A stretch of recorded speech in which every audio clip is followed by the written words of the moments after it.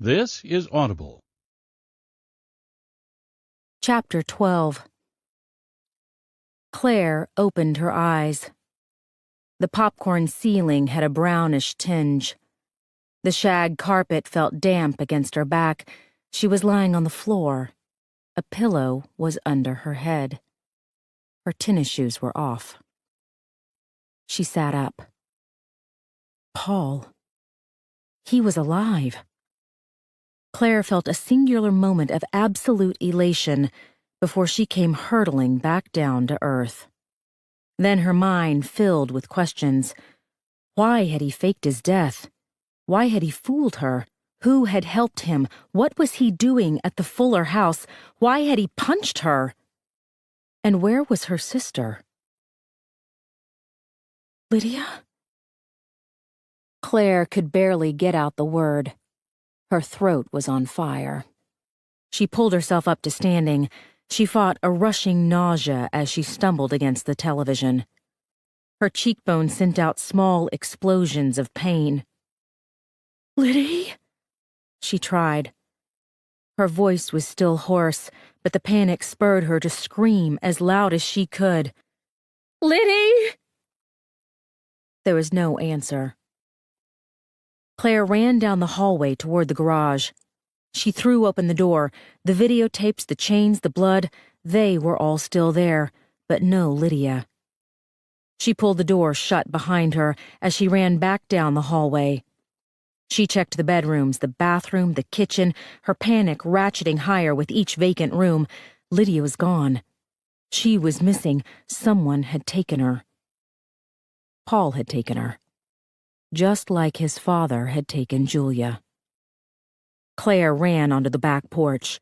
She scanned the field behind the house. She jogged around to the front, her heart pounding like a jackhammer. She wanted to scream and cry and rail. How had this happened again? Why had she let Lydia out of her sight? The Tesla was still parked in the driveway. The car door handle slid out when Claire approached. The system had sensed the key fob, which had somehow ended up in her back pocket. Both her purse and Lydia's were dumped out on the front seat of the car. The burner phone was gone. A long, orange extension cord snaked from the front porch to the driveway and connected to the cable that charged the Tesla. Inside the house, the phone started to ring. Claire ran toward the back. She stopped at the kitchen door. She wanted to go in, to answer the phone, but she found herself paralyzed with fear. She stared at the ringing phone. It was white. The cord hung below, stopping several feet short of the floor. Their kitchen phone in the house on Boulevard had a cord that could stretch into the pantry because that was the only place for years that any of them could talk with a modicum of privacy. Lydia was gone. Paul had taken her. This was happening. She couldn't stop it. She couldn't hide in her room with her headphones on and pretend the world outside was still spinning blissfully on its axis. Claire forced herself to go into the kitchen. She pressed her palm against the phone, but did not pick it up. She felt the cold plastic under her hand. This was a sturdy, old princess phone, the kind you used to rent monthly from Southern Belle. She could feel the vibrations of the metal bell ringing through her palm. The answering machine had been turned off. A pillow had been placed under her head. Her shoes had been removed. The Tesla was being charged. She knew whose voice she would hear before she even picked up the phone. Paul said, "Are you all right?" "Where's my sister?" "She's safe." Paul hesitated. "Are you okay?" "No, I'm not okay, you motherfucking piece of—" Claire's voice strangled around the words. She went into a coughing fit that brought up enough blood to spray the back of her hand. Claire stared at the red lines streaking across her pale flesh. Paul asked, "Is that blood?" Claire spun around the room. Was he inside the house? Standing outside? He said, "Look up." Claire looked up. "A little to your left." Claire spotted what looked like an air freshener on top of the refrigerator. There was a stem of green eucalyptus leaves carved on a taupe vase. One of the leaves had been cut all the way through to accommodate a camera lens. He said, "There are more, all around the house." This house or the Dunwoody house? Paul didn't answer, which was answer enough. He had been watching her. That was why there wasn't a colored file with Claire's name on the label. Paul wasn't hiring detectives to stalk her 1 month out of the year. He was stalking her every single day of her life. She said, "Where is Lydia?" "I'm calling you from a ComSat phone with a scrambler. Do you know what that is?" "Why the fuck would I know what that is?" ComSat is an abbreviation for a series of communication satellites, he explained, his voice maddeningly pedantic. The phone relays calls through geostationary satellites instead of land-based cell towers. The scrambler masks the number and location, which means this call can't be traced, not even by the NSA. Claire wasn't listening to his voice. She was listening to the ambient noise. She didn't need the NSA to tell her Paul was in a moving car. She could hear road noises and the sound of wind that always seeped in no matter how expensive the vehicle. Claire asked, "Is she alive?" He didn't answer. Her heart twisted so tight she could barely breathe. "Is Lydia alive?" "Yes." Claire stared into the lens of the camera. "Put her on the phone. Now." "She's unavailable." "If you hurt her..." Claire felt her throat tighten. She had seen the movies. She knew what could happen. "Please don't hurt her." "I'm not going to hurt her, Claire. You know I would never do that." Tears finally came because, for just a second, just the tiniest second, she let herself believe him. "Let me talk to my sister right now, or I will call every goddamn law enforcement agency in the book." Paul sighed. She knew that sigh. It was the one he gave when he was about to give Claire what she wanted. She heard the sound of a car pulling over. There was a rustling noise. "What are you doing?" "I'm doing what you asked." The car door opened and closed. She heard other vehicles speeding by. He must be on the Atlanta highway. How long had Claire been out? How far away had he gotten with Lydia? She said, "Your father killed my sister." There was a squeaking sound as a door or a trunk was opened. "It's him in the video, isn't it?" Claire waited. "Paul, tell me. It's him, isn't it?" "Yes," Paul said. "Check the phone." "What?"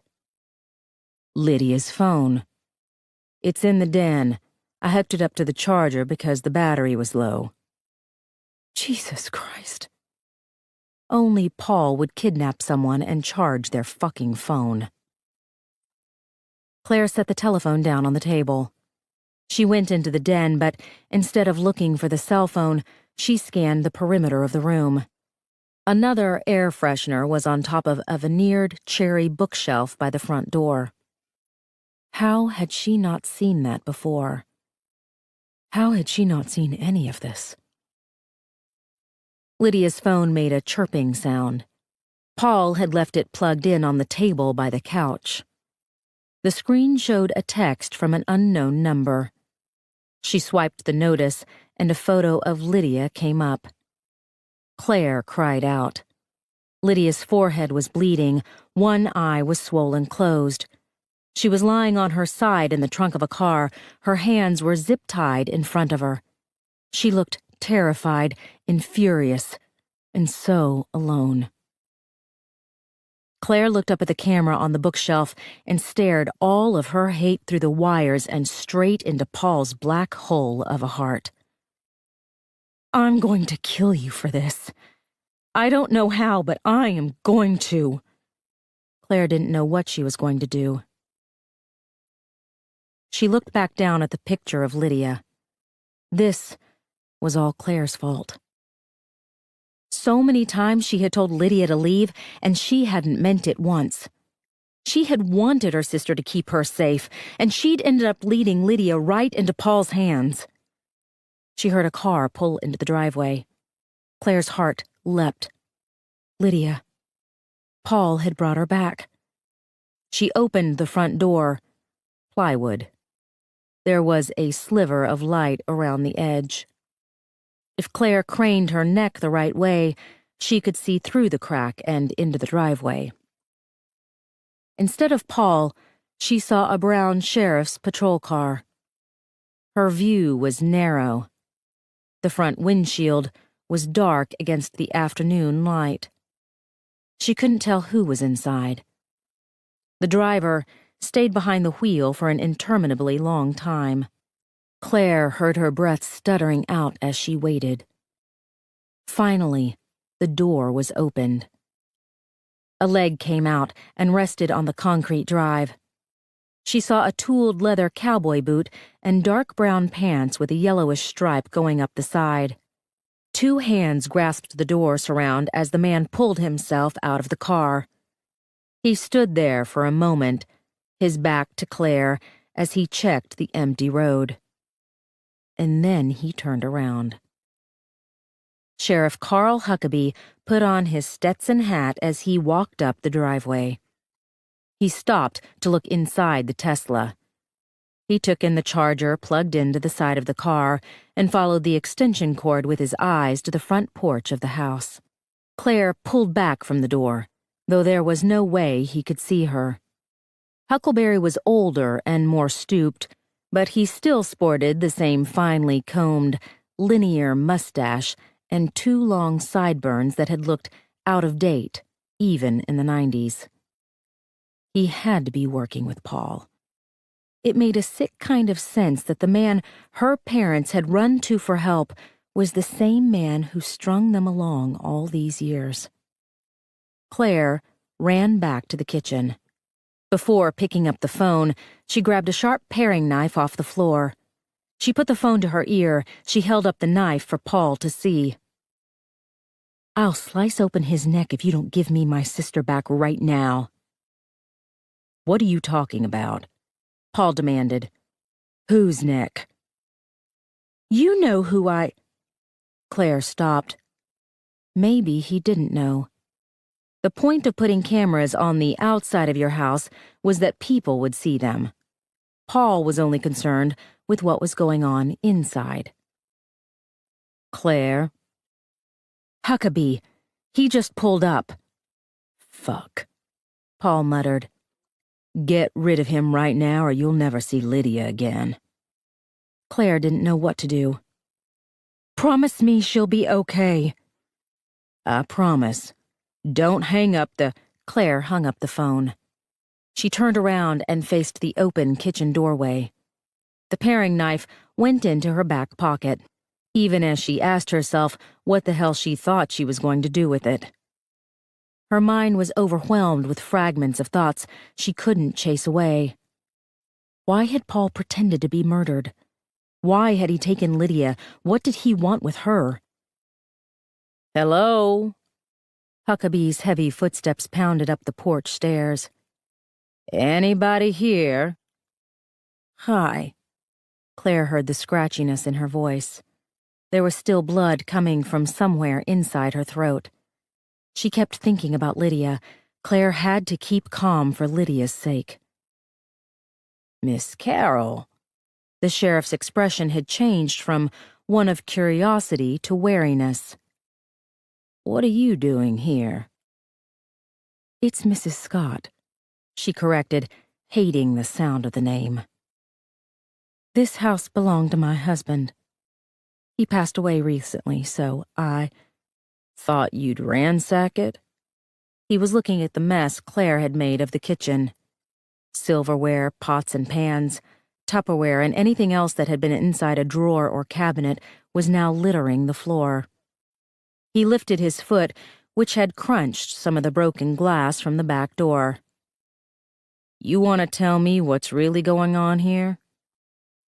Claire started twisting her wedding ring around her finger. She tried to put some authority in her voice.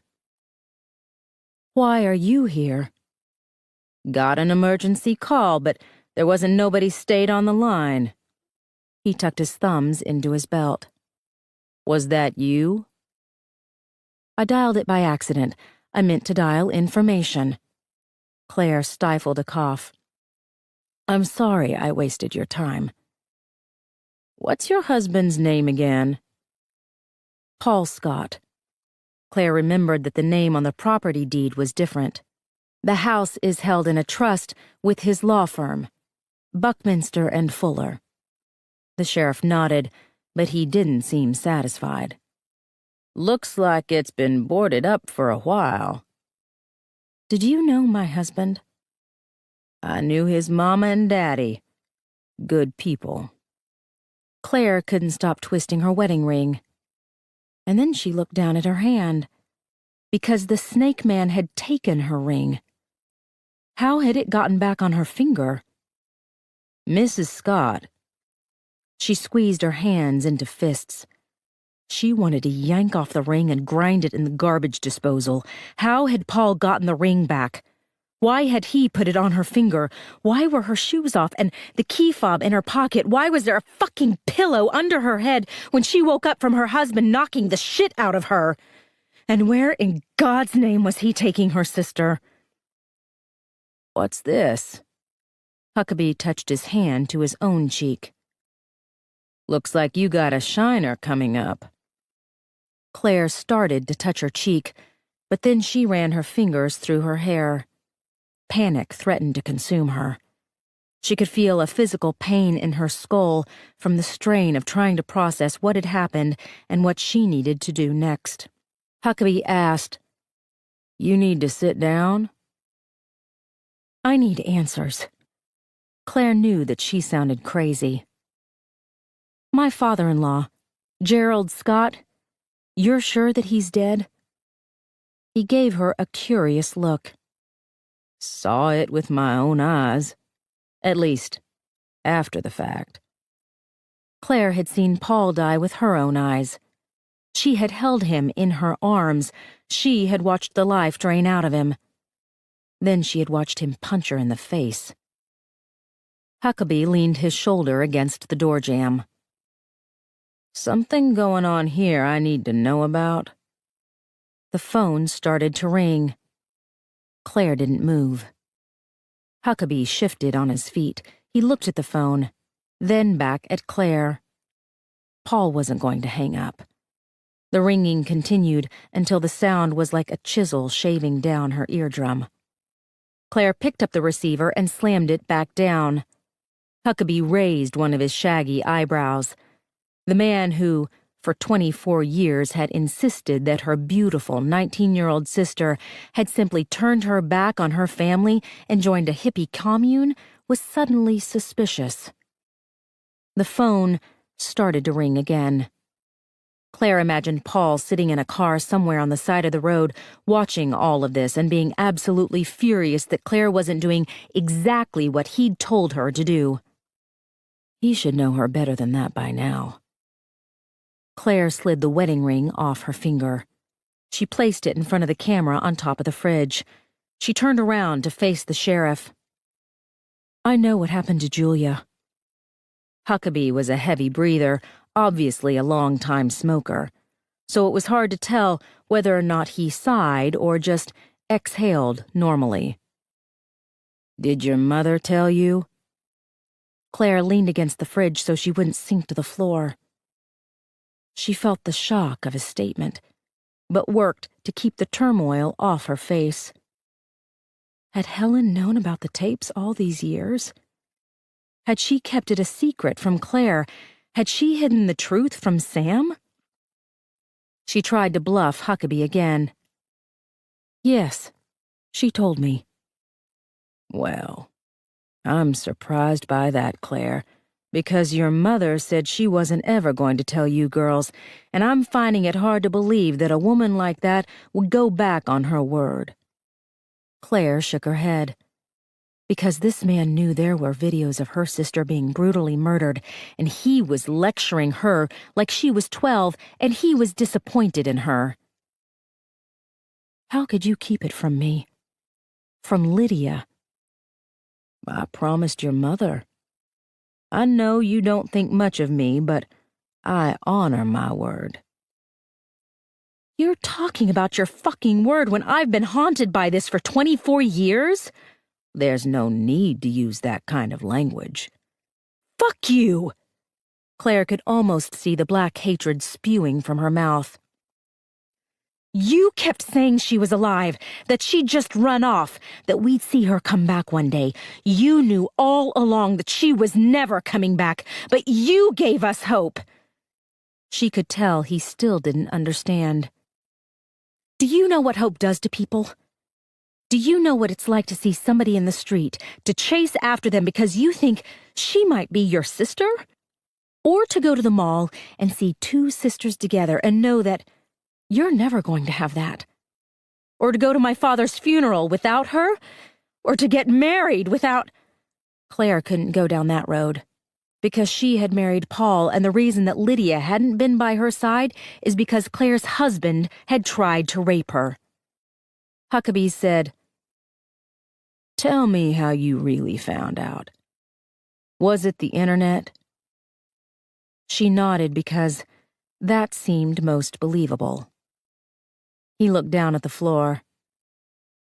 I always worried the tapes would get put out there. Claire knew she should get rid of the sheriff, but she couldn't stop herself from asking, "How did you find out about them?" Your father's apartment. He had one of them loaded on his video player while he did it. I expect that's what made him. He didn't have to finish the sentence. They both knew what her father had done. Now that Claire knew Sam Carroll had seen the tapes, had been watching them while he put the needle into his arm, she finally understood why. She could very well imagine her father wanting to end his life as he watched Julia's being taken from her. The act had an appealing kind of symmetry. Was that the reason Helen had concealed the truth? Was she afraid that Claire would find copies of the tapes and end up following in her father's footsteps? And Lydia, poor, fragile Lydia.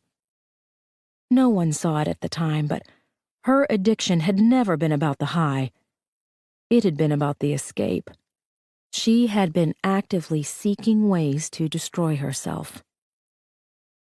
Claire asked the sheriff, "What did you do with the tapes?" Handed them over to a buddy of mine, was in the FBI. We always wondered, was there copies? I guess now we know. Claire looked down at her hands. She was twisting her finger, even without the ring. Huckabee said, "You ain't gotta try and trick me, gal. She was your sister. I'll tell you the truth."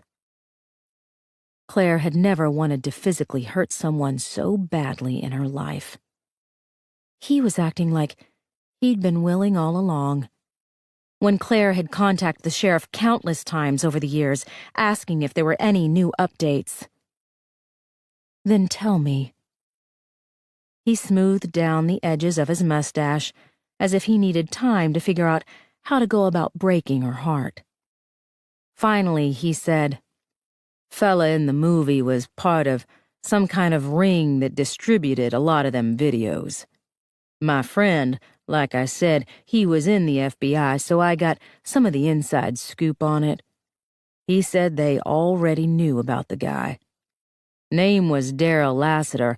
Caught him in California back in '94, trying to snatch a gal the same age, same hair color, same build as your sister. Claire was confused.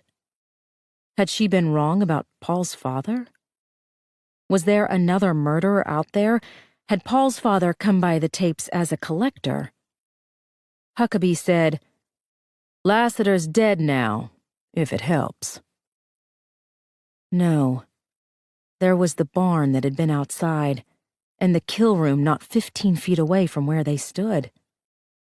Jury put him on death row. Huckabee looped his thumbs back through his belt. There was some kind of scuffle at the jailhouse. Lassiter got stabbed in the neck about a dozen times.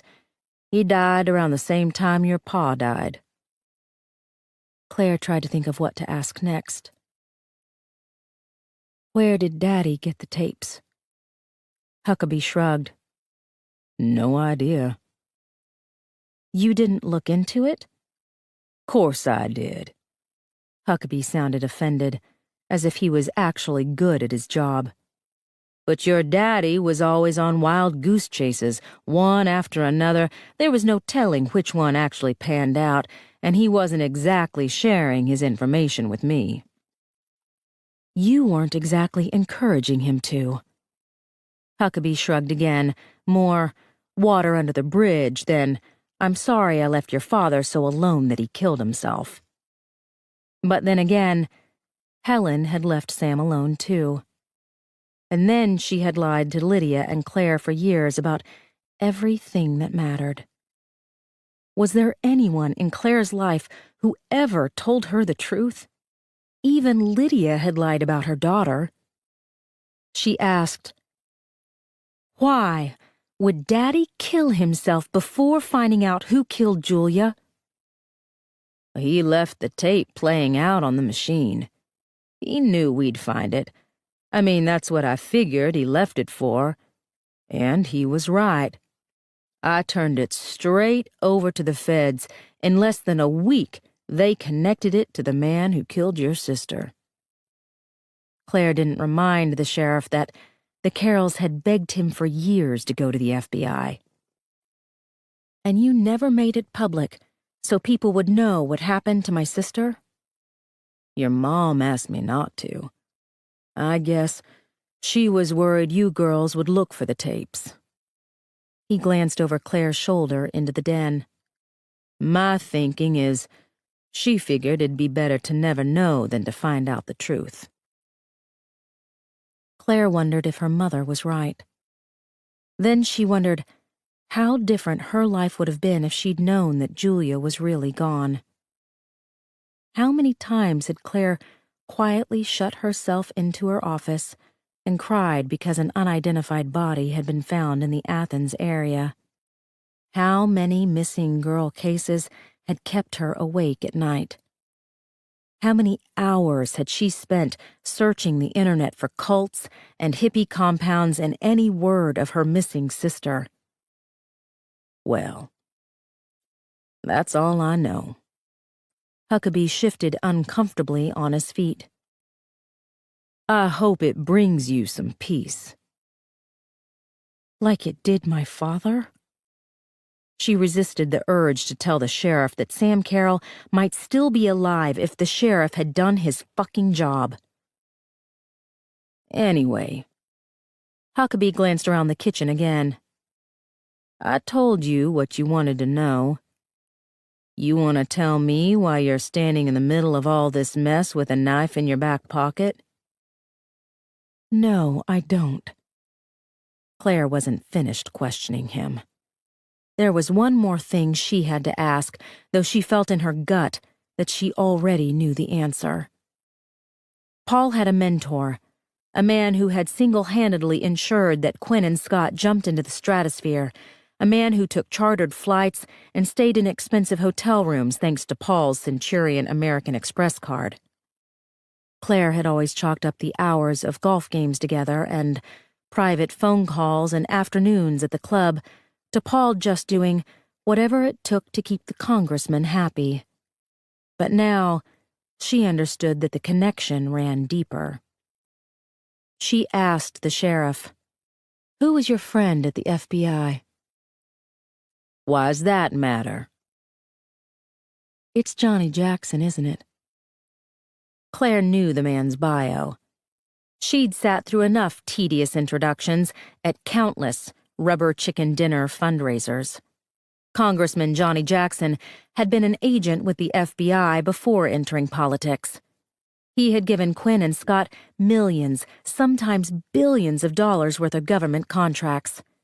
He had sent Captain Jacob Mayhew to the Dunwoody house to investigate the robbery on the day of Paul's funeral. He had probably also sent Agent Fred Nolan to rattle the bars on Claire's cage. Jackson was a very common last name, so common that Claire had never made the connection between the maiden name on her dead mother-in-law's headstone and Paul's generous benefactor. Until now. She told the sheriff, "He's my husband's uncle on his mother's side." Huckabee nodded. "He worked in Atlanta on some kind of special task force." "Did he ever help Paul get out of trouble?" Huckabee nodded again, but he didn't elaborate. The man probably did not want to speak ill of the dead. Should Claire tell him that Paul was alive? That her husband had abducted her sister? The phone started to ring again. Claire didn't move, but she said, "I should get that." "You sure there ain't nothing else you want to tell me?" "I'm positive." Huckabee reached into his shirt pocket and pulled out a business card. "Cell numbers on the back." He put the card on the kitchen table, then tapped it once with his finger before leaving. The phone kept ringing. Claire counted off the seconds as she waited for the sound of the sheriff's car door opening and closing, an engine starting, then the grind of wheels on the driveway as he backed onto the road. Claire picked up the phone. Paul said, "What the fuck was that about?" "Give me back my sister." "Tell me what you said to Huckleberry." She hated that he knew that word. It was something that belonged to her family, and this sadist she was talking to was no longer her family. "Claire?"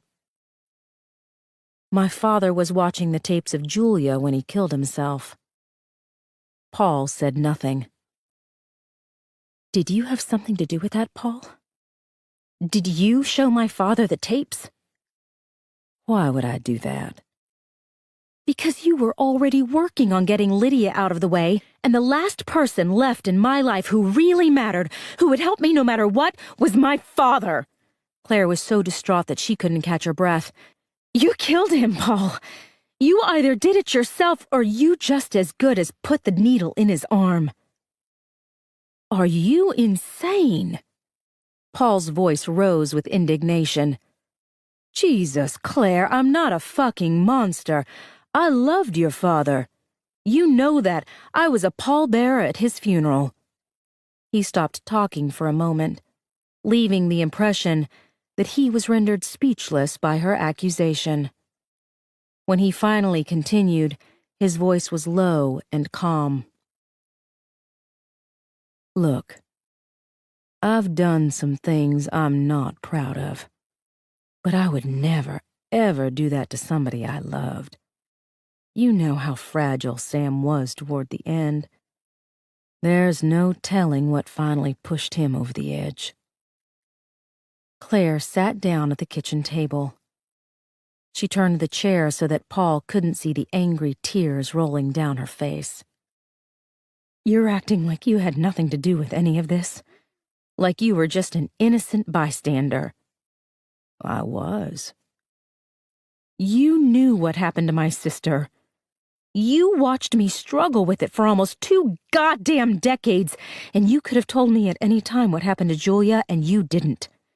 You just watched me suffer.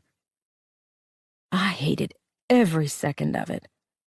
I never wanted to see you hurt. You're hurting me now!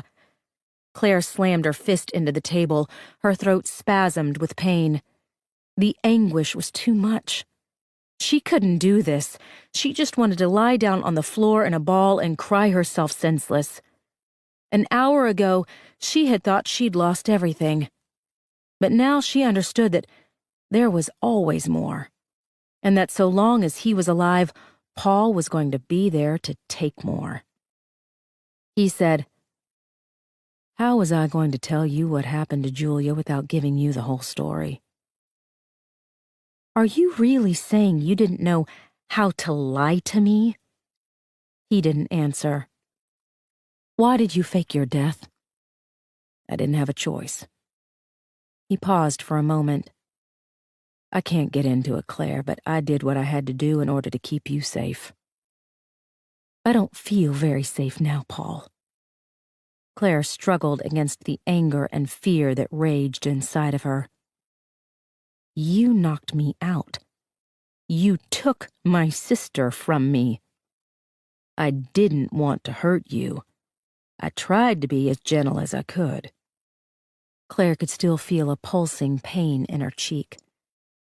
She couldn't imagine how badly it would hurt if Paul hadn't held back.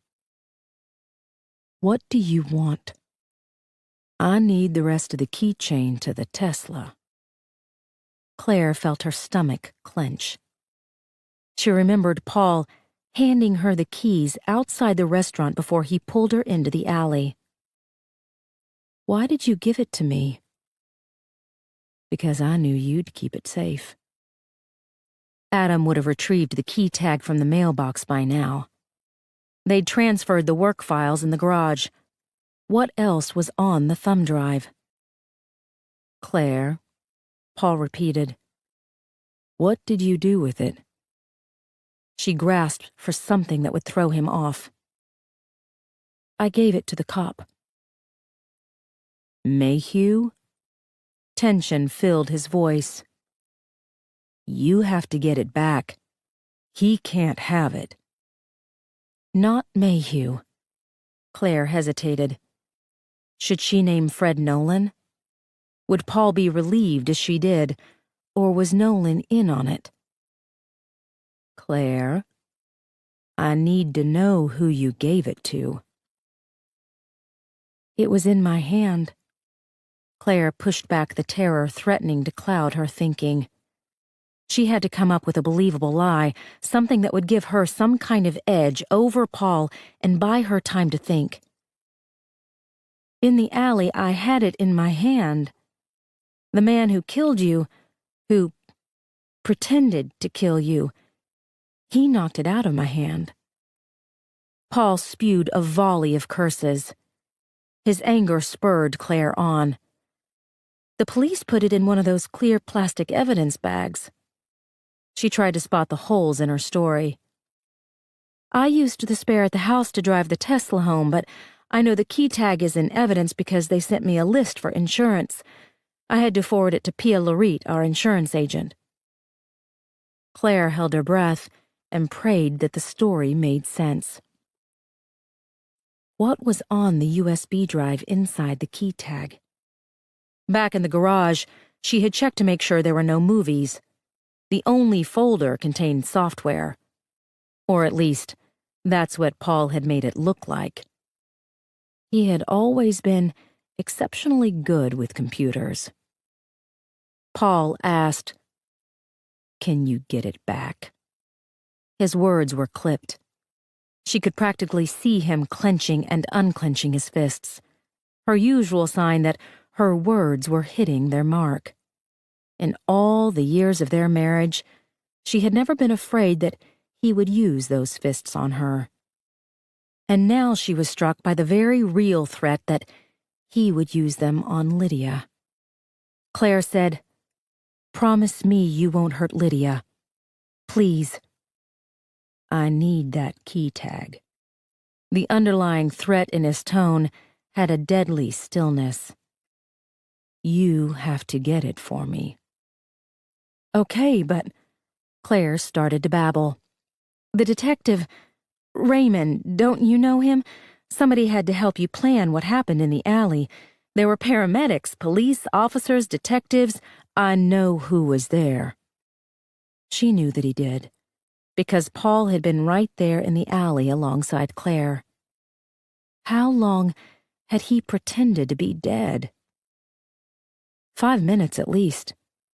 Then the paramedics had put the blanket over him, and that was the last Claire had seen of her husband. She said, "Eric Raymond is the detective who's in charge of the investigation. Can't you call him?" Paul didn't answer, but she could feel his anger as if he was standing right in front of her. She tried again. "Who helped you do this? Can't you—" "I want you to listen to me very carefully.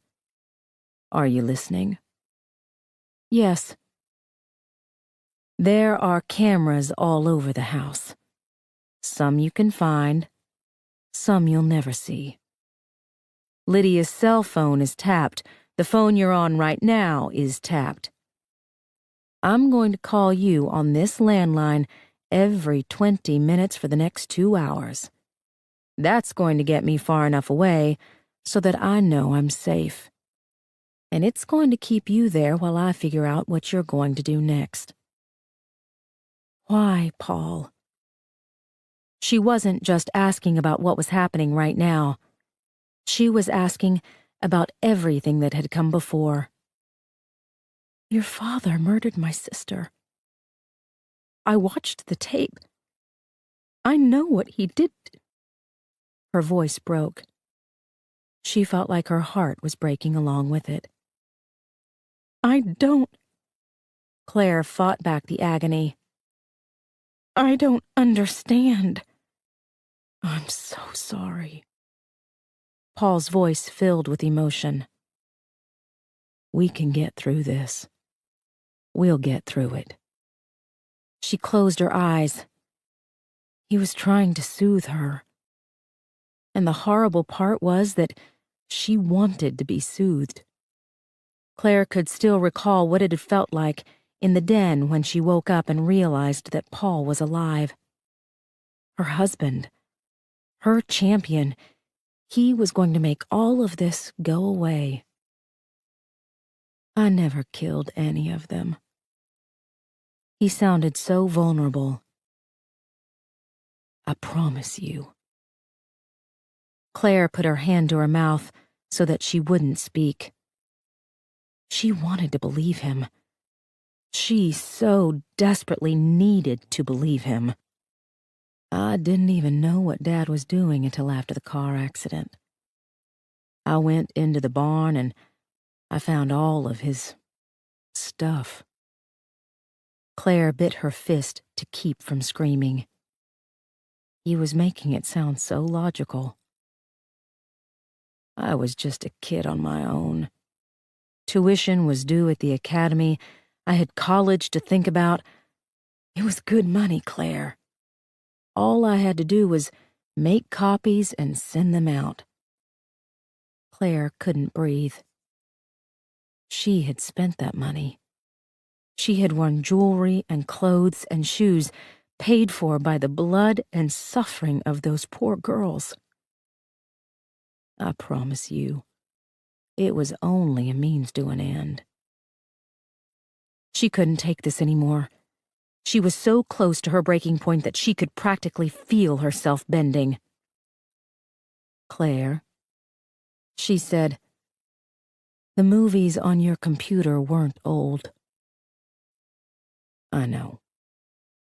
He was quiet for another moment, and she wondered if he was trying to think of a lie or already had one and was just pausing for effect.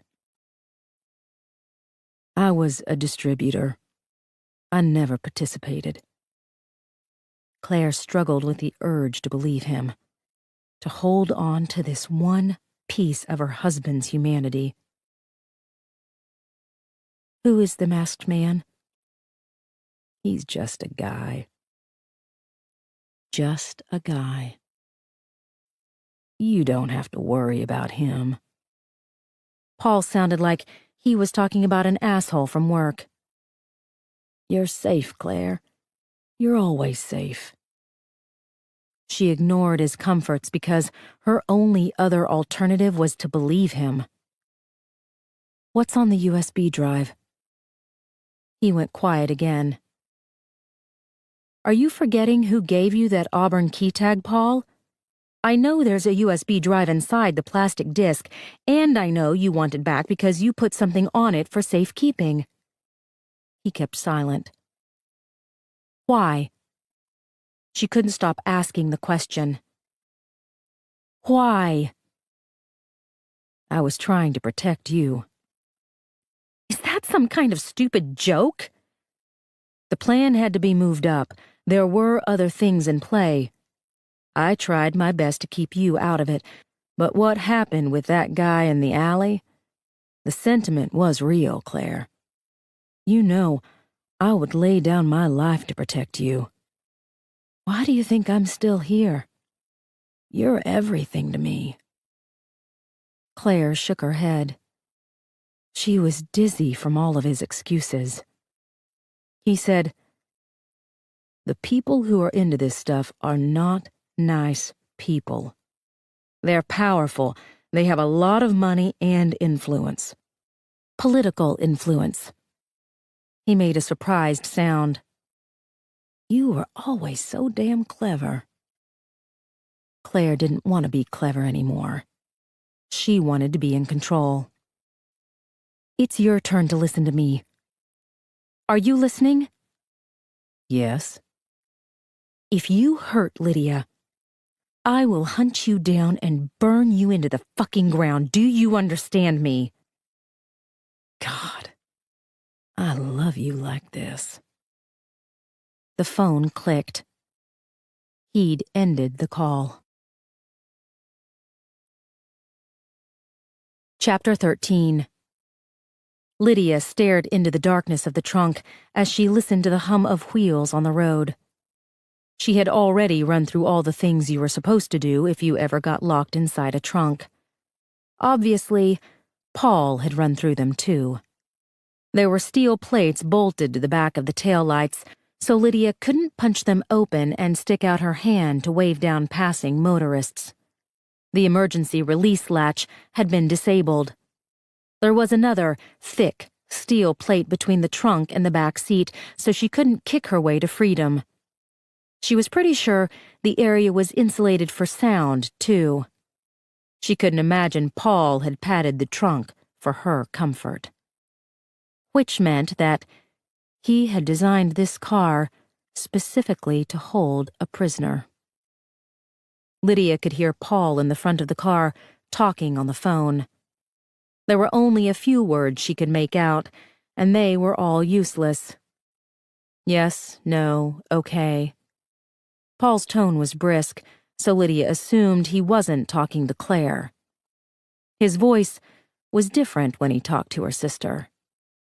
It made Lydia ill to think about how different it was, because Claire had been right.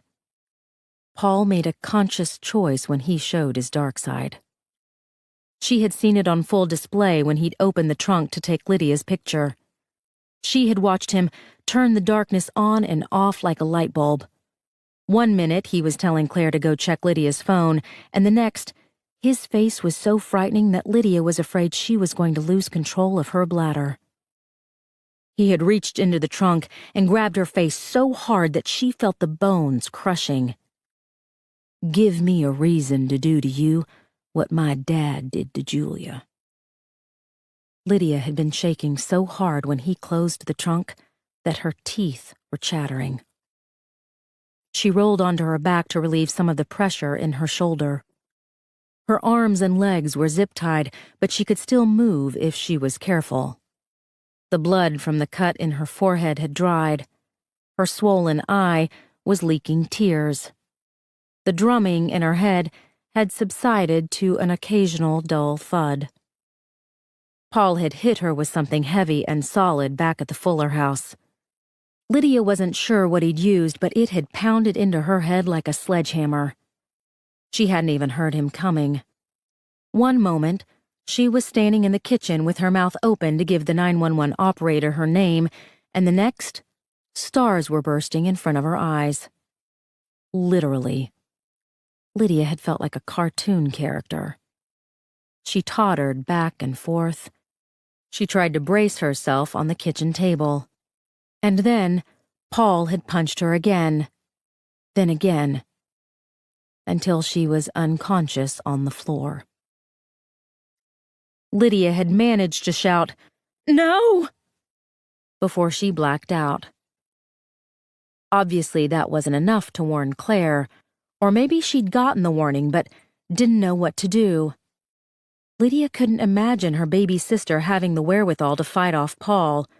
Then again, she couldn't imagine her baby sister kneecapping her tennis partner. She guessed that Claire was asking herself the same questions that were running through Lydia's mind. Why had Paul faked his death? Why had he taken Lydia? What did he want from them? She didn't want to dwell on that last question, because Paul Scott was clearly obsessed with the Carroll sisters. His father had kidnapped and brutally murdered one of them. He had married another. And now, he had Lydia in the trunk of his car. A trunk that had obviously been prepared well ahead of time. Was he really going to do the same thing to Lydia that had been done to Julia? Was he going to murder her and rape her while she died? Julia, her vibrant big sister, her best friend, screaming as the machete cut through her neck and shoulder, writhing as Paul's father ripped her apart. Bile burned up into Lydia's mouth. She turned her head and spit as more came up. The smell was noxious in the confined space. She moved closer to the back of the trunk to get away from it. Her stomach felt hollow. She could not clear the image of Julia from her mind. Lydia heard a whimper come from her mouth. She could handle the sickness. But the grief would kill her before Paul had his chance. Julia, her innocent, tortured sister. There were 6 tapes in all, which meant Paul's father had taken time with her. She had been all alone in that barn, waiting for him, dreading his return, up until the final seconds of her life. Julia had actually looked at the camera as she was dying.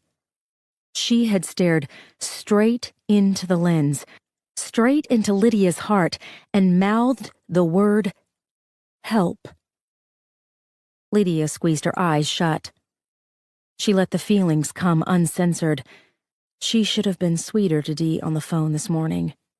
She should have called Rick to tell him that she loved him instead of texting him that she would explain everything later. And Claire? She should have told Claire that she forgave her. Because Paul was not a human being. He was some kind of terrifying aberration who was capable of unspeakable deeds. Lydia fought back another whimper. She couldn't let herself lose it again. She had to be strong for what was coming next. Because Paul had a plan. He always had a plan. Lydia had a plan too. She kept flexing her hands and moving her feet to make sure there was enough circulation in her body and clarity in her mind, because eventually, Paul would have to open the trunk again. Lydia was heavier than he was. Paul would have to cut the zip ties so she could climb out. That would be the only opportunity she would have to stop him. She kept going over the steps in her mind. At first, she would act confused. This would buy her eyes time to adjust to the sunlight. Then, she would move slowly and pretend that she was in pain, which wouldn't be a stretch. She would act like she needed help, and Paul, impatiently, would push her or shove her or kick her, and Lydia then would throw her weight into her shoulder and hit him as hard as she could in the neck. She wouldn't use her fist because The knuckles might glance off. She would stretch open her hand and use the webbing between her thumb and index finger, creating an arc that sliced nicely into the base of his Adam's apple. The thought of hearing his windpipe crack was the only thing that kept her going. Lydia took several deep breaths and let them go. She worked her hands and feet. She pulled up her knees and stretched out her legs. She rolled her shoulders. Having a plan helped the panic die down to a splinter, worrying the back of her brain. The engine changed speed. Paul was taking an off-ramp. She could feel the car slowing. There was a flash of red light around the steel plates, then a yellow pulse as the turning signal was engaged. Lydia rolled onto her back. She had gone over the plan so many times that she could practically feel Paul's throat crunching under her hand. There was no telling how much time had passed since he'd put her in the trunk. She had tried to count the minutes from when he took the photo, but she kept losing count. Panic could do that. She knew that the most important thing to do while she waited was to keep her mind engaged with something other than worst-case scenarios. She grasped for memories that didn't involve Paul Scott, or Dee and Rick, because thinking about her child and her lover, right now in this dark death trap of a space, would lead her down a path of no return. She had to go back several years for a memory that didn't somehow involve Paul. Because, even in absence, he had been such a huge part of her life for such a long time. Lydia was 21 when Claire met Paul at the math lab. 2 months later, he'd managed to tear Lydia from her family. She had always blamed Paul for her darkest days of addiction, but well before meeting him, she was so deep into self-destruction that the only memories she had were bad ones. October, 1991. Nirvana were playing at the 40-Watt Club in downtown Athens. Lydia sneaked out of the house. She climbed through her bedroom window, though no one would have noticed if she'd walked straight out the front door. She bummed a ride with her friend Lee, and she left behind all the misery and despair trapped inside the house on Boulevard. Julia had been gone for over 6 months by then. It was too hard to be at home anymore. When her parents weren't screaming at each other, they were so despondent that being around them made you feel like an interloper in their private tragedy. Claire had disappeared so far into herself that she could be in the same room with you for 10 minutes before you noticed her standing there. And Lydia had disappeared into pills and powder and grown men who had no business hanging around teenage girls. Lydia had adored Julia. Her sister was cool and hip and outspoken, and she covered for Lydia when Lydia wanted to stay out after curfew, but now she was dead. Lydia knew it like she knew the sun would come up the next day. She had accepted Julia's death before anyone else in her family had. She knew that her big sister would never be back, and she used it as an excuse to drink more, snort more, screw more, eat more, more. She couldn't stop. Didn't want to stop. Which is why the day after the Nirvana concert, Lydia was clueless when people started arguing about whether the performance was awesome or dog shit. The band had been drunk off its ass. They were all out of tune. Cobain had started a mini riot when he'd ripped down the movie screen hanging over the stage. The audience went nuts. They rushed the stage. Eventually, the band piled their instruments on top of the destroyed drum set and walked out. Lydia had no memory of any of this. She had been so high during the time of the concert that she wasn't even sure she'd made it to the club. The next morning, she'd woken up in the alley, which was blocks from the 40 Watt. which made no sense until she stood up and felt the wet stickiness between her legs. She had bruises on her thighs. She felt raw inside. There was a cut on the back of her neck. She had skin under her fingernails. Someone else's skin. Her lips were tender. Her jaw was tender.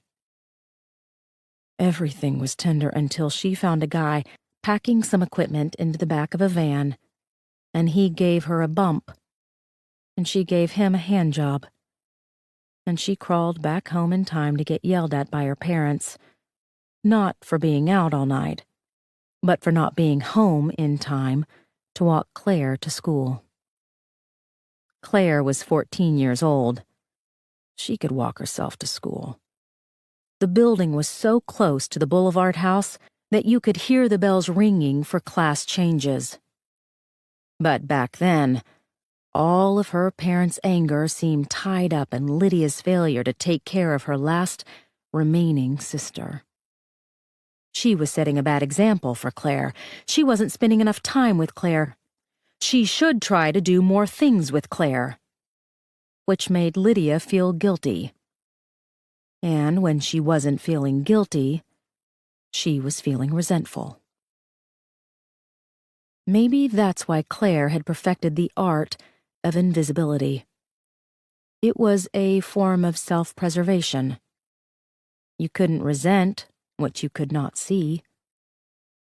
She was so quiet, but she noticed everything. Her eyes tracked the world like it was a book written in a language she could not understand. There was nothing timorous about her, but you got the feeling that she always had one foot out the door. If the situation got too hard or too intense, she would simply disappear. Which is exactly what she had done 18 years ago when Lydia had told her about Paul. Instead of confronting the truth, Claire had taken the easy route and made herself disappear from Lydia's life. She had changed her phone number. She had refused to respond to any of Lydia's letters. She had even moved apartments in order to erase Lydia from her life. Maybe that was why Lydia hadn't been able to forgive her. Because really, nothing had changed in the last 18 years. For all of Claire's tough talk, her seemingly sincere apologies and blunt confessions, she was still keeping one foot out the door. The only reason Claire had reached out to Lydia last night was because she had started to unravel Paul's lies and couldn't handle it on her own. She had said it herself this morning. She wanted her big sister to make it all better. What would Claire do now? With Lydia gone, there was no one else to call. Helen couldn't be relied on. Huckabee was useless. Adam Quinn was probably in this thing right alongside Paul. Claire couldn't turn to the police because there was no telling who else was involved. She could turn to herself, but what would she find? A kept woman who was incapable of keeping herself. The car slowed again. Lydia could feel the terrain turn from asphalt to gravel. She splayed her hands to keep from being jolted around the trunk. A large pothole slammed her into the sheet metal. The cut in her forehead opened. Lydia blinked away the blood. She struggled with the bad thoughts that were pinging around her brain. And then she stopped struggling because, what was the point? This was no longer a matter of an unhealed rift between her and Claire. This was life and death. Lydia's life. Lydia's possible death. The brakes squeaked as the car rolled to a stop. The engine idled. She braced herself, waiting for the trunk to open. No one knew where she was. No one even knew she was missing. If she left this all to Claire, Lydia knew that she would never make it out alive. It had been like this all of their lives, before Paul, even before Julia. Claire made a choice, and Lydia was the one who paid for it. Chapter 14. Claire listened to the click as Paul hung up the phone. She put the receiver back on the hook. She went outside and sat on the back porch. There was a notebook and a pen beside her leg, but she had given up listing questions when Paul had made it clear that he wasn't going to answer any of them. Every time he called, he waited to hear her voice, then he disconnected the line, and the timer reset for another 20 minutes until he called again. He had called 3 times so far, which meant she'd wasted an hour feeling paralyzed. Lydia was in grave danger. Her safety depended on Claire. Paul was always driving when he called Claire on the phone, so she had to think that Lydia was still in the trunk. Whether or not that meant she was all right was debatable, because eventually, Paul would get to wherever he was going. Claire had no idea what to do. She was good at quick, thoughtless reactions, but strategizing had never been her way. Paul was the one who saw all of the angles, and before Paul, she had relied on Lydia. And before Lydia, there was her father to swoop down and make everything all right. No one was going to solve this for her. There was no one else she could think of to reach out to, which made her angry, because she should be able to depend on her mother. But Helen had made it clear a long time ago that she couldn't be counted on. She had hidden the truth about Julia for almost 19 years. She could have ended Claire's misery, but she chose not to, probably because she didn't want to deal with the emotional fallout. Claire looked down at the dirt between her feet. She let her mind run wild in hopes that somehow she would stumble onto a solution. The foiled burglary during the funeral. Claire was certain that Paul had hired those men to break into the Dunwoody house. They must have been looking for the key tag. Maybe Congressman Johnny Jackson had sent Captain Mayhew for the same reason. Or Agent Nolan. Or both of them. Which would explain why they had behaved like 2 unneutered cats around each other. Was Johnny Jackson working for Paul or against him?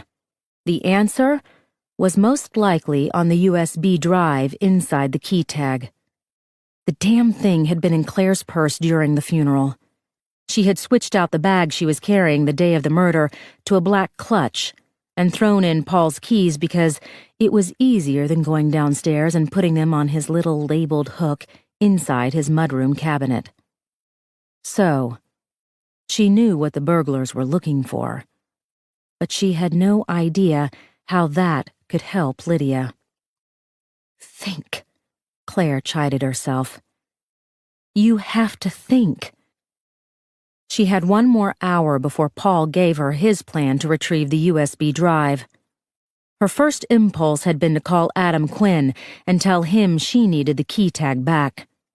But if Paul was really monitoring all of the phones, then she would be giving away that the drive was not sitting in evidence at the police station.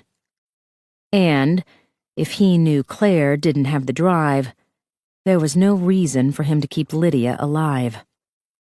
Claire had to keep Paul believing that the cops had the drive. That could buy her some time, but she didn't know how much time. She could pretend to call Raymond, or even pretend to go to the police station.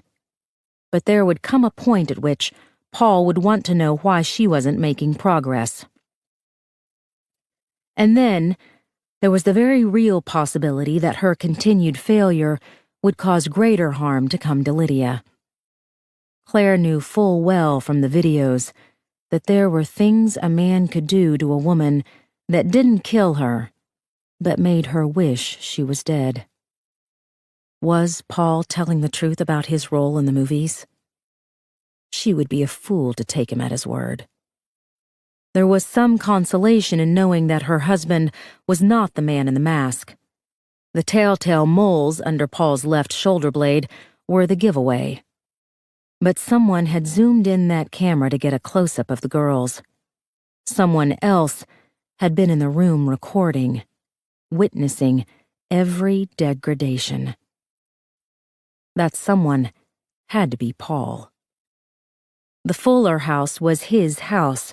He had obviously been here. No one else would bother to keep everything so clean and organized. Which meant that Paul knew the identity of the masked man. Her husband was friends, or partners, with a vicious psychopath who was stealing girls from their families and committing unspeakable horrors against them. Claire's body gave a violent, involuntary shudder at the thought. Was that what Paul had stored on the USB drive? Proof of the masked man's identity? Claire broke out into a cold sweat. Paul had said she was safe, but if he was threatening to expose the murderer, then that put everyone in danger. And it meant that yet again, Claire had caught her husband in another lie. Rick. Claire could call Rick Butler for help. He was Lydia's boyfriend. They had been together for 13 years. He was a mechanic. He looked like the kind of man who would know his way around a bad situation. According to Paul's files, he'd been in and out of jail. No. If Claire knew anything about her sister, she knew that Lydia would not want Rick involved. Bringing in Rick would mean bringing in her daughter. And then suddenly, Paul went from having one victim to ransom to having 3. And Claire could not help thinking that Dee Delgado looked exactly like the kind of girl who ended up in Paul's movies. Claire stood up. She couldn't sit anymore. She couldn't go back into the house because everything was monitored.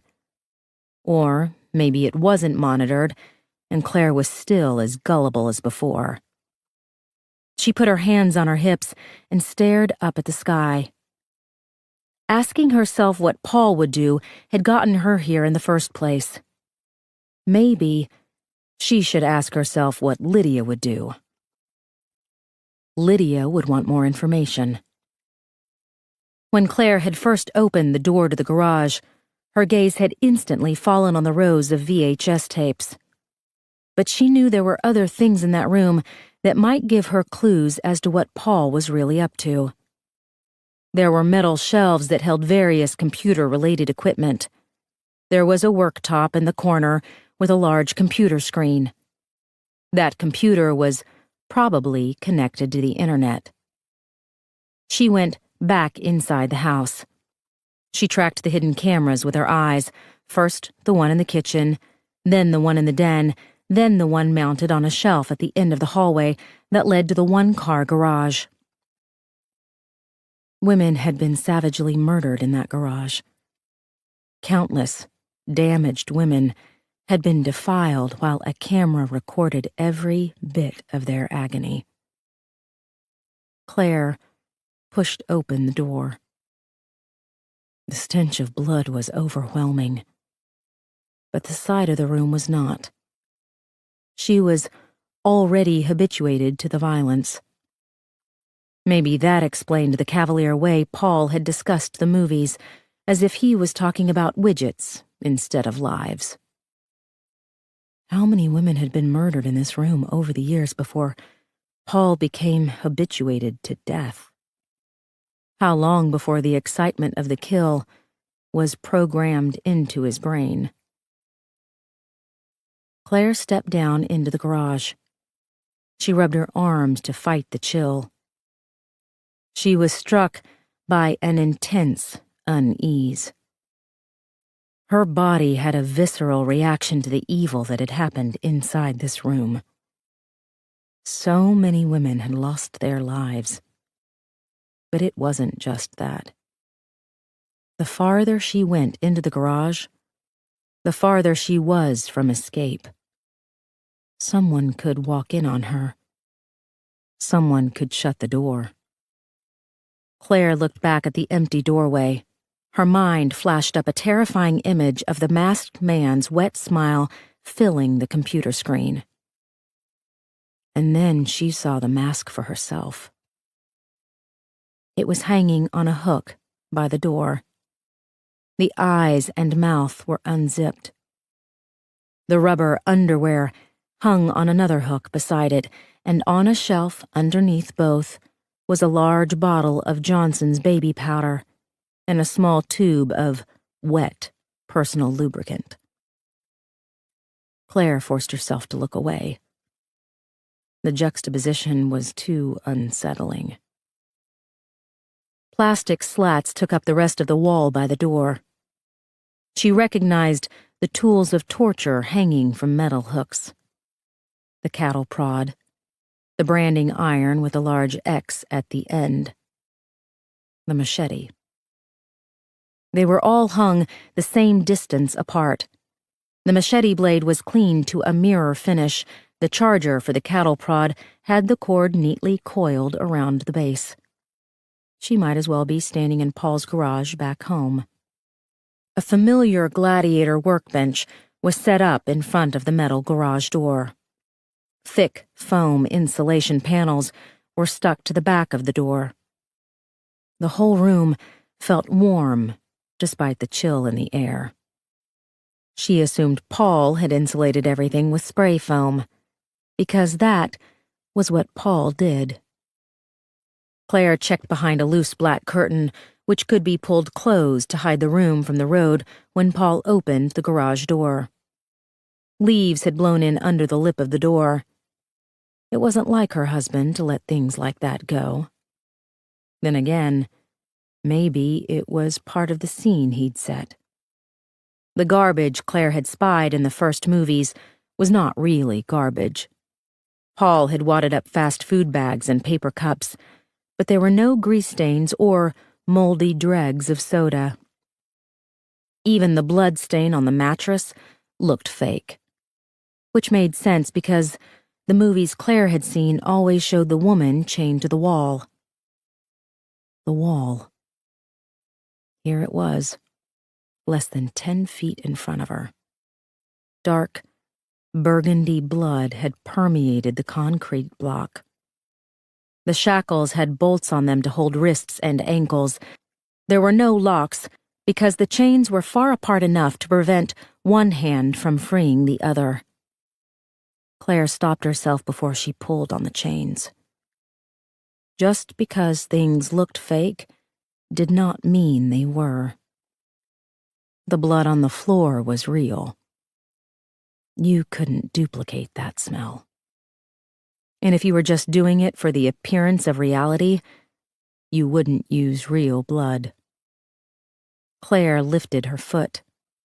The toe of her shoe was sticky where she'd accidentally stepped in the blood. She waited for the repulsion to roll over her, but she was too numb to feel anything. Her sneaker made a Velcro tearing sound as she walked over to the computer.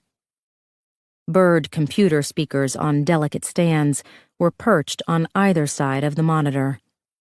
The finish was white, because that complemented the silver bezel around the monitor, just like the white amplifier completed the system.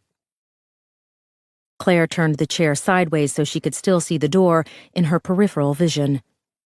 If she was going to be attacked again, at least she would see it coming this time. She tapped the keyboard, but nothing happened. The large screen was made by Apple, but it looked nothing like the iMac she was used to. She ran her hand along the back in search of the power button.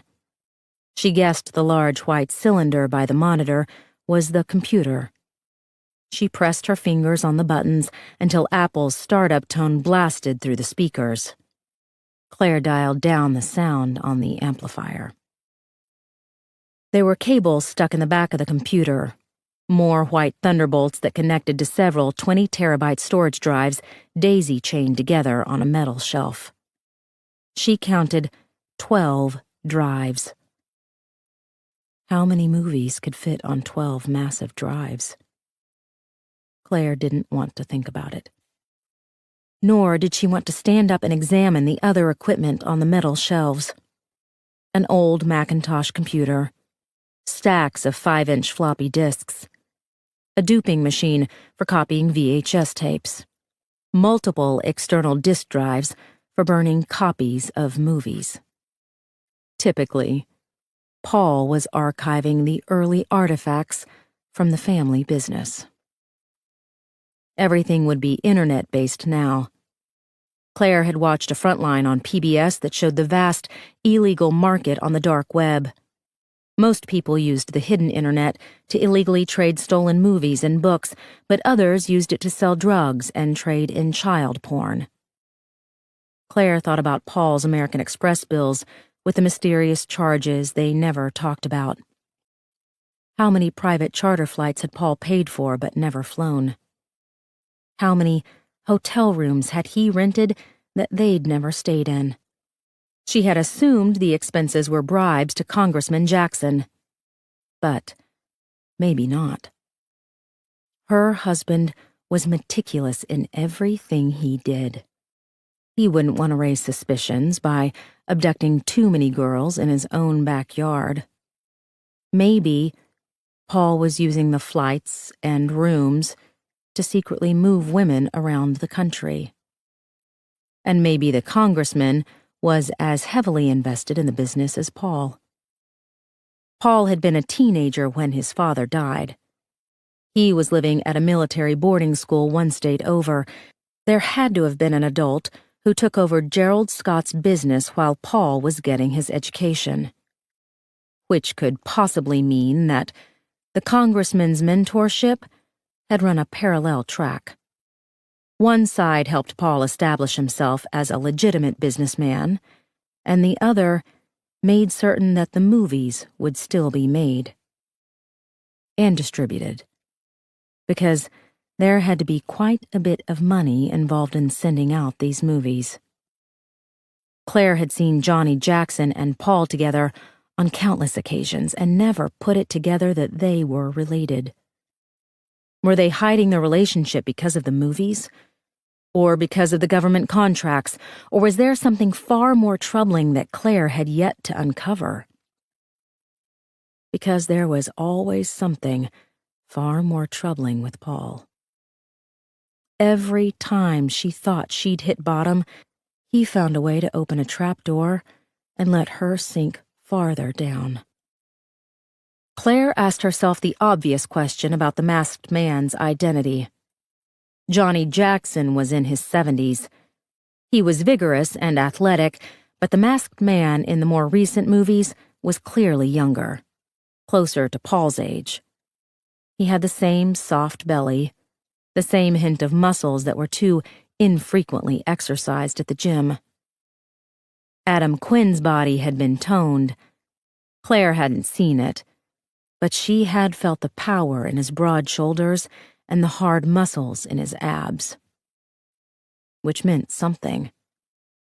But she wasn't clear what. The computer monitor finally flashed to life. The desktop came up. As with Paul's other computers, all of the folders were stored in the dock that ran along the bottom of the screen. She ran the mouse over the icons. Raw, edited, delivered. Claire left the folders alone. She opened up Firefox and connected to the internet. She typed in the words Daryl Lassiter plus murder plus California. This was the man Huckleberry had told her about, the one he believed had kidnapped and murdered Julia Carroll. At least, that's what FBI agent and future Congressman Johnny Jackson had told him. Yahoo gave her thousands of links for Daryl Lassiter. Claire clicked on the top suggestion. The San Fernando Valley Sun had a front-page article about Lassiter's murder during his transportation to death row. There were blurry photos of the 3 women he'd been convicted of killing, but nothing of Lassiter. Claire skimmed a lengthy bit about the history of California's death penalty, then found the meat of the story. Lassiter had abducted a woman off the street. A witness had called 911. The woman was saved, but the police had found a mobile murder room in the back of Lassiter's van, including chains, a cattle prod, a machete, and various other instruments of torture. They had also found VHS tapes, and on the tapes, a masked Lassiter tortured and executed women. The 3 women pictured in the article were later identified from missing persons reports. Joanne Rebecca Greenfield, 17. Victoria Catherine Massey, 19. Denise Elizabeth Adams, 16. Claire read each name and age aloud because they were human beings and because they mattered. All of the identified girls were from the San Fernando Valley area. Claire clicked through some more links until she found a photograph of Lassiter. Carl Huckabee had not had the internet at his fingertips back when Sam Carroll had killed himself. Even if he had, he wasn't likely to seek confirmation of what his friend, the FBI agent, had told him. That the man on the tape who murdered Julia Carroll was the same man they had caught in California. Which was why Huckleberry would have no way of knowing that while Darrell Lassiter was tall and lanky, he was also African American, with a tight afro and a tattoo of the Angel of Death on his muscular chest. Claire felt the last bit of her heart give way. Somewhere, somehow, she had been hoping against hope that Paul's father had not been the man in the tape. That Julia had been murdered by this stranger with the piercing brown eyes and a dark scar running down the side of his face. Why couldn't she give up on him? Why could she not reconcile the Paul she had known with the Paul she now knew him to be? What sign had she missed? He was so kind to people. He was so fair about everything. He loved his parents. He never talked about having a bad childhood or being abused or any of the awful things you hear about that make men turn into demons. Claire checked the time on the computer screen. She had another 8 minutes before Paul called. She wondered if he knew what she was doing. He couldn't monitor the cameras inside the Fuller house all of the time. He would be driving just under the speed limit, keeping both hands on the wheel, staying as unobtrusive as he could, lest the highway patrol stop him and ask what he was keeping in the trunk. Lydia would make noise. Claire had no doubt that her sister would raise hell the minute she was given the chance. Claire just had to find a way to give her sister that chance. She leaned her elbows on the worktop. She looked at the folders on the dock. She let the mouse hover over the one labeled Edited. Her finger clicked the mouse. No password prompt came up, likely because if someone was in this room, they had already seen enough to guess what was stored on the computer. The Edited folder opened. There were hundreds of files. The extensions all said .fcpx. Claire had no idea what that meant, but she didn't recognize .fcpx as anything to do with Paul's architectural software. She clicked on the top file, which had last been opened today, at 4 a.m. this morning. Paul had been sitting at this computer while Anna Kilpatrick's body was being discovered on the Beltline. The words Final Cut Pro filled the monitor. The software was registered to Buckminster Fuller. Paul's most recent project loaded onto the screen. There were 3 panels across the middle section. One showed a list of files. The other showed thumbnails of various frames in the movie. The main panel had only one image. Anna Kilpatrick, chained to the wall, frozen in time. There was a full assortment of editing options laid out underneath the main image. And below that were long strips of film that Claire assumed were pieces of the last Anna Kilpatrick movie. She recognized the buttons for correcting red eye and softening lines, but the others were a mystery. Claire clicked on some of the tabs: filtering, music, text color correction stabilization, reverb, pitch correction. There were even sound files to layer into the background. Rain falling, car noise, forest sounds, water dripping. As with everything else in Paul's life, he had complete control.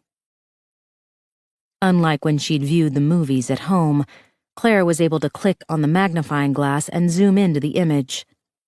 She studied the girl's face.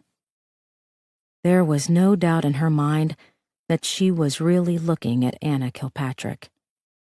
And there was no doubt that you didn't need someone standing behind the camera to zoom in the frame. The buttons to fast forward, rewind, and play all looked as familiar as the buttons on the VCR. Claire started the movie. The speakers were down low. She could hear Anna crying. As before, the masked man's face suddenly filled the screen. He smiled, his wet lips showing underneath the metal teeth of the zipper.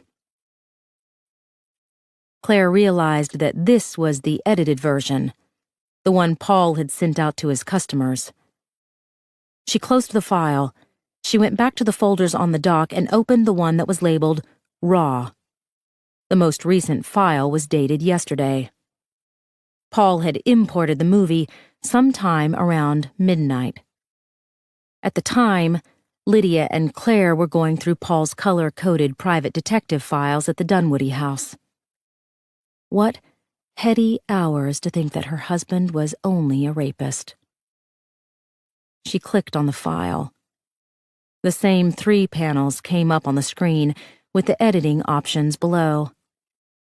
Claire pressed play. The footage started the same way. A wide shot of Anna Kilpatrick chained to the wall. Her eyes were closed. Her head was bent. The masked man came into the camera frame. He had the same build, the same coloring as the man Claire had seen in all of the other movies. But there was something different about him. His skin tone was lighter. His lips were not as red. There was also something different about the sound. She realized the footage hadn't been mixed yet. All the ambient noise was still there. Claire heard the whir of a heater, the man's footsteps, his breathing. He cleared his throat. Anna startled, her eyes opened. She struggled against the chains. The man ignored her. He neatly laid out his tools on a rolling table. The cattle prod, the machete, the branding iron. A metal heating element was wrapped around the X to heat the iron. The short electrical cord was tied to a longer extension cord and plugged into an outlet. The man squirted a glob of lubricant onto his palm and started to stroke himself. He cleared his throat again. There was something eerily businesslike about the routine, as if he was getting ready for another day at the office. None of this would make it into the final clip. This was pre-production. These were the mundane details that Paul had edited out. The masked man turned to the camera. Claire fought the urge to jump out of the way. He put his face close to the lens. What she gathered was something of a trademark, like the lion roaring for MGM. The man smiled for the audience, his teeth flashing against the metal zipper. Then, he walked over to Anna. Anna screamed. He waited for her to stop. The sound wound down from her throat like a siren. He used his finger to pry open a wound on her belly. She screamed again. The man waited again, but he wasn't unmoved. His cock had gotten harder. His skin was flushed with excitement. "Please," Anna begged. "Please stop." The man leaned in, his lips close to Anna's ear. He whispered something that made the girl flinch. Claire sat up in the chair. She used the mouse to rewind the movie. She turned up the sound. She pressed play. Anna Kilpatrick was begging, "Stop." The man leaned in, his lips close to Anna's ear. Claire dialed up the sound. She leaned forward, too, her ear as close to the computer speaker as the man's mouth was to Anna's ear. The masked man whispered in a soft drawl, "Tell me you want this." Claire froze. She stared blankly at the metal shelves with their ancient equipment. Her vision blurred. She felt a sharp, sudden pain in her chest. He repeated, "Tell me you want." Claire paused the movie. She didn't rewind. Instead, she clicked on the magnifying glass to manually zoom in on the masked man's back. This was the unedited footage. Paul hadn't yet filtered the light or corrected the sound, nor had he erased any identifying marks, like the constellation of 3 moles underneath the killer's left shoulder blade. The kitchen phone started to ring. Claire didn't move. The phone rang again, and again. She stood up. She left the garage. She pulled the door closed behind her. She walked into the kitchen and picked up the phone. "You lied to me," Paul said. "I had one of my people check the inventory from the crime scene. The key tag wasn't on there." Claire could only hear the words, "one of my people." How many people did he have? Were Mayhew and Nolan the tip of the iceberg? Paul said, "Where is it, Claire?" "I have it. Hidden." "Where?" Claire reached up and turned around the fake air freshener so she was out of view. "Claire?" "I'm leaving the house now. You are going to send me a photograph of Lydia every 20 minutes, and if I see that you've touched one hair on her head, I will upload the entire contents of the USB drive to YouTube." Paul scoffed. "You don't know how to do that." "You don't think I can walk into any copy store and find some pimply geek to do it for me?" He didn't answer. She couldn't hear road noises anymore. He had stopped the car. He was pacing. She heard his shoes crunching on gravel. Was Lydia still in the trunk? She must be, because Paul had abducted Lydia for leverage, and killing her would take everything away. Suddenly, Claire was struck by a thought. Why had Paul taken Lydia in the first place? If he was really watching the Dunwoody house, then he knew that Lydia had only entered the scene less than a day ago. Even without that, Claire was the one who knew where the USB drive was. Claire was the one who could get it for him. So why hadn't he taken Claire? She had no doubt in her mind that, under even the slightest threat of physical harm, she would have told Paul that Adam had the drive. But Paul hadn't taken Claire. He had made the wrong choice. He never made the wrong choice. Listen. He was trying to sound reasonable again. I need the information on that drive. It's important. For both of us, not just for me. Send me the first picture of Lydia unharmed, and we'll talk about it. I could cut her into 1,000 pieces before she dies. That voice. It was the same tone he'd used with Claire in the alley, the same sinister drawl she'd heard on the speakers before Paul could edit his voice into a stranger's. Claire tasted her heart in her mouth, but she knew she could not show this man any fear. She said, "You want me to go away with you."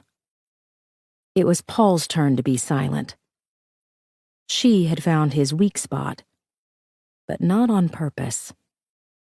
Claire was just now seeing the motivation behind Paul's wrong choice. As usual, the answer had been right in front of her all along. He kept saying that he loved her. He had hit Claire, but not with all of his strength. He had sent the men to break into the house during the funeral, so Claire wouldn't be there. He had made the wrong choice and taken Lydia because the right choice meant hurting Claire. He might be able to punch his wife in the face, but he couldn't torture her. She said, "Promise me you didn't participate in any of the movies." Never. His hope was as tangible as a piece of string between them. "I never hurt them. I promise you on my life." He sounded so persuasive, so sincere that Claire might have believed him. But she had seen the uncut movies, the raw footage before Paul changed the sound and edited down the scenes and filtered the skin tones and distorted the voices and slyly altered blemishes so that the true identity of the masked man would remain unknown. Claire knew what her husband looked like when he neatly laid out his tools for a project. She knew the roll of his hand when he jerked himself off. She knew the 3 tiny moles under his left shoulder blade that she could feel when she lightly stroked his back with her fingers. Which is why she knew without a doubt that the masked man was Paul. Claire told him, "Send the pictures. I'll let you know what we're going to do when I'm ready." "Claire." She slammed down the phone. Part 6. "I am sorry my handwriting is so difficult to read, sweetheart. I've had a very minor stroke. I'm okay now, so please don't worry. It happened shortly after I finished my last letter. I went to sleep, scheming my great plans, and woke the next day to find that I could not get out of bed. I will admit only to you that I was frightened, though I am really okay now. I experienced a momentary blindness in my right eye. My arm and leg refused to move. Finally, after a great deal of struggling, I managed to rise. When I called your mother to wish her happy birthday, my speech was so unintelligible that she immediately called an ambulance.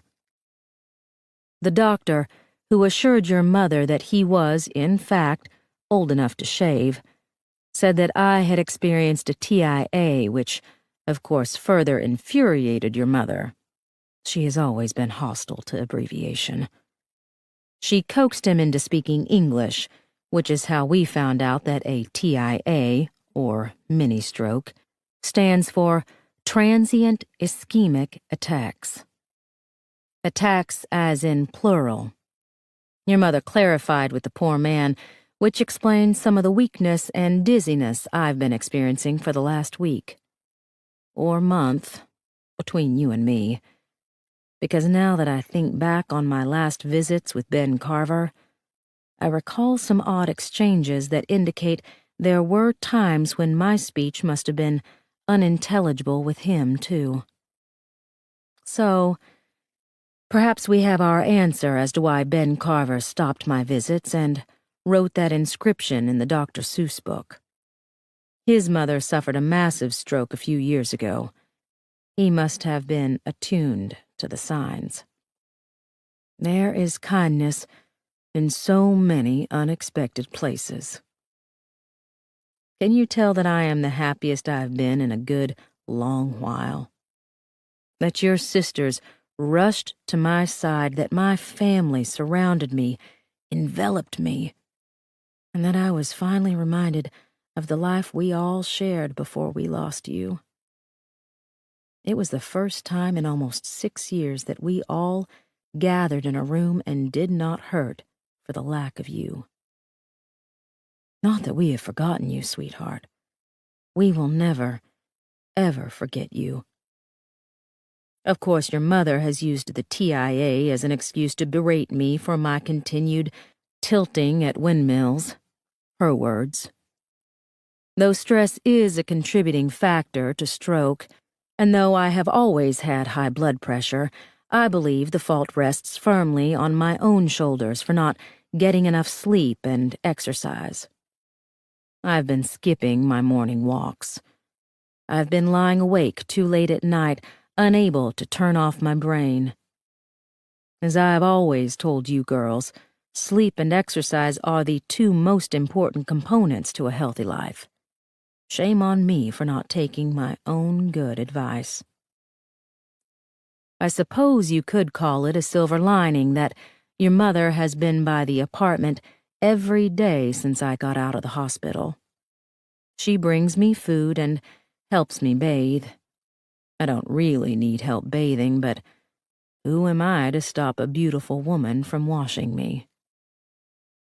Every day, she says all of the things that she has been saying to me for almost 6 years. You are a fool. You are going to kill yourself. You have to give this up. You are the love of my life, and I cannot watch you draw out your suicide any longer. As if I would ever choose to leave any of you by my own hand. I know instinctively that your mother does not want to hear what I found out about Paul's father. She would dismiss the theory as one of my harebrained and pointless pursuits, like chasing down the man who runs the taco stand or pushing Nancy Griggs so hard that her father threatened to file a restraining order. She graduated summa cum laude, sweetheart. She has a good job, a thoughtful husband, and a flatulent cocker spaniel. Did I tell you that already?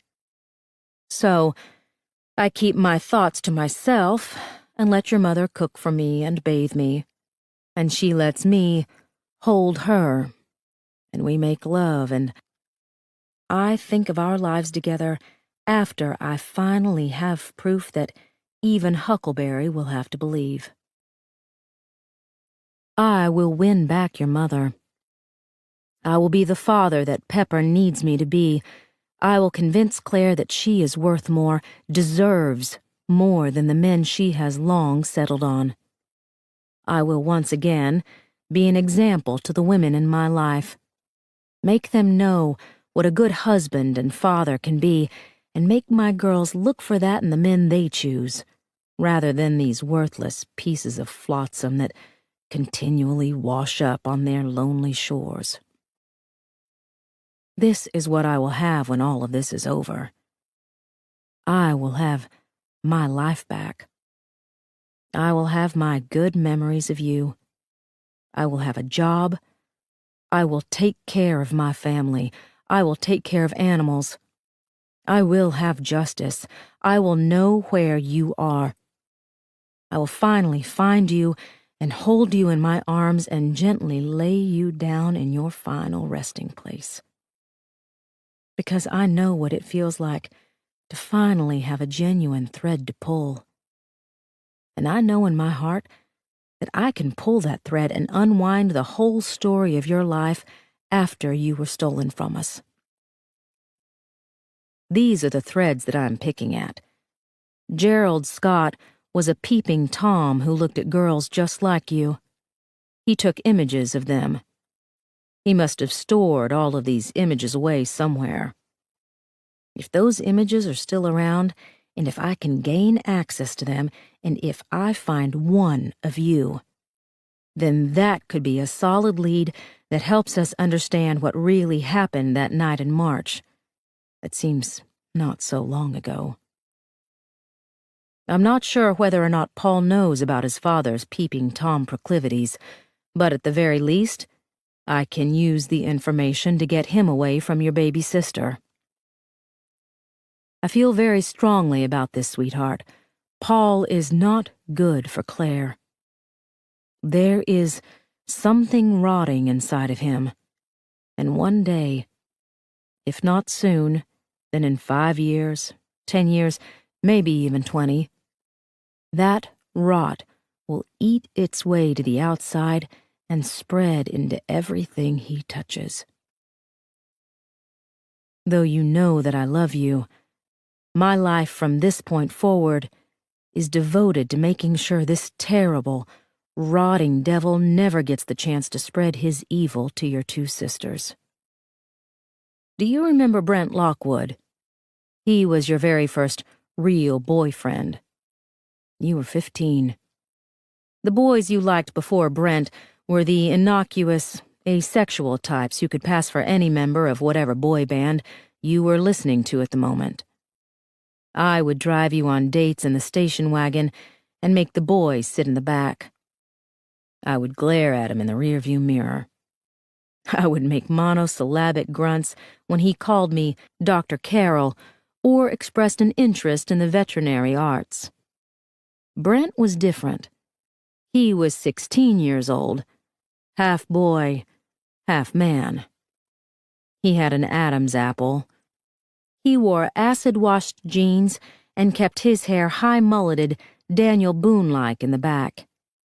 He came to the house to ask permission to take you out on a date, because he had a car and he wanted to take you out in that car alone, and I would never let anyone do that, until I looked him in the eyes and made certain that I had scared the ever-loving shit out of him.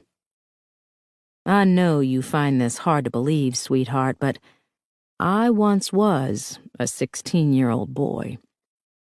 The only reason I wanted a car was so I could get girls alone inside of it, which was a completely understandable, even laudable goal to all the boys my age, but felt completely different when I was a man and a father and that girl was you.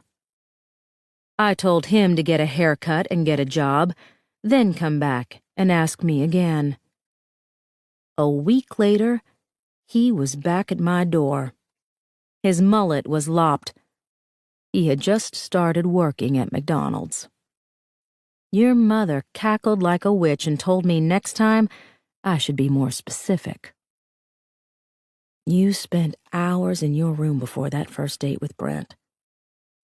When you finally opened your door, I smelled perfume and hairspray and all of these strange, womanly smells that I never expected to come from my own daughter. And you were beautiful. So beautiful. I scanned my eyes across your face looking for disagreeable things. Too much mascara, too heavy eyeliner. But there was nothing but a light brushing of color that brought out the pale blue of your eyes. I can't remember what you were wearing or how you had styled your hair. This is your mother's domain. But I do remember this breathless feeling in my chest, as if the alveoli inside my lungs were slowly collapsing, slowly depriving me of any oxygen, slowly depriving me of my little tomboy who climbed trees and ran after me when I went for my morning walks. I now know what it feels like to have a real stroke, even a mini one. But I was certain when I watched Brent Lockwood drive you away in his car that I was having a full-on heart attack. I was so worried about this one boy, this first boy, that I never realized that there would be others, that some of them would make me long for Brent, with his third-hand Impala and the smell of French fries he left in his wake. Why am I thinking about this boy now? Because he was the first? Because I thought he would be the last? I am thinking about him because of Claire. Paul called me on the telephone tonight. He was concerned about my health. He made the right kind of small talk. He said all of the right things. He sounded right in every way, though I know that everything about him is wrong. He thinks of me as old-fashioned, and I let him think that because it serves my purpose. Your mother is the feisty one, the grumpy old hippie who keeps him on his toes. I am the fatherly type who smiles and winks and pretends that he is everything he makes himself out to be. I told him the story of Brent Lockwood, the boy who asked permission to date my oldest, now missing daughter. As I expected, Paul immediately apologized for not asking me whether or not he could date Claire. He is nothing if not a good mimic of appropriate behaviors. Had we been in person rather than on the telephone, I am certain he would have dropped to bended knee as he asked for my permission. But he wasn't, so it was his voice that conveyed the respect and feeling. Conveyed. As your mother has said, Paul could be a belt in a donut factory. He is so good at sticky, emotional conveyances. On the phone call, I laughed because Paul's request to date your sister was very late in coming. And he laughed too because that was what was expected of him. After an appropriate amount of time had passed, he alluded to a future request, one that would put his relationship with Claire on a more permanent footing. And I realized that though this stranger had been dating my daughter for only a few weeks, he was already thinking about marriage. Marriage. That's what he called it. Though men like Paul do not marry women. They own them. They control them. They are voracious gluttons who devour every part of a woman, then clean their teeth with the bones. I'm sorry, sweetheart. Since you were taken, I have gotten so much more leery than I used to be. I see conspiracies around corners. I know that darkness is everywhere. I trust no one but your mother. So, I cleared my throat a few times and inserted some pained emotion into my tone and told Paul that I could not, in all good conscience, see myself giving any man permission to marry either of my daughters or to even attend their weddings until I know what happened to my oldest child. Like Pepper, and like you for that matter, Claire is as impulsive as she is stubborn. She is also my baby girl, and she would never, ever go against my wishes. There is one thing I know about both of your sisters. They would just as soon break my arms and legs as break my heart. I know this truth like I know the sound of Claire's laughter. The look she gets on her face when she is about to smile or cry or throw her arms around my shoulders and tell me that she loves me. And Paul knows this too. After I told him about my dilemma, there was a long pause on his end of the telephone line. He is cunning, but he is young. One day, he will be a master manipulator. But 2 days from now, when I get him alone, I will be the one asking questions. And I will not let Paul Scott leave my sight until he gives me all of the answers. Chapter 15. Claire clenched her hands around the steering wheel. Panic had almost closed her throat. She was sweating, though a cold rush of wind came in through the cracked sunroof. She looked down at Lydia's phone on the seat beside her. The screen had faded to black. So far, Paul had sent 3 pictures of Lydia. Each one showed her from a different angle. Each photo brought Claire some amount of relief because there was no further damage to Lydia's face. Claire didn't trust Paul, but she trusted her own eyes. He wasn't hurting her sister. At least, not yet. She forced her thoughts not to go to that dark place that they were so desperately drawn toward. Claire could find no location or timestamp on the photos. She had a tenuous hold on the belief that Paul was stopping his car every 20 minutes and taking the photographs. Because the alternative was to believe that he had taken all the photos at the same time and that Lydia was already dead. She had to think of a way out of this. Paul would already be strategizing.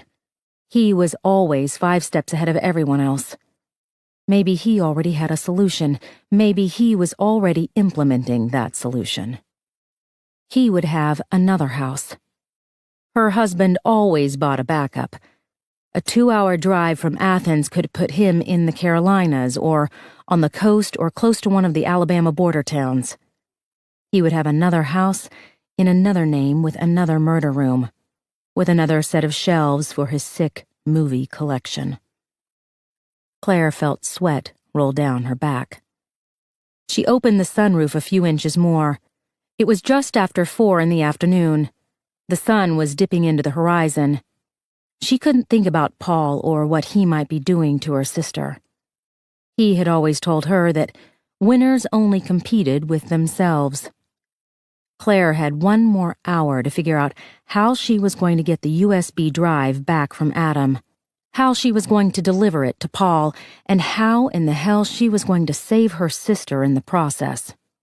So far, she had nothing but fear and the nauseating sensation that the hour would pass, and she would be just as helpless as when she'd first left the Fuller house. The same problems that had plagued her before were on an endless loop that took up every conscious thought. Her mother, persistently unavailable. Huckleberry, worthless. Jacob Mayhew, probably working for the congressman. Fred Nolan, ditto, or maybe he had his own agenda. Congressman Johnny Jackson, Paul's secret uncle. Powerful and connected, and duplicitous enough to stand with the Kilpatrick family during press conferences as if he had no idea what had happened to their precious child.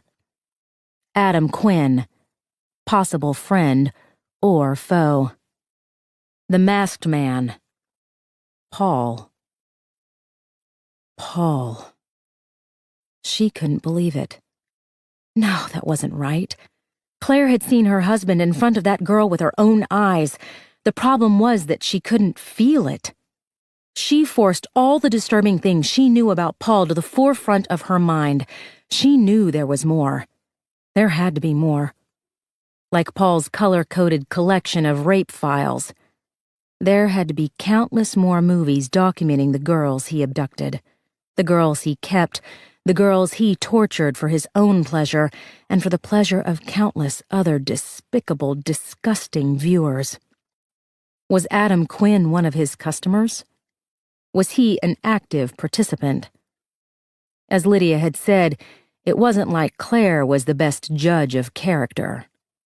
She had been with Adam because she was bored, not because she wanted to get to know him. Her husband's best friend had been a constant in their lives. In retrospect, she understood that Paul had kept him at a distance. Adam was there, but he wasn't inside the circle.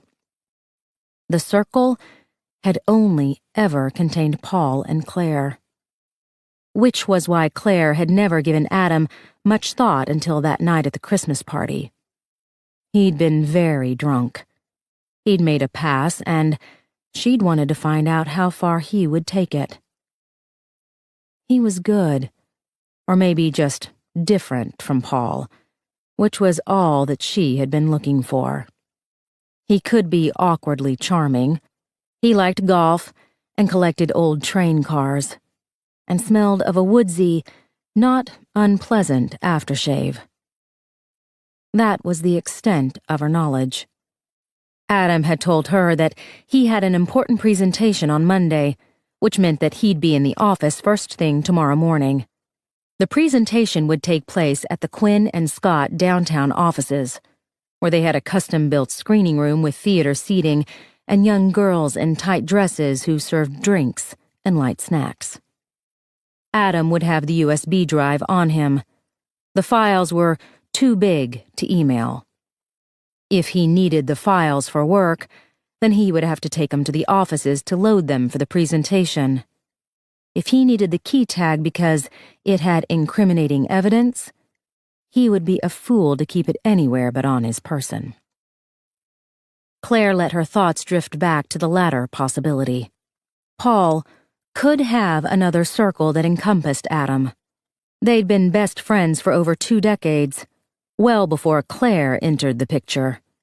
If Paul had found his father's movies after his parents' accident, surely he would have gone to Adam to talk about it.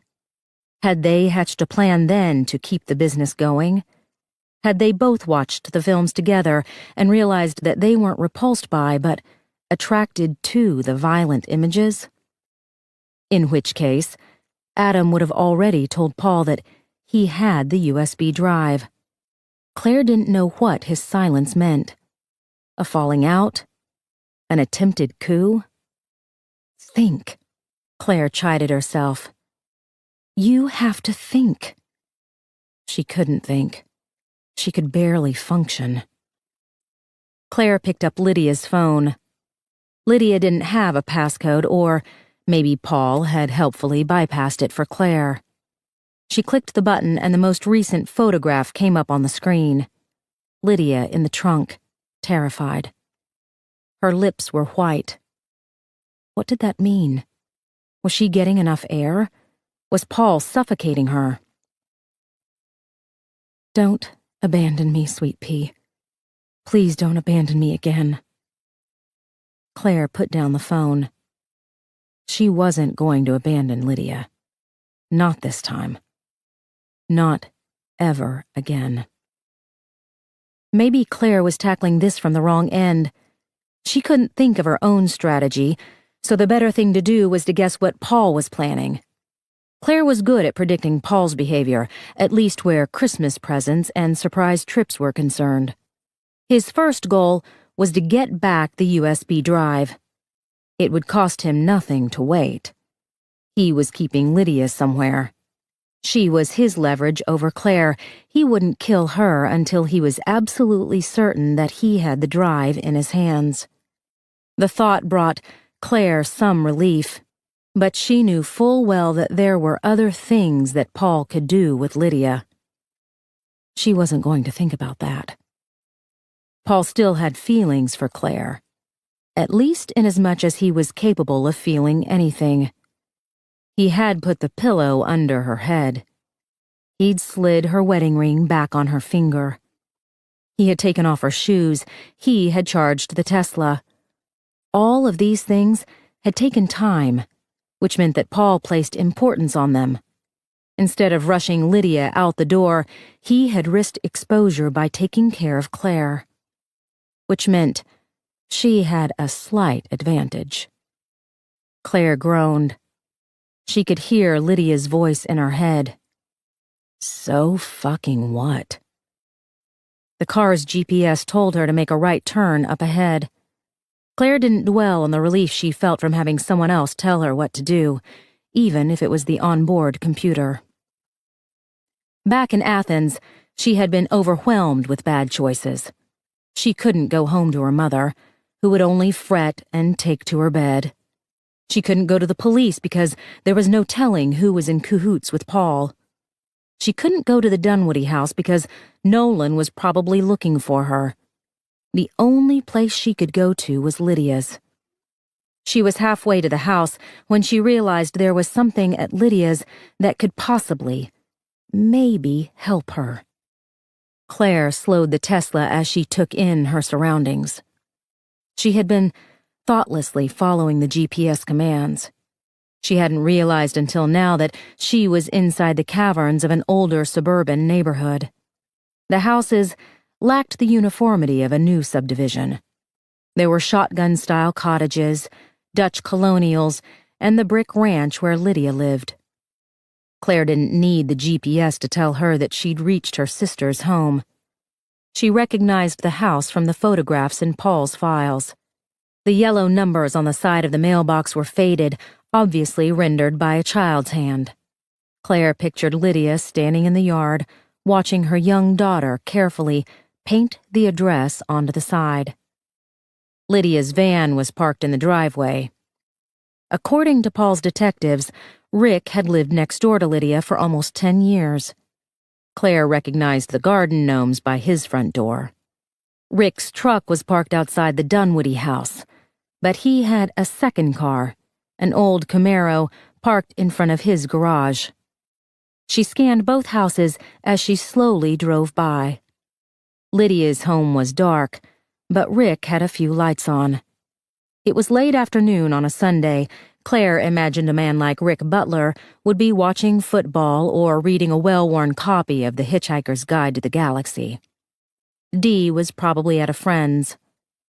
According to the women in Claire's tennis team, teenagers were incapable of turning off lights when they left a room. Claire turned down the next road, a short, dead end with a run-down-looking cottage at the end. She parked and got out of the car. She put Lydia's phone in her back pocket because she was owed another photo in 9 minutes. As usual, Paul was being punctual. Or he had programmed the phone to send out the pictures ahead of time. She opened the trunk of the car.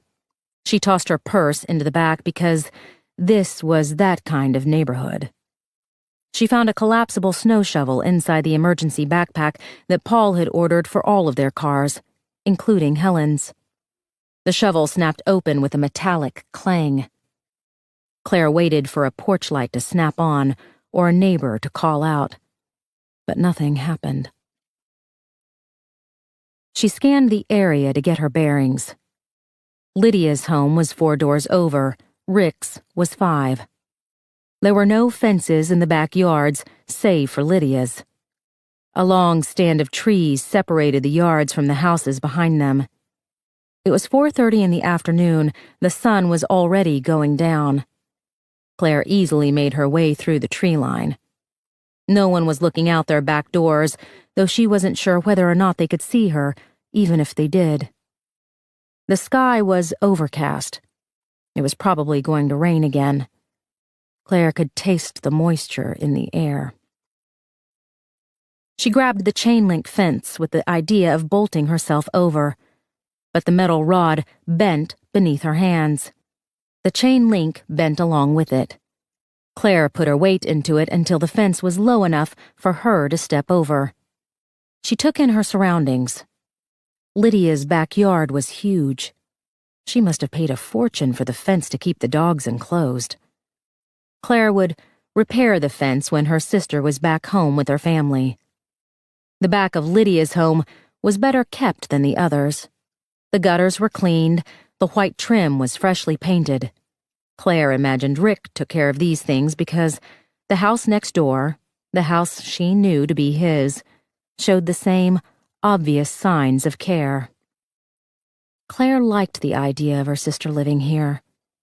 Despite the dire circumstances, she felt the happiness that flowed between the houses. She felt the mark of a family, grateful for each other and their place in the world. Lydia had created more than a home. She had created peace. Peace that Claire had all but destroyed. The lights were on in what had to be the kitchen. Claire walked toward the large back deck. There were tables and chairs and a stainless steel grill that was covered in a black canvas cloth. Claire froze when she saw the floodlights. The motion sensors hung down like testicles. She looked up at the sky. It was getting darker by the minute.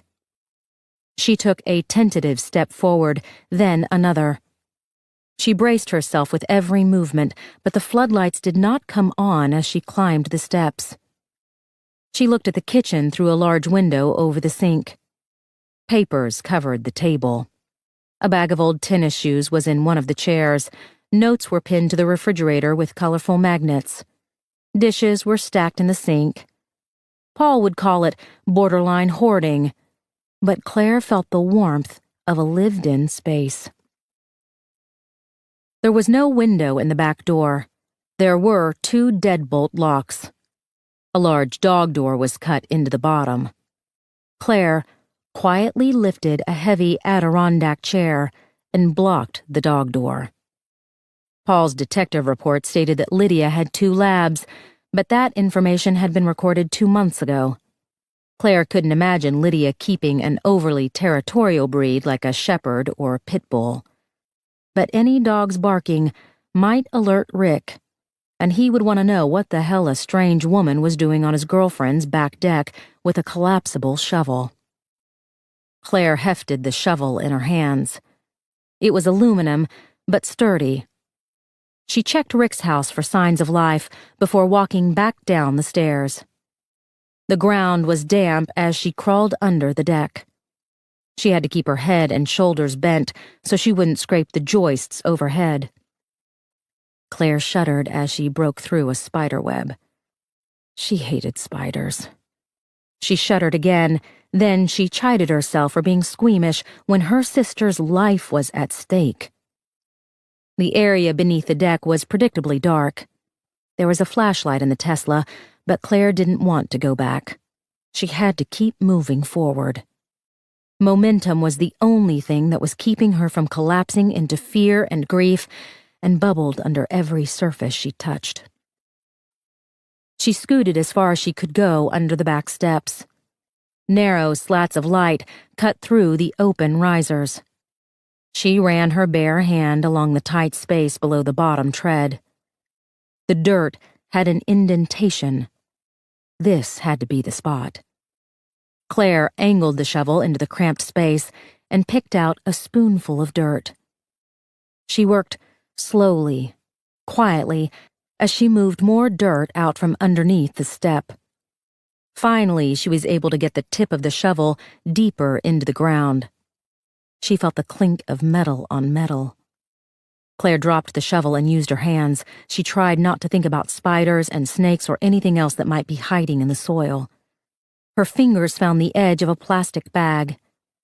Claire let herself experience the momentary elation of actually completing a task. She yanked out the bag. Dirt flew up around her. She coughed, then sneezed, then coughed again. The gun was in her hands. Back in the car, Lydia had told her the weapon was buried under the stairs. But now Claire realized that she hadn't really believed that she would find it. The thought of her sister owning a gun was shocking. What was Lydia doing with such an awful thing?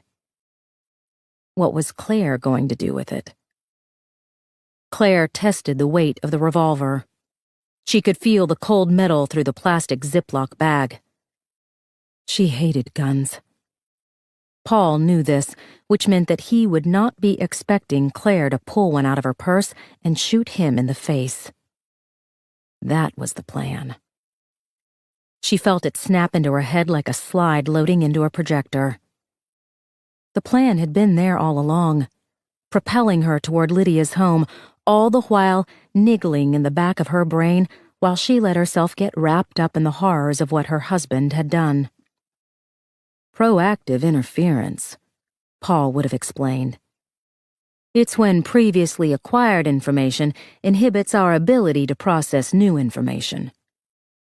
The new information could not be any clearer. Paul was a cold-blooded murderer. Claire was an idiot if she thought that he was going to let Lydia walk away. She knew too much. She was expendable. She might as well have a timer over her head counting down the minutes she had left. So, this was Claire's next step. She was going to retrieve the USB drive from Adam Quinn, either by asking for it or by threatening him with the gun she now held in her hands. Claire had seen what a tennis racket could do to a knee. She could not imagine the damage a bullet could do.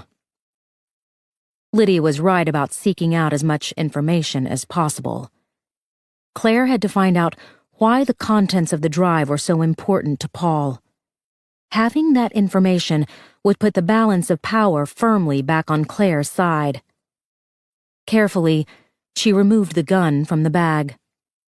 The oily, metallic smell was familiar. 2 years ago, she had taken Paul to a gun range for his birthday. Paul had been pleased, but only because Claire had thought to do something so completely out of her comfort range. She hadn't lasted more than 10 minutes inside the range. The emotional toll of holding death in her hands had sent Claire out to the parking lot, where she had dissolved into tears. Paul had soothed her while he laughed, because it was silly. And Claire knew it was silly, but she had been absolutely petrified.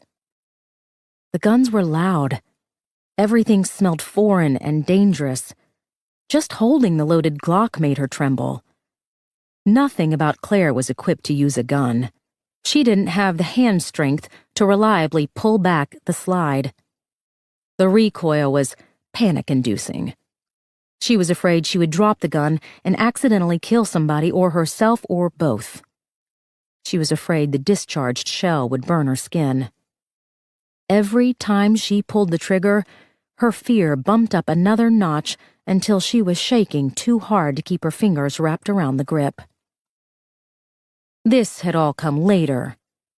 Before they stepped foot on the range, Paul had asked the rangemaster for a thorough explanation of all the weapons. Claire had been surprised by his request because she just assumed that her husband knew everything about everything. The rangemaster had taken them to a glass display that showcased the guns they could rent by the hour: pistols, handguns, a few rifles, and most alarmingly, a machine gun. They had decided on the Glock because the brand was most familiar. The pistol was a 9mm. You had to pull back the slide to load the bullet into the chamber.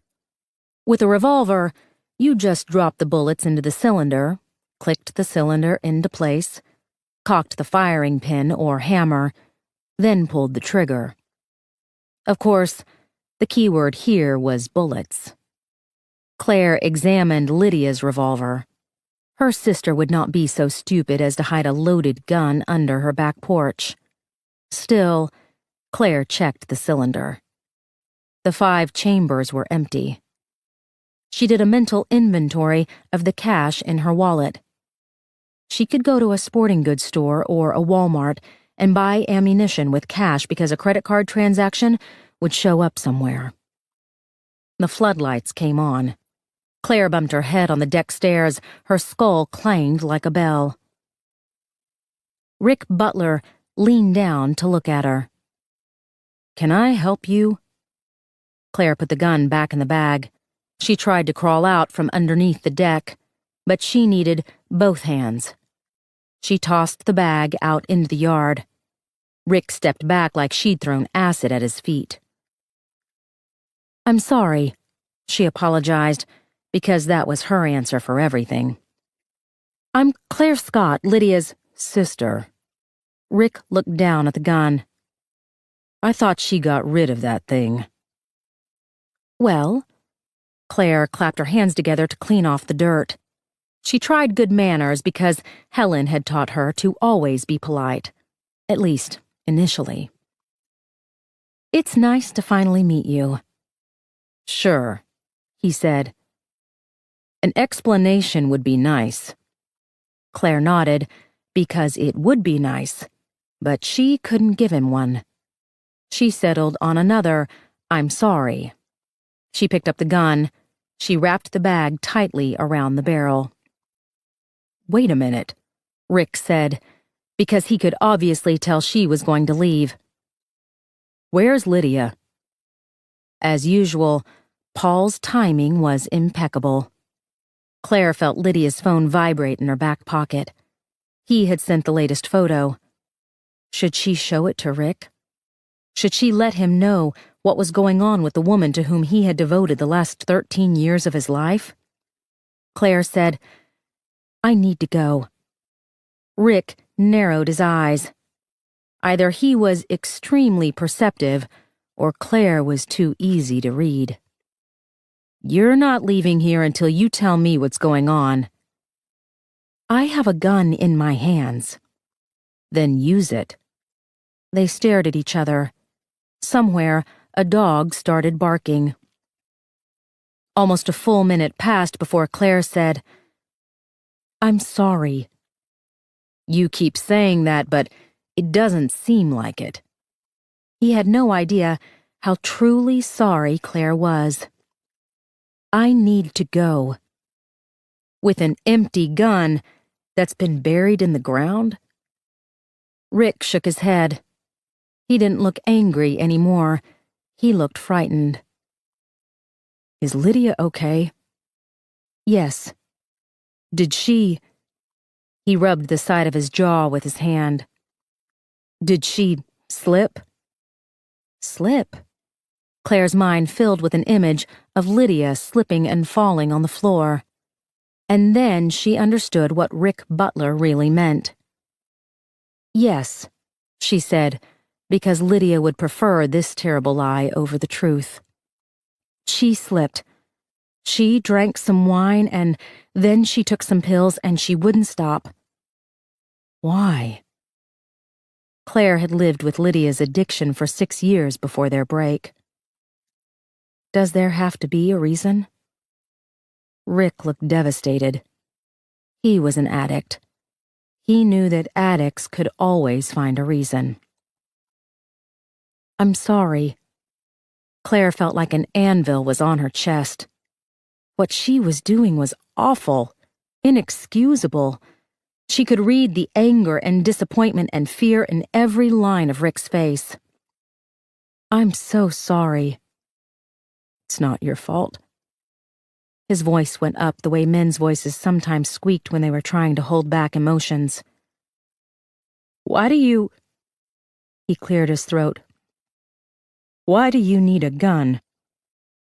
Claire glanced around the backyard, as if an easy explanation would present itself. "You think she's going to come back here and try to hurt herself?" The alarm in his tone was heartbreaking. His throat still worked as he tried to quell his emotions. There were tears in his eyes. He looked like such a kind, gentle man. He was exactly the kind of person she had always hoped that her sister would end up with. And now Claire was breaking his heart. Rick asked, "Where is she?" "I want to see her, talk to her." "I'm going to check her into rehab. I'll pay for it. The facility is in New Mexico." Claire pressed her lips together. Why had she said New Mexico? Rick asked, "Is she in your car?" "The ambulance is to her back airport. I'll meet her there." Claire added, "Alone. She told me to tell you to keep Dee safe. She doesn't want you to see her like this. You know how proud she is." He slowly nodded his head. "I can't believe she lost her sobriety after so long." "I'm sorry." Claire was out of words. Her brain was so overtaken by Paul's lies that she was incapable of coming up with new ones on her own. "I'm sorry," she kept repeating. "I'm so sorry." Claire didn't know what else to say. She headed toward the backyard. She counted her footsteps to fill her head with something other than guilt. 5 paces. 10 paces. Rick stopped her at 20. "Wait a minute."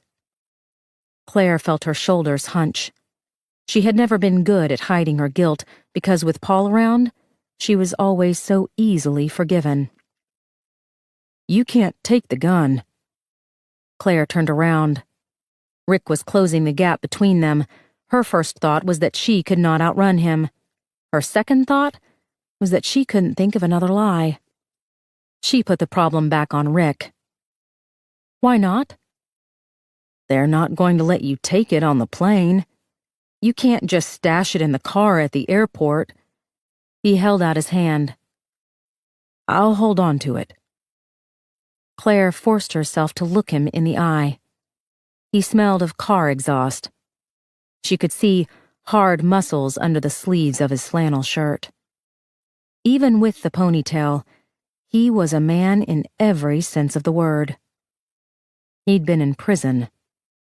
He looked like he could handle himself. Claire wanted to let him help her. Every problem in her life had always been fixed by someone else. And look where that had gotten her. What's really going on here? Rick's posture had changed. He was looking at her differently now. His arms were crossed. His distrust was evident. Lydia warned me that you were a really good liar. Yeah, well. Claire let out a long sigh. I usually am. Is she safe? I don't know. Claire tightened her grip on the gun. She had to get out of here. If she stood in front of this man for too long, she would ask him for help. She would let him take over. She would get him killed. Take Dee away from here. Tonight. Don't tell me where you're going. What? She could read shock in every line on his face. Just take her somewhere safe. You need to call the police. His voice had gone up again, this time with fear. If there's something, the police are involved. The FBI, I don't know who else. He opened his mouth, then closed it, then opened it again. I'm sorry.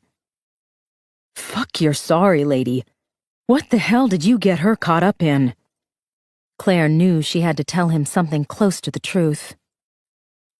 Something really bad. Lydia is in danger. You're scaring me. You should be scared. She grabbed Rick's arm. Don't call the police. They won't help. Take Dee and get her out of here. Dee! He was almost yelling. What the hell does Dee have to do with this? You need to take her away. You said that. Now tell me why. If you want to help Lydia, then you'll keep Dee safe. That's all she cares about. He put his hand over hers so she couldn't leave. I know what happened between you two. You haven't talked to each other in 20 years, and now you're suddenly worried about her daughter? Lydia is my sister. Even when I hated her, I still loved her. Claire looked down at his hand. I have to go. Rick didn't let go of her hand. Why don't I just hold on to you and call the police? Because if you call the police, then Lydia will be dead and the person who has her will come after Dee. His grip loosened, but more out of shock than acquiescence. What can I do? Just tell me what. You can keep Dee safe. I know you love Lydia, and I know you want to help, but she loves her daughter. You know that's all that matters to her. Claire pulled away from him. Rick didn't make it easy. Obviously, he was torn between letting her go and shaking the truth out of her. But he loved Lydia's daughter. Claire knew from Paul's reports that Rick had practically raised her. He was her father, and no father would let harm come to his child. She picked up the pace as she jogged through the backyard. She jumped over the low fence. Every step she took forward was hounded by the one she wanted to take back to Rick. She prayed that he would listen to her and take Dee somewhere safe. But what was safe? Paul had countless resources. Congressman Johnny Jackson had even more. Should she turn around and go back? Rick loved Lydia. He was her family, probably more so than Claire. He would help her. And Paul would probably kill him. Claire pulled Lydia's phone out of her back pocket as she ran toward the car. The latest photo showed Lydia lying on her side. The picture was darker, which she hoped meant that Paul had taken it recently, rather than an hour and a half ago. The streetlights came on as Claire got behind the wheel of the Tesla. She put the gun in her purse. She didn't need Rick Butler. The gun was the plan. She would use it to get information from Adam. She would use it to kill Paul. Claire had felt so certain when she first held the weapon under the deck steps. She couldn't falter now that there were other, easier options. She had to go through with this. She had to confront Paul on her own. If she knew one thing about her husband, it was that he would be furious if she involved someone else. There could be no one else inside the circle. She started the car. She did a U-turn back onto the main road. She passed Lydia's home. The lights had been turned on in the front rooms. She prayed to God that Rick was packing Dee's things, that he was doing as she asked, and taking Lydia's daughter somewhere safe. Again, she asked herself, what was safe? Fred Nolan could run Rick's credit cards. He could track the man's phone. He could probably find him with drones or CCTV or whatever else the federal government employed to spy on persons of interest. Claire shook her head. She couldn't keep running off on tangents. She had to take this in steps. She had Lydia's gun now. That was the first step. The second step was to get the USB drive from Adam. She would pull over to a payphone and call him. Sunday night. He would be at home with Sheila. Was there such a thing as a payphone anymore? Claire couldn't risk calling Adam on Lydia's phone. She had watched too many episodes of Homeland to know better than that. Agent Nolan, or Captain Mayhew, or both, could be monitoring Adam's phone for Claire's call. Blue lights flashed in her rearview mirror. Claire instinctively slowed to get out of the cop's way, but the cop car slowed too. And when she signaled to get over, he signaled too. Shit, Claire hissed, because she'd been speeding. The limit was 35, and she was doing 50. And she had a gun in her purse. Claire was on parole. She had a weapon. She probably still had traces of drugs in her system. She had violated every single line item in her terms of parole, including ignoring a law enforcement officer's request for a meeting. The cop behind her made his siren whoop. Claire pulled over to the side of the road. What was she going to do? What the fuck was she going to do? The cop didn't park behind her. Instead, he pulled in front and angled his car so that the Tesla was blocked in. Claire put her hand on the gear. She could go into reverse. She could back up the car, and she could hit the gas, and she could probably go about 10 miles before every police officer in the vicinity was chasing her down the expressway. The cop got out of the squad car. He put on his hat. He adjusted his belt. Claire grabbed Lydia's phone. Paul. He would know what to do. Except she didn't have his number. The caller ID always showed it as blocked. Shit, Claire repeated. Maybe Paul already knew what was happening. He'd made it clear that he had friends in law enforcement. He could easily make a phone call and have Claire pulled over and handcuffed and stuffed into the back of a police car that would take her to wherever Paul was hiding. The cop hadn't come over. He was standing beside his car. He was talking on his cell phone. They were on the outskirts of Lydia's neighborhood. All of the surrounding houses were dark. The cop checked the empty road over his shoulder before walking toward the Tesla. Claire's fingers took over. She was dialing a number into Lydia's phone as the cop tapped on her window with the back of his wedding ring. "Hello?" The phone was answered with the usual breathless panic that always accompanied calls from unknown numbers. Was it Julia? Was it Lydia? Was it more bad news?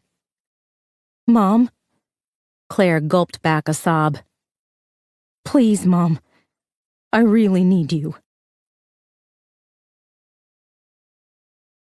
Chapter 16. Lydia hadn't stood a chance against Paul. She had waited and waited for him to get her out of the trunk. But he just kept stopping to take her picture, and then driving some more. Then stopping again, then driving. He did this a total of 5 times before she lost control of her senses. The first sign was a faint dizziness. Nothing alarming, and weirdly pleasant. She had yawned several times. She had closed her eyes. She had felt the tension drain from her muscles. And then, a big, goofy smile had spread across her face. The trunk wasn't just padded for sound. She heard the faint hissing noise as Paul pumped what could only be nitrous oxide into the trunk. Laughing gas. Lydia had used it once at the dentist when she got her wisdom teeth out, and she had been haunted for months by the incredible high. The gas wasn't meant to knock you out completely, so Lydia could only retrieve fragments of memories from that point on. Paul grinning as he opened the trunk, slipping a black hood over her head, tying the bottom of the hood snugly around her neck, cutting the zip tie holding together her ankles, muscling her onto the ground, pushing her to walk. Lydia stumbling through a forest, hearing birds, smelling cold, fresh air, feeling her feet slide on dry leaves. They walked for what felt like hours until Paul finally pulled her to a stop. He turned her by her shoulders. He pushed her forward. She climbed an endless number of stairs. The sound of her feet echoed like gunshots in her head. They were still echoing when he pushed her down into a chair. She was incredibly high, but he still didn't take any chances. First, he zip-tied one ankle, then the other, to the legs of the chair. Then he tightened a chain around her waist. Then he cut open the zip tie around her wrists. Lydia wanted to move. She may have even tried, but despite the hours of planning, she could not get her arms to lift, her hand to arc into the perfect shape of his neck. Instead, she felt the plastic zip ties cutting into her skin as he bound each wrist to the arm of a chair. She felt vinyl under her fingers. She felt cold metal against the skin of her legs. She felt her senses slowly roll back into her consciousness. The chair was metal and sturdy, and when she tried to move it back and forth, it didn't budge because he had obviously bolted the legs to the floor. She leaned back her head and felt the cold, solid pressure of a wall. She felt the hood move in and out with each panicked breath. Like the car trunk, he had prepared the chair for a prisoner. Lydia stared into the blackness of the hood.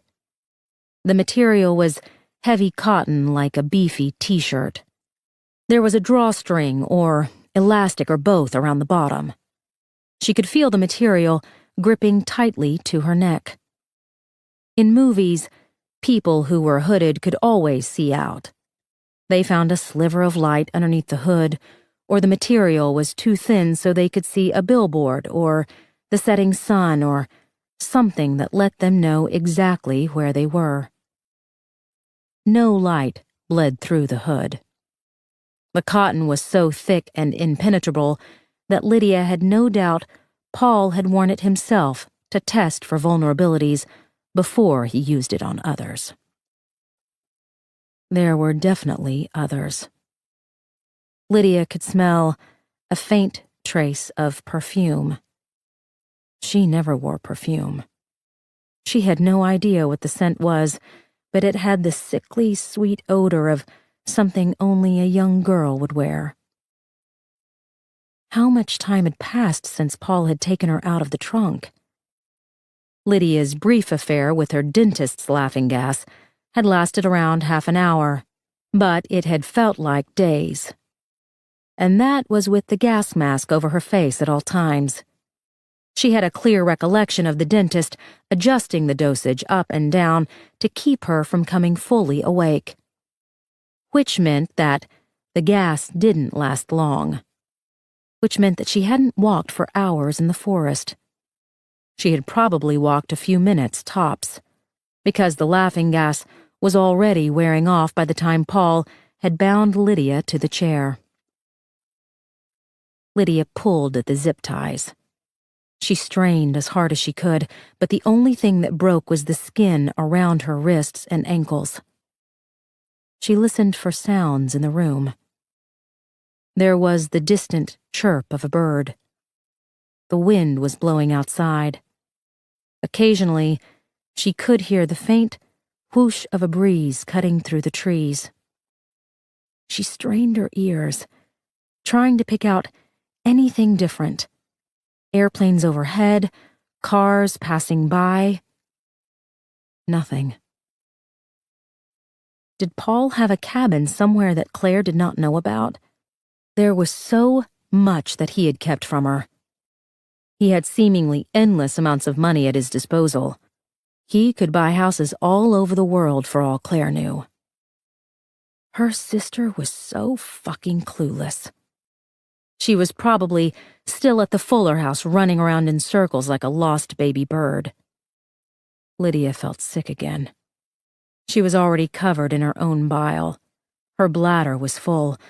She had reached a numbness beyond terror. She tried not to accept the inevitable, that Claire would fuck this up, that she would do something wrong, and that Paul would kill them both.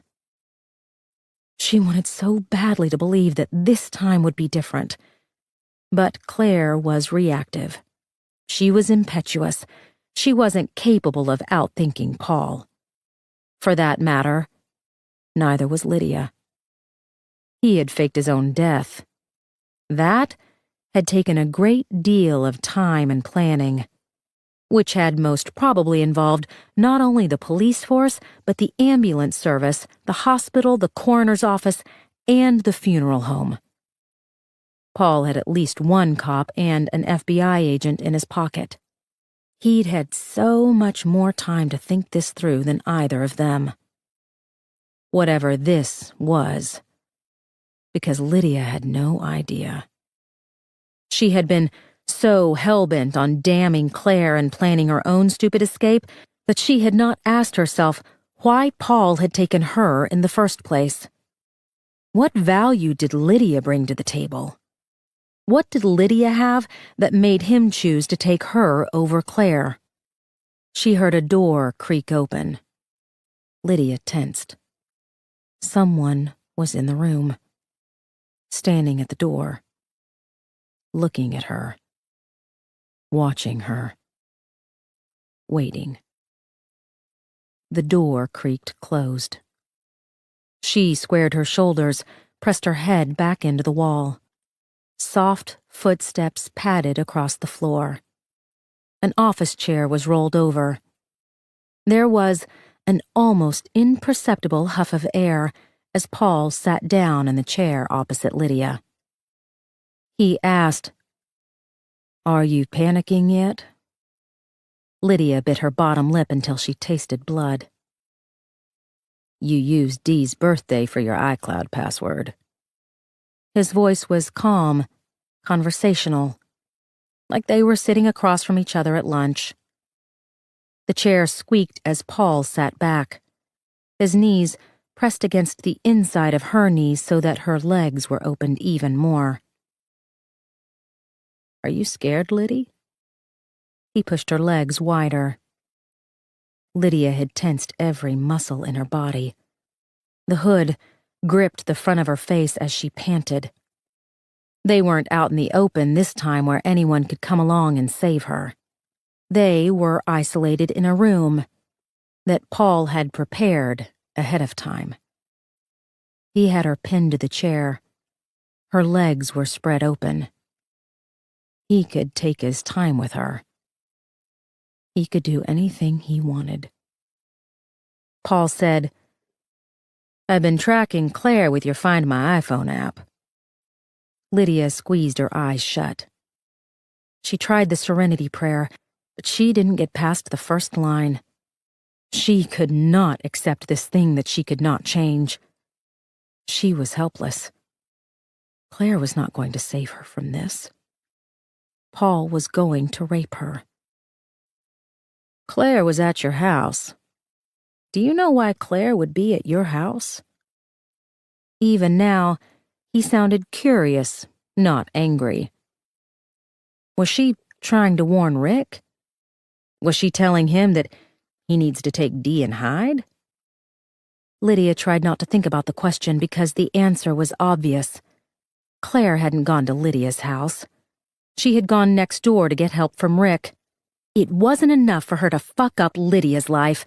She had endangered Lydia's family, too. Paul seemed to read her thoughts. Every year I've watched Dee getting older and older. He didn't wait for a response. 2 more years and she'll be Julia's age. Please, Lydia thought. Please don't say what I know you're going to say. Paul leaned forward. She could feel his breath against the hood. I can't wait to see what she tastes like. Lydia couldn't stop the cry that came out of her mouth. You're too easy, Liddy. You've always been too easy. He kept pushing against her knees, then letting them go like they were playing a game. I stayed at Auburn for you. I matched for grad school at MIT, but I stayed for you because I wanted to be with Julia Carroll's sister. The band around the bottom of the hood soaked up Lydia's tears. I watched you. God knows how long I watched you. But you were sloppy and drunk all the time. Your dorm room looked like a pigsty. You didn't bathe. You were flunking out of your classes. Paul sounded disgusted. I was about to give up on you. But then, Claire came to visit. Do you remember that? It was fall of '96. Lydia remembered. Claire had visited the campus just after the Summer Olympics. Lydia was embarrassed because her sister was wearing a sweatshirt with Izzy, the stupid Atlanta mascot, on the front. Paul said, Claire practically glowed when she walked around the campus. She was so happy to be away from home. His voice had changed again now that he was talking about Claire.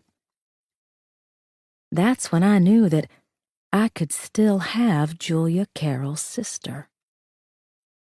Lydia couldn't contradict him, because they both knew that Claire had curled herself up into the palm of his hand. Still, she tried. She cheated on you.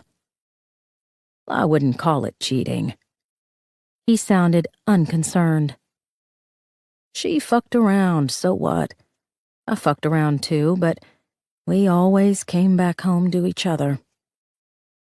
Lydia knew Paul hadn't just fucked around. She had seen the color-coded files. She had seen the murder room in the garage of the Fuller house. She knew that someone had sat behind the camera and zoomed in on the rapes and murders of countless young girls. Just like she knew that someone had to be Paul. Was he going to finally cross the line into murderer? Was that why he had Lydia bound and hooded? He said, "You know, the thing about Claire was that I couldn't figure her out." He laughed like he was still surprised by the fact. "I never know what she's really thinking. She never does the same thing twice. She's impetuous. She has a hellacious temper. She can be crazy and passionate and funny. She's made it obvious that she's willing to try anything in bed, which takes all of the fun out of it. But sometimes holding back can be just as much of a game as letting go." Lydia shook her head. She didn't want to hear this. She couldn't hear it. "Every time I think I have her pinned down, she does something exciting." He gave another surprised laugh. "Like, get this. I was sitting in a meeting one day and I get this call on my cell phone, and the ID said it was from the Dunwoody police station. I thought it had to do with something else, so I go outside and I answer, and there's this recorded message asking if I'll accept a collect call from an inmate at the Dunwoody jail. Can you believe that?" He waited, but surely he knew Lydia wouldn't answer. It was Claire. She said, "Hi, what are you doing?" She sounded completely normal, like she was calling to tell me to bring her home some ice cream. But the recording said she was an inmate in jail, so I told her, "The recording said you were in jail." And she said, "Yeah, I was arrested about an hour ago." So I asked her, "What did you get arrested for?" And do you know what she said? Paul leaned forward again. He was clearly enjoying this.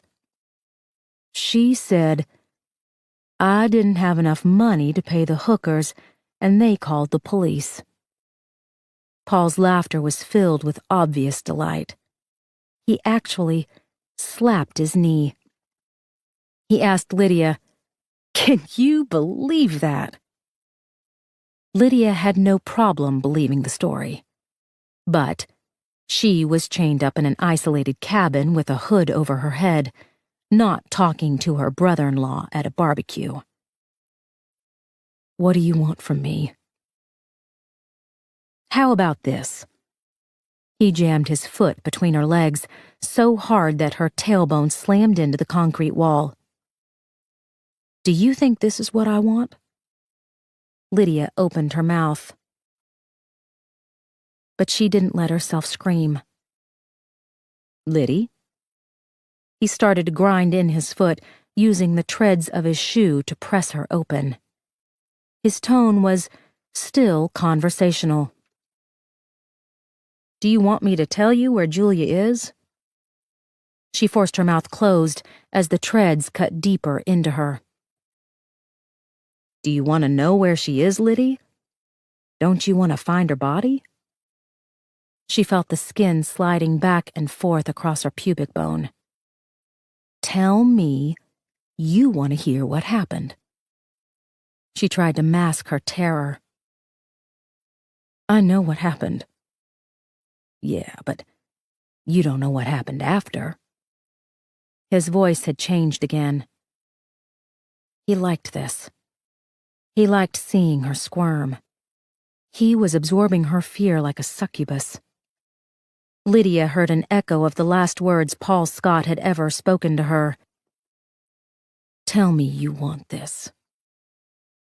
Her whole body shuddered at the memory. "Are you scared, Liddy?" Slowly he removed his foot. She had a second of relief, but then his fingers brushed across her breasts. Lydia tried to jerk away. His touch got harder as he moved his fingers to her collarbone, then down her arm. He pressed his thumb against her bicep until she felt like the bone was going to snap. "Please." The word slipped out before she could stop it. She had seen the movies he liked to watch. She had seen his files, filled with women he had raped. "Please don't do this." "How about this?" Paul grabbed her breast. Lydia screamed, his hand clamped down like a vice, and then he squeezed harder and harder. His fingers gouged deep into the tissue.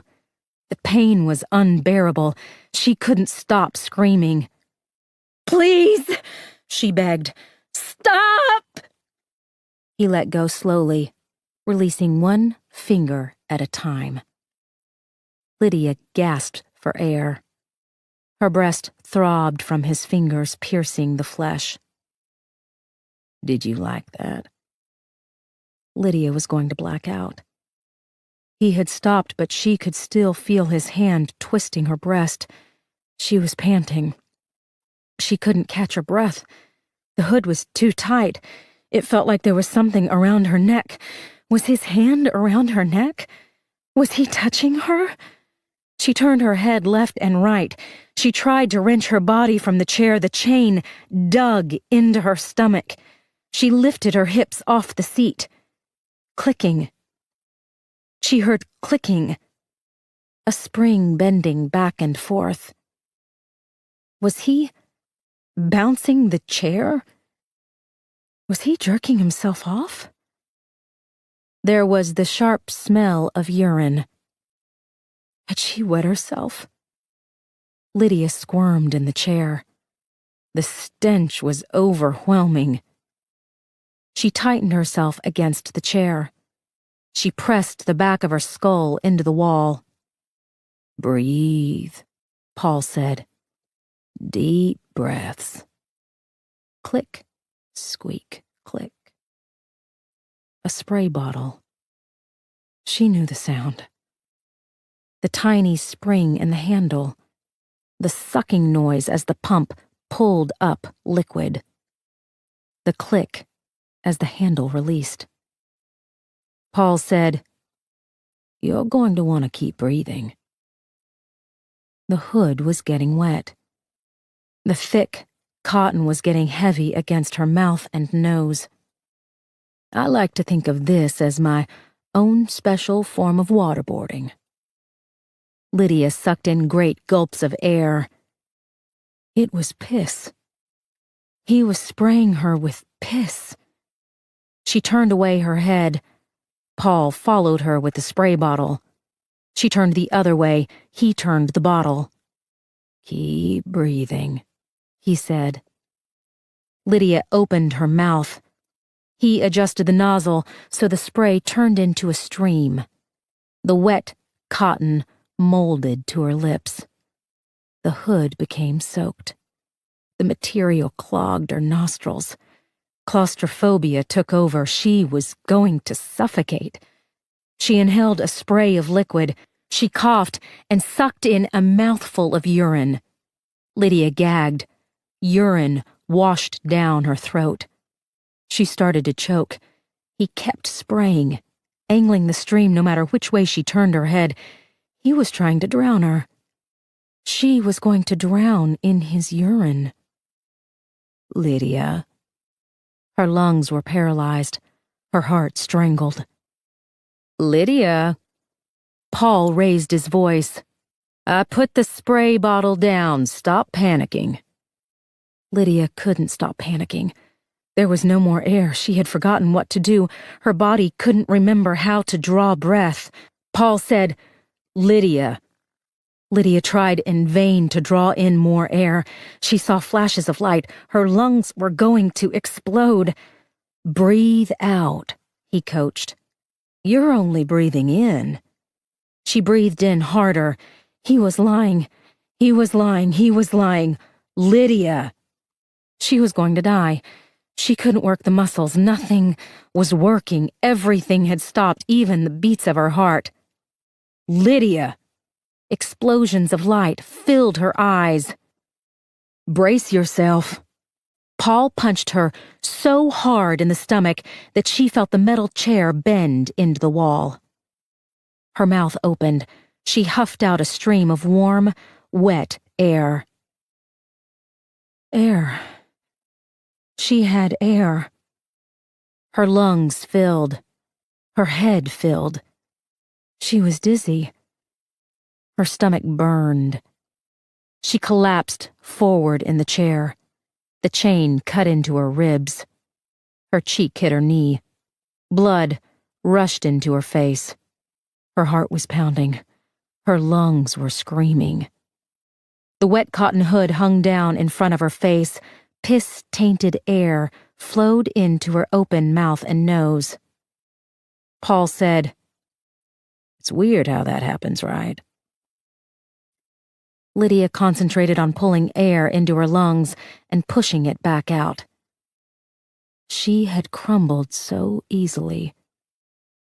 He had sprayed piss in her face, and she had been ready to give up. "You're beating yourself up," Paul guessed.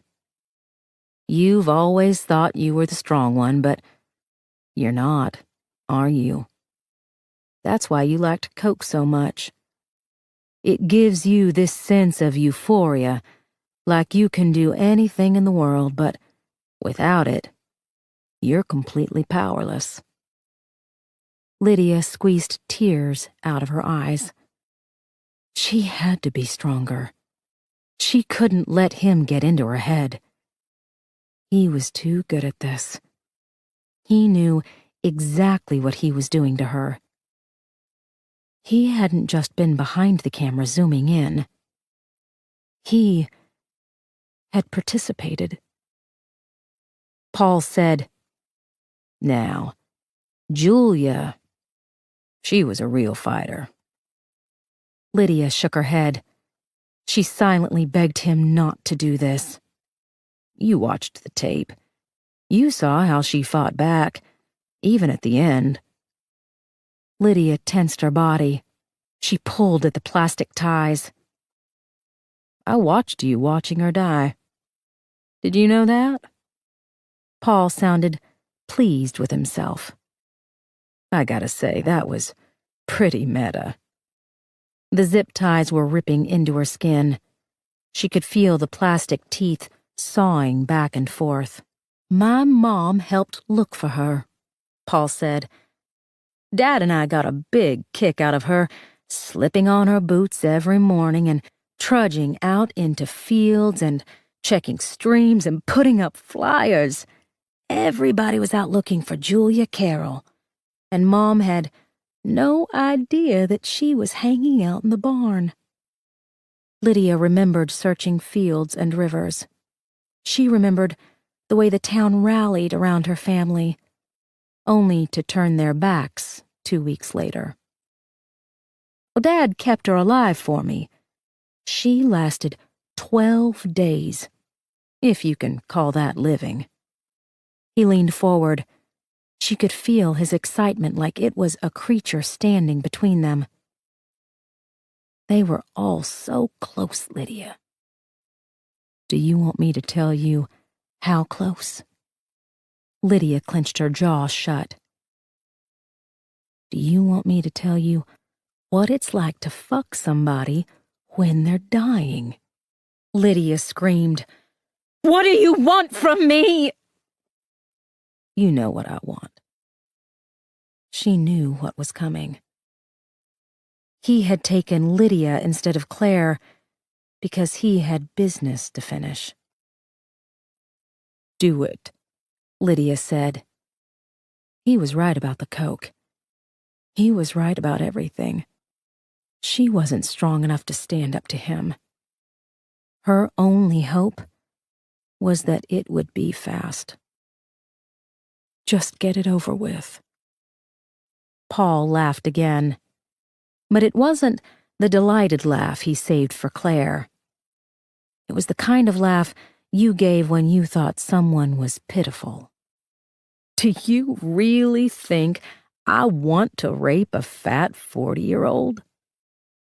Lydia hated herself for feeling the sting of his words.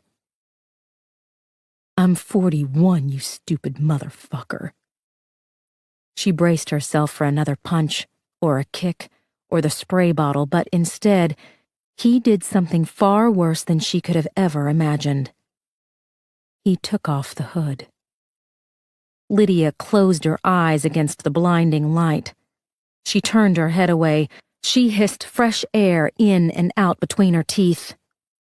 Paul said, "You can't keep your eyes closed forever." She squinted, trying to get her eyes to adjust to the light. The first thing she saw was her own hands clutching the green vinyl pads on the arms of the chair. Then the concrete floor. Wadded up fast food bags. A stained mattress. Lydia looked up at Paul. He held out his hands like a magician finishing a trick. She had been tricked. The ambient sound was coming from a pair of computer speakers. The leaves under her feet were on the floor of the garage. The wall behind her was stained concrete block. They were not in an isolated cabin in the woods. Paul had brought her back to the Fuller house. Chapter 17. Fred Nolan said, "Tell me about your relationship with your husband." Claire looked away from his smug face. They were in a cramped interrogation room inside the downtown FBI field office. She had her legs crossed under a cheap plastic table. Her foot was shaking uncontrollably. There was no clock in the room. Hours had passed.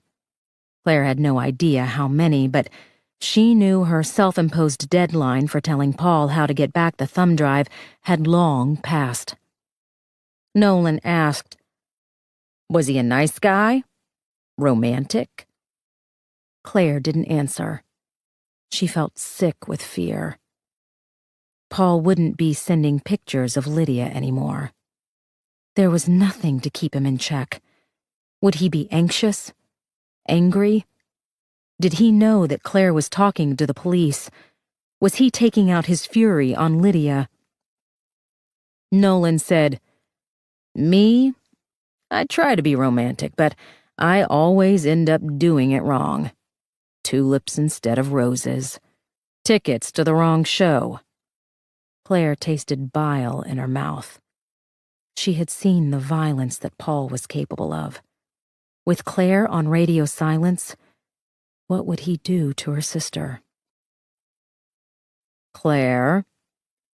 Tears filled her eyes. Lydia. She had to help Lydia. "Come on." Nolan waited a full minute before letting out a long, disappointed sigh. "You're just making this harder on yourself." Claire stared up at the ceiling so her tears would not fall. The clock on the Tesla had read 6:48 when she'd pulled into the parking deck under the FBI building. How long ago had that been?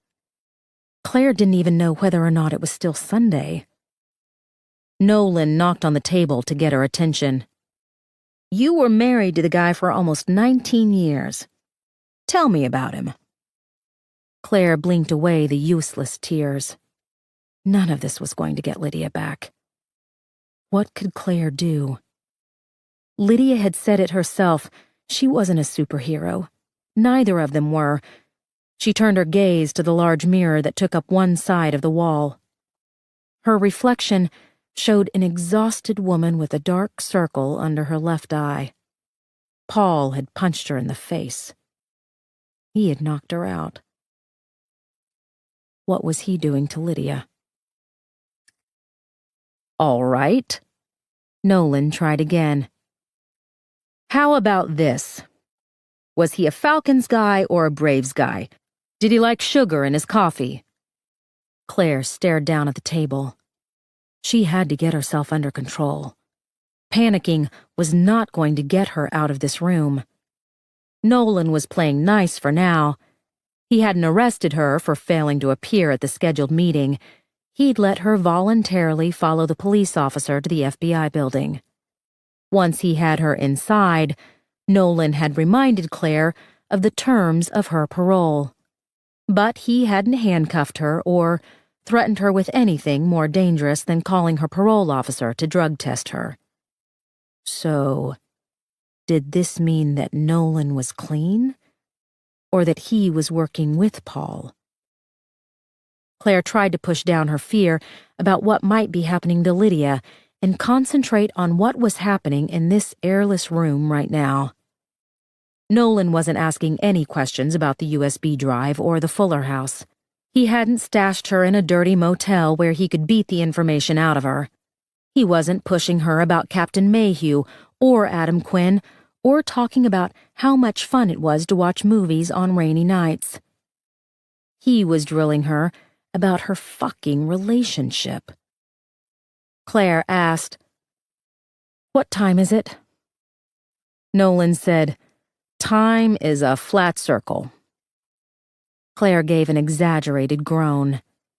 She was going to start screaming if she didn't get out of this room. She had Lydia's phone stashed down the front of her bra. Claire had turned it off after calling her mother. She couldn't text or call Paul. She didn't know her lawyer's phone number. She couldn't call Rick after telling him to take D and run as far as he could go. In the last 24 years, Claire had never once asked Helen for anything. Why on earth had she thought that reaching out to her now was a good idea? "Claire." She finally looked at Nolan. "This is the 5th time you've asked me a variation on that same question." "Humor me." "For how much longer?" "You're free to go." He indicated the door, and they both knew he meant free to go to her parole officer, because Nolan knew there were drugs in her system. Maybe he even knew that there was a gun in Claire's car. She had stashed the revolver in the driver's side door pocket, because that was slightly less obvious than hiding it in the trunk. She said, "I need to go to the bathroom. I'll get a female agent to escort you." Claire clenched her jaw. 3 times she had asked to use the bathroom. 3 times a female agent had taken her to the handicapped restroom and watched Claire use the toilet. She asked Nolan, "Are you scared I'm going to flush myself?" "Maybe you've got some drugs hidden in your clothes. You've been hanging around your sister a lot lately." He had played this card already. Claire did not rise to the bait.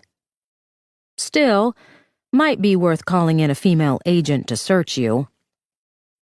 He was silent long enough to make Claire sweat. She didn't care if they found the gun inside the Tesla, but Lydia's iPhone was her only lifeline to Paul. There was no passcode on the phone.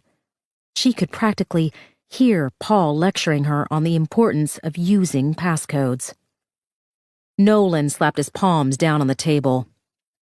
"You know, Claire, you should really start answering my questions." "Why?" "Because I'm with the FBI. My side always wins." "You keep saying that, but I do not think those words mean what you think they mean." He nodded appreciatively. "Rockin' a little Inigo Montoya. I like it." She looked at the mirror, wondering which great and powerful Oz was watching them. Johnny Jackson was her first bet. Captain Jacob Mayhew. Maybe even Paul. She could very well see him having the balls to walk into an FBI field office just to watch her squirm. Maybe they had invited him. Nolan asked, "Would you say that your relationship with Paul was good?" Claire gave in a little, because stonewalling hadn't worked the last 5 times. "Yes, I would say that my relationship with my husband was good." "Because?" "Because he certainly knew how to fuck me." Nolan took the baser meaning. "I've always wondered what it'd feel like to climb behind the wheel of a Lamborghini." He winked. "More of a Pinto man myself." Claire had never found self-deprecating men attractive. She stared at the two-way mirror. Paul was good friends with Johnny Jackson. Do you know him? The congressman? Nolan shifted in his chair. Sure. Everybody's heard of him. He did a lot for Paul. Is that right? Yes. She kept her eyes on the mirror. He gave Quinn and Scott billions in government contracts. Did you know that? I did. Claire let her gaze travel back to Nolan. Do you want me to tell you about Congressman Jackson and his relationship with Paul? Sure. Nolan's tone was even. We could start there. Claire studied the man closely. She couldn't get a read off him. Was he afraid? Was he eager? Johnny was an FBI agent back in the early 90s. That's true. Claire waited for more. And? He was one of the shittiest agents this office has ever seen. I don't recall reading that in his official bio. Nolan shrugged. He didn't seem afraid that Jackson would break through the mirror and strangle him. Claire said, he's been all over the press conferences with the Kilpatrick family. I said he was a shitty agent, not a shitty politician. Claire still couldn't read the man's expression. You don't sound like a fan. Nolan clasped his hands together on the table. On the surface, it seems like we're making progress, but when I think back on the last few minutes of our conversation, I get the feeling that you're questioning me instead of the other way around. You'll make a great detective one day. Fingers crossed. He flashed a grin. I want to tell you something about the FBI. You always win? Sure, there's that. And terrorists, of course. Kidnappers, bank robbers, pedophiles, nasty fuckers. But nuts and bolts, what we at the old FBI deal in day to day is curiosities. Did you know that? Claire didn't respond. He'd clearly given this speech before. Nolan continued. Local cops, they find something curious, they can't figure out, and they bring it to us. And we either agree that it's curious, or we don't. And generally, when we agree, it's not just the one curious thing, it's several curious things. He held up his index finger. Curious thing number 1. Your husband embezzled $3 million from his company. Only $3 million. That's curious. Because you're loaded, right? Claire nodded. Curious thing number 2. He added a second finger. Paul went to college with Quinn. He shared a dorm room with the guy. And then, when they were in grad school together, they shared an apartment. And then Quinn was best man at your wedding, and then they started the business together, right? Claire nodded again. They've been best friends for almost 21 years. And it seemed curious to me that after 21 years, Quinn figures out his best buddy is stealing from their company. The one they built together from the ground up. But instead of going to his buddy and saying, "Hey, what the fuck, buddy?" Quinn goes straight to the FBI. The way he put it together did seem curious. But Claire only said, "Okay." Nolan held up a third finger. Curious thing number 3. Quinn didn't go to the cops. He went to the FBI. You have domain over financial crimes. You've been reading our website. Nolan seemed pleased. But let me ask you again, is that what you'd do if your best friend of 21 years stole a small, almost negligible amount of money from your zillion-dollar company. Find the biggest, baddest stick to fuck him with? The question gave Claire a different answer. Adam had turned Paul into the FBI, which meant that Adam and Paul were not getting along. Either Adam Quinn didn't know about the movies, or he knew about the movies and he was trying to screw over Paul. Claire asked Nolan, "What did you do next?" "How's that?" "You investigated Adam's complaint about the money. You must have talked to the accountants.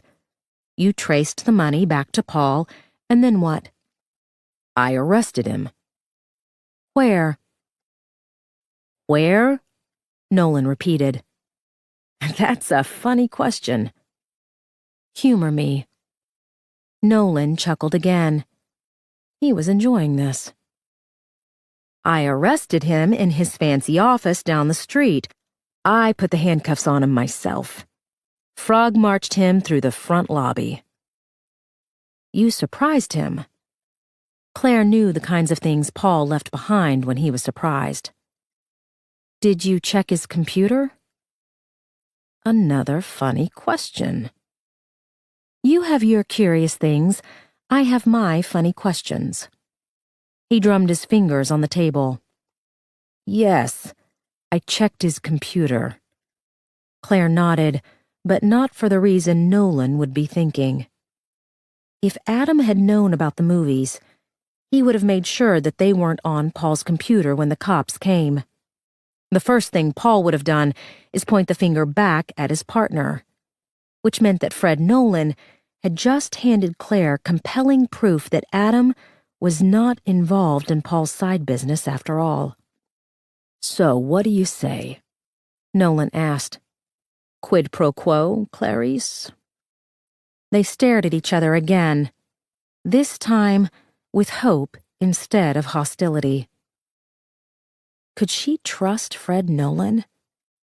He worked with the FBI. Then again, so had Johnny Jackson. Maybe Nolan's trash talk about the congressman was meant to draw her out. Give a little, get a little more. Or perhaps Nolan was being truthful. Paul was always telling Claire that she never trusted people, that she held back too much. She asked, "What do you want to know?" A smile broke across his face. "Did Paul slip you something before he died?" The key tag. She almost laughed with relief. This entire dance had been to move them toward the key tag. Claire chose to sound obtuse. "Are you making some kind of sexual innuendo because of what my husband and I were doing in the alley?" "No." The question clearly knocked him off his game. "Absolutely not. I just want to know if he slipped you, gave you, something. Anything. It could be small or big or—" Claire stood up. "You're disgusting." "Wait." He stood up too. "I'm not being an asshole." Claire employed one of Grandma Jenny's quips. If you have to say you're not doing something, then you probably are. "I need you to sit down." Nolan wasn't playing around anymore. There was nothing flirty or silly about his tone. "Please." Claire sat back down, her spine straight in the chair. She could almost feel the power shifting back to her side. Nolan was going to lay all of his cards on the table, and she knew what the first card would be before he even showed his hand. He said, "He's alive." Claire asked, "Frankenstein?" "No." Nolan smoothed down his tie. "Paul. He's not dead." Claire twisted her face into what she hoped was an expression of disbelief. "Your husband is alive." "I am sick of your bullshit, Agent Nolan." She forced some haughtiness into her voice. I knew you were reprehensible, but I didn't know you were cruel. I'm sorry. He held out his hands as if none of this was his fault. I'm being straight with you. Your husband is alive. Claire tried to show surprise, but it felt too fake. She looked away. Coldness had always worked to her advantage. I don't believe you. No more bullshit, Nolan said. We helped him fake his death. Claire kept her gaze turned away. She had to remind herself that she wasn't supposed to know the extent of Paul's crimes.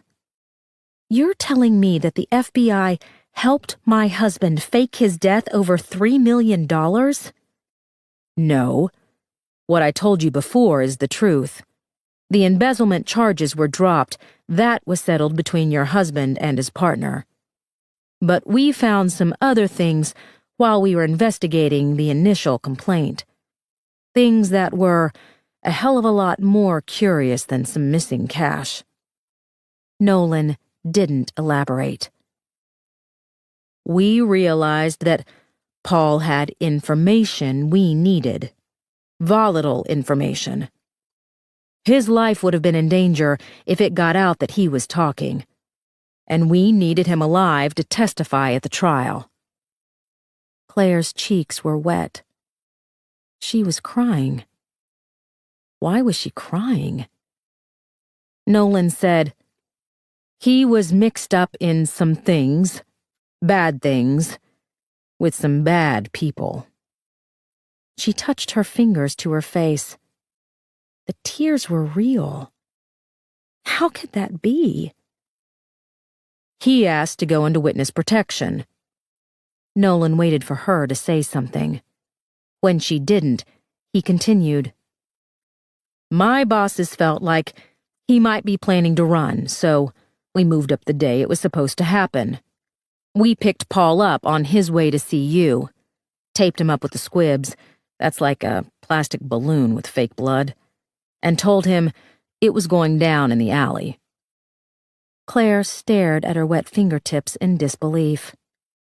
She couldn't be crying for Paul. She wasn't that stupid. Was she crying for herself? For Lydia? For her mother who had never come? Claire looked up at Nolan. He'd stopped talking. She should say something now. Ask a question, make a comment. She said, Did you know Paul was going to meet me? That I would see it? That was part of the agreement. This time, Nolan looked away. He wanted it to happen in front of you. Claire's hands were shaking again. She longed for a time when nothing on her body shook with rage or fear or whatever mixture of hate and betrayal she was feeling right now. The paramedics. We're undercover agents. Detective Raymond was in on it too. The man at the funeral home? It's amazing what people will do for you when you threaten to sic the IRS on their financial records. They asked me if I wanted to see the body. Paul said that you wouldn't. Claire clenched her fists. She hated that he knew her so well. What if he was wrong, and I asked to see it? Well, it's not like on TV. We show you the image on a screen. The body's usually in another room with a camera pointed on it. Claire shook her head. She couldn't fathom the level of deceit at play. All to help Paul. All to give him a new life without Claire. I'm sorry. Nolan reached into his jacket. He handed Claire a handkerchief. She stared at the neatly folded white cloth. His initials were embroidered in the corner. She said the things she had wanted to say to Paul. I watched him die. He was in my arms. I felt his skin go cold. A lot can happen in your head when you're in a bad situation like that. You think I imagined those things? I saw blood pouring out of him. Yeah, we put 2 squibs on him. Probably could have gotten away with just 1. But the knife... The knife was fake too, retractable. The plastic on the squibs only takes a little bit of pressure. The killer... Claire thought of the snake tattoo on the man's neck. He looked real. Yeah, well, he's a real bad guy. One of my confidential informants, a low-level drug dealer who'll do anything to stay out of jail. Claire put her hand to her head, where the snake man had nearly ripped open her scalp. Yeah, sorry. He got a little carried away, but Paul went off script, and my guy got pissed. That thing at the end where Paul turned into a ninja turtle, that was not in the program. She patted the edge of the handkerchief underneath her eyes. She was still crying. This was crazy. She wasn't in mourning. Why was she crying? Nolan said, "The ambulance brought Paul to the parking garage downstairs. He was supposed to have some information on him, but, surprise, he didn't have it." Nolan was obviously still angry about this part. He told me it was in his car. We waited until nightfall, just me and him, very low-key. We were walking down the street talking about next steps. Your husband's all about the big picture. Then we get to his car, and he's rummaging around inside the glove box, and I'm thinking, what the fuck? Do I look like a fiddle that needs playing? And he says, "Here it is." And I'm thinking he's just being an asshole because the guy's a real asshole. And he comes out of the car, and I've got my hand palm up like some kind of stupid kid thinking he's gonna get some candy, and boom, the asshole cold cocks me. Claire looked at the yellow-purple swirl around Nolan's eye. I know, right? Nolan pointed to his eye. Dropped me like a sack of hammers. I was seeing Tweety birds, and then I was seeing that asshole skipping up the street like a fucking schoolgirl. He turns around at the corner and gives me one of these. Nolan gave 2 thumbs up as he flashed a fake grin. By the time I managed to peel my sorry ass off the sidewalk, turn the corner myself, he's in the wind. Nolan looked both annoyed and impressed. I gotta say, it's not the only reason, but it's part of the reason I really, really want to find your husband. Claire shook her head. This still didn't make sense. Paul asking to be placed in witness protection? He would never hand someone else control over his life. They wouldn't let him be an architect in witness protection. They wouldn't let him draw attention to himself or his career accomplishments. There had to be something else he was trying to get out of the FBI. She was missing a detail or a stray word that would put together the puzzle. Nolan said, "Look, I know I've been a dick, but I wasn't sure whether or not you knew about your husband's extracurricular activities." The embezzling? No, not that. Like I said, the money case is closed as far as we're concerned. I mean the other stuff. Claire stared in disbelief. How could anyone think she would know about the movies and sit idly by? But Nolan hadn't talked about the movies. He had only talked about Paul knowing some bad people who were mixed up in some bad things. She asked, what else was he involved in? Maybe it's good you don't know, Nolan said. I can tell he kept you in the dark. Think of it as a blessing. I see your hand shaking, the confusion in your eyes. But you need to understand that the man you loved, the guy you thought you were married to, is dead. He doesn't exist anymore. Hell, maybe he never existed. He wasn't telling Claire anything she did not know. Why do you think that? We had a shrink take a look at him. WITSEC, that's Witness Security with the Marshals Service. They always want a profile of anybody they put into the system.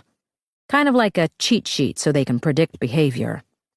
Claire doubted a stadium full of shrinks could predict her husband's behavior. And? He's a non-violent, borderline psychopath. They were wrong about the non-violent part. Borderline, she asked. Why did she want to hold on to that word? To think that Paul wasn't a total psychopath because he was still capable of loving her? Nolan said, "He's been living a parallel life. There's the guy who's married to this beautiful woman and has this successful career and lives in a $1 million mansion. And then there's the real guy who's not very nice." Not very nice, Claire echoed. What a massive fucking understatement. You said they found him non-violent. They did, but I'm the dumbass who took a hit in the eye, so I'm bound to think otherwise. Why were you helping him if he's such a bad person? Because the real Paul Scott knows the identity of a very bad man who needs to be in prison for a very long time. Nolan glanced back at the mirror. That's all I can tell you. Straight up, no bullshit. That's how the system works. You can do something bad. We let you go if you can point us towards somebody doing worse. And believe me, this is a hell of a lot worse. Claire looked down at her hands. Clever Paul. He hadn't just fooled Claire with his movie editing skills. He had fooled the Federal Bureau of Investigation. They had found the disgusting movies on his work computer, and he had dangled the identity of the masked man in front of their faces in return for his freedom. She asked Fred Nolan a question she knew she would eventually ask herself. You said he wanted to go into witness protection. He was just going to leave me? Just like that? I'm sorry, but trust me, you're better off. Did Adam Quinn know about the other stuff Paul was mixed up in? The name of the bad man? No. We grilled the shit out of him. He had no idea. Nolan picked up on her distress. I can see why you stepped out on your husband. He really didn't deserve you. Claire agreed, but she had caught Nolan in a lie. If Paul was planning to run, why would he slip me something before we went into the alley? Backup plan? Nolan guessed. There was no guarantee he'd be able to get the drop on me. I want to get this straight. Claire turned around all the cards he'd just laid out so he could see them from her perspective. You caught Paul doing something bad, something worse than embezzling. He told you that he knows the identity of this boogeyman. You said he was taking you to his car to show you some kind of proof. So I'm going to guess that's a photograph or a document or something electronic, which means it has to be stored on a piece of paper or a disk or a flash drive or something like that. Something he could fit in his glove box. Something that could be slipped to me before we went into the alley. Nolan shrugged, but she could read him now, and she could tell that he was getting nervous. You also said that Paul's life would have been in danger if it got out that he was sharing this information about the boogeyman. Right. So that gives you all the power. Paul needs you more than you need him. I mean, yes, you want to make a case, but Paul wants to live. You said his life was in danger. You're the only one with the resources to protect him.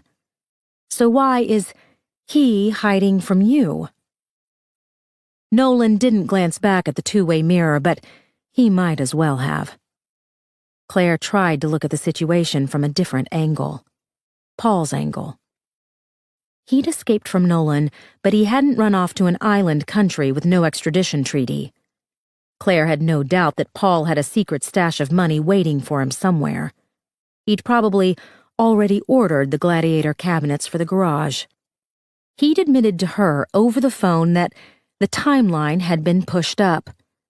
But that didn't explain why he was sticking around. The FBI couldn't find him. But as Lydia would say, so what? Paul was a free man. He didn't need to go into witness protection. He didn't need the FBI. He didn't need anything. Except for whatever was on the USB drive. The door shook as someone pounded a fist against the flimsy wood. "Claire!" Claire recognized the angry voice of her lawyer on the other side of the door.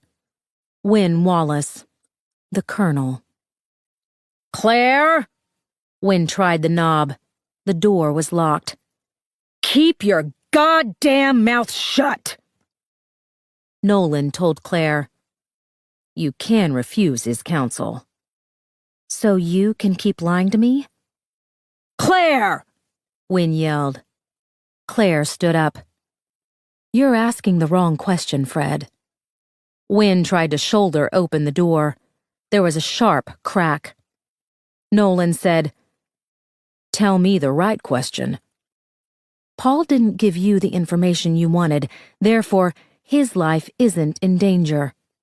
He should be on a beach somewhere. Why is he sticking around?" Nolan hacked like a dog with a string down its throat. "You've seen him?" Claire opened the door.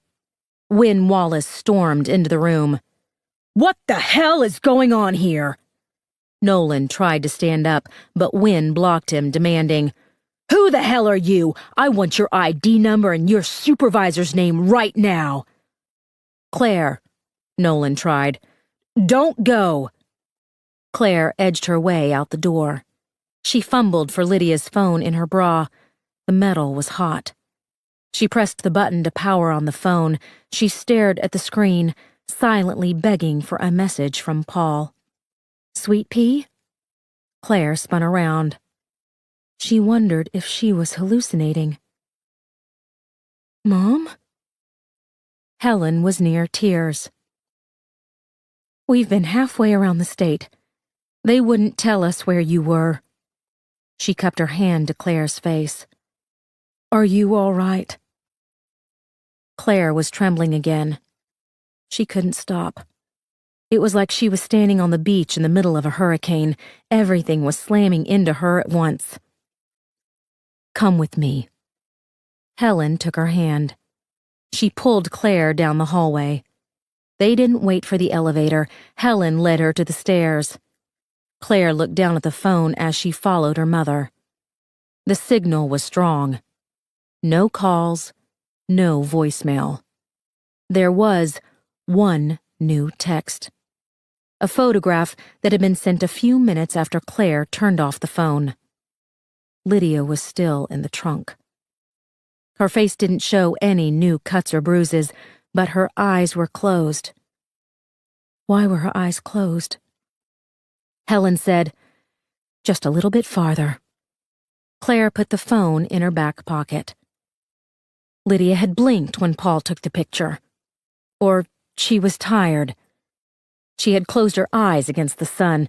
No, it was dark in the photo. Lydia was being contrary. She didn't want Paul to get his way. She was trying to make trouble because that's what Lydia did. Claire's knees felt weak. She almost stumbled. Helen helped her down another 2 flights of stairs. Finally, she saw the sign for the lobby. Instead of going through the marked door, Helen took her through the emergency exit. The sunlight was faint, but Claire still shielded her eyes with her hand. She looked around. They were standing on the corner of Peachtree and Alexander. Traffic was starting to fill the streets. She asked Helen, "What time is it?" 5:30 in the morning. Claire leaned back against the wall. She had been inside the building for almost 12 hours. What could Paul do to Lydia in 12 hours? Claire. She waited for her mother to lay into her, to demand an explanation for why she had to find a lawyer and rescue her daughter from the FBI. Instead, Helen stroked Claire's cheek and asked, "What can I do to help?" Claire was speechless with gratitude. She felt like decades had passed since someone had offered her something as simple and genuine as help. "Sweetheart," Helen said, "nothing is so bad that it can't be fixed."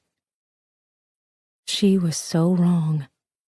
But Claire forced herself to nod. Helen stroked back her hair.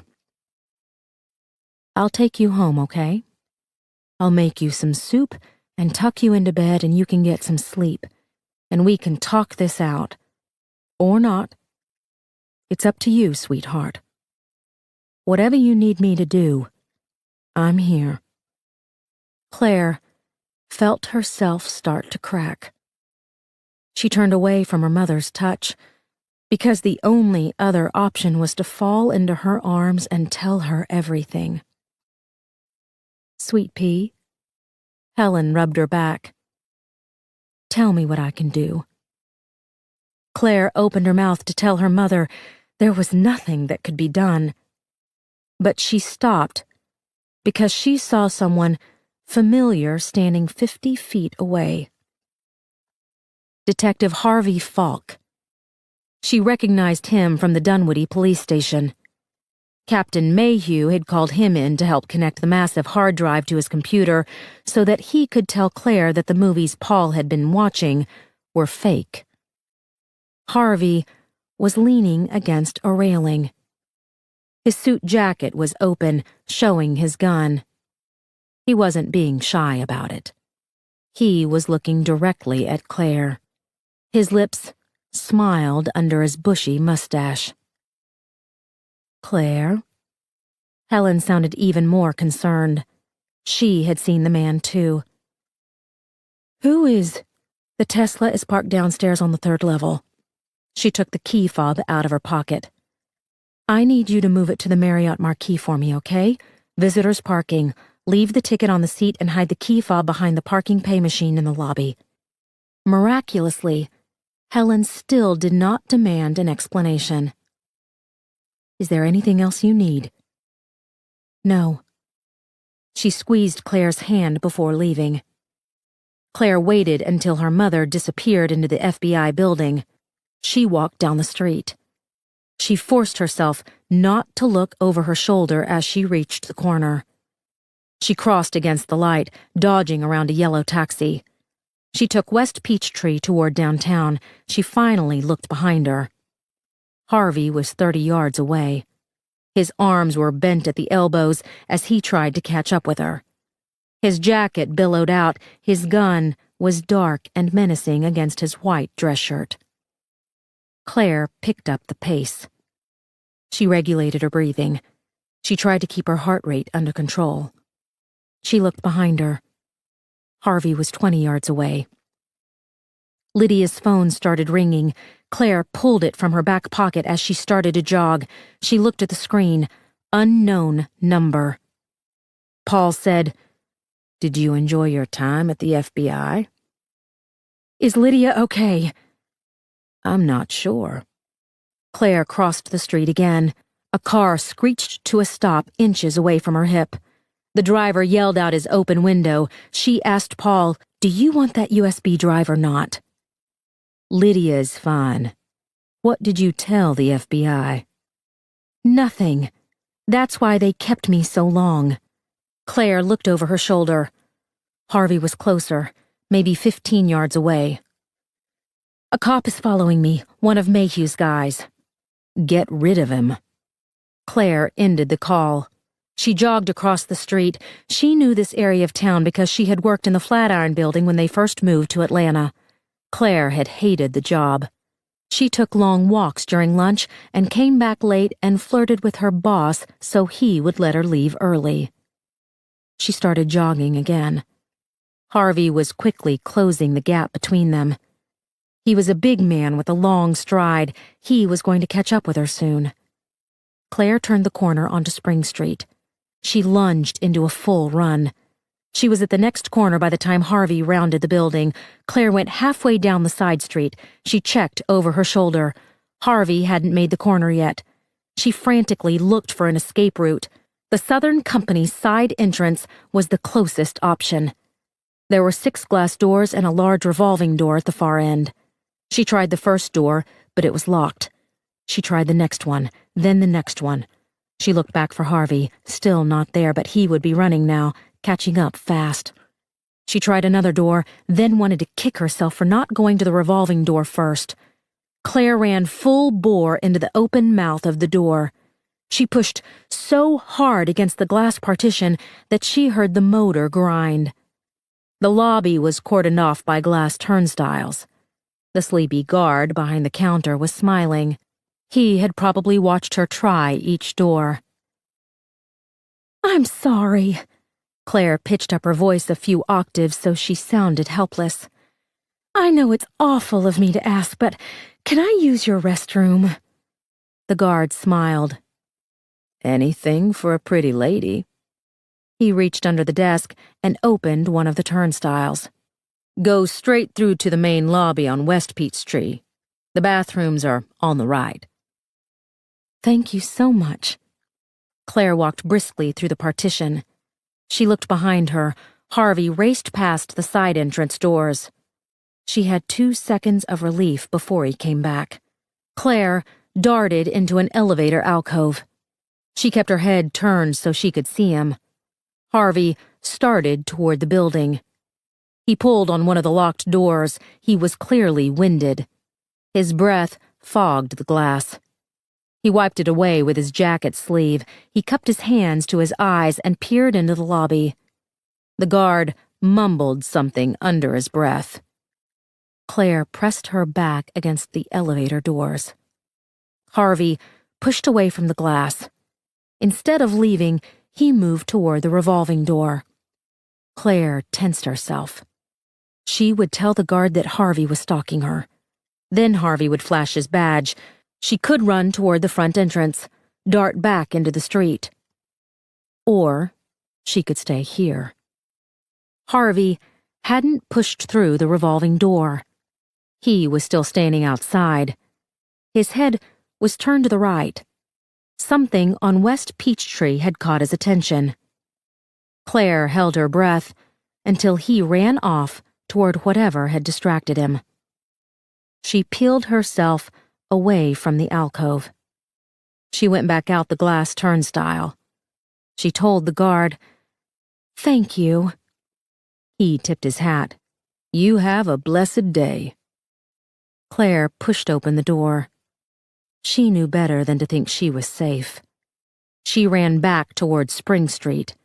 She hooked a left onto Williams. Her feet pounded against the cracked sidewalk. There was a mist of rain in the air. Claire scanned the area behind her as she kept running. She tried to orient herself. Staying on the street was not an option. There had to be somewhere to hide, but it was too early for any of the cafes to be open. Lydia's phone rang. Claire didn't slow as she answered. "What?" Paul said, "Take a left. Go to the Hyatt Regency." Claire kept the line open. She took the left. She saw the Hyatt in the distance. Her knees hurt. Her legs were screaming. She was used to running on the treadmill, not up and down hills and over cracks in the concrete. Sweat dripped from her scalp and down her back. The waist of her jeans was starting to chafe. She gripped the phone in her hand as she ran. How was Paul tracking her? Was Mayhew tag-teaming Harvey? Were they trying to funnel her into a location where they could grab her? The bellhop outside the Hyatt opened the door when he saw Claire round the drive. If he thought it was odd that a grown woman dressed in jeans and a button-down shirt had gone for a run at 6 in the morning, he didn't say. Inside the building, Claire slowed her pace. She followed the signs to the women's restroom. She pushed open the door. She checked the stalls to make sure they were empty. Claire locked the last stall door. She sat down on the toilet. She was panting for breaths when she said, "Let me speak to Lydia." "I can let you hear her scream." Claire put her hand to her mouth. What had he done? 12 hours. He could have Lydia in Key West or New Orleans or Richmond by now. He could be torturing her and beating her and... Claire couldn't let herself think of the and. Paul asked, "Still there?" She fought back the overwhelming agony that came from knowing exactly what her husband was capable of. "You said you weren't going to hurt her." "You said you were going to call me back." "I will drive over that fucking USB drive with a Mack truck." Paul had to know that Claire would do it. She had never been averse to burning bridges she was still trying to cross. He asked, "Where is it?" Claire tried to think of an area she was familiar with, but Paul was not. "It's at the Wells Fargo on Central Avenue." "What?" He sounded concerned. "That's a very dangerous area, Claire." "Are you really worrying about my safety?" "You need to be careful," he warned. "Where is the bank exactly?" "Near the main post office." Claire had driven to the post office several times to drop off mailers for the Humane Society. "I'll go get it right now. We can meet somewhere and... It's almost 6 in the morning. The bank won't be open until 9. Claire waited. "You can't leave now. You'll get carjacked if you park the Tesla on Central for that long." She could practically hear the wheels turning in his head. "Stay in the hotel. At 8:30, drive down to Hapeville. That should get you there right when the bank is opening." "Okay." "Traffic will be bad coming back. Get on 75 and wait to hear from me." Claire didn't ask how he would know where she was because she was beginning to think Paul knew everything. "Nolan told me what you did." "Is that right?" Claire didn't elaborate, but they both knew Nolan had only seen what Paul wanted him to see. "He said you wanted to be in witness protection." "That wasn't going to happen." "He said you wanted me to watch you die." Paul was quiet for a moment. "It had to seem real. I was going to come back for you. You know that." Claire didn't respond. Paul said, "I'm going to take care of this. You know, I always do." Claire took a stuttered breath. She couldn't stand the soft, reassuring tone of his voice. There was still an infinitesimal part of her that wanted her husband to somehow make it all better. But Fred Nolan was right. The Paul she had known was dead. This stranger on the other end of the phone was an imposter. Or maybe he was the real Paul Scott, and her husband, her friend, her lover, had been the lie.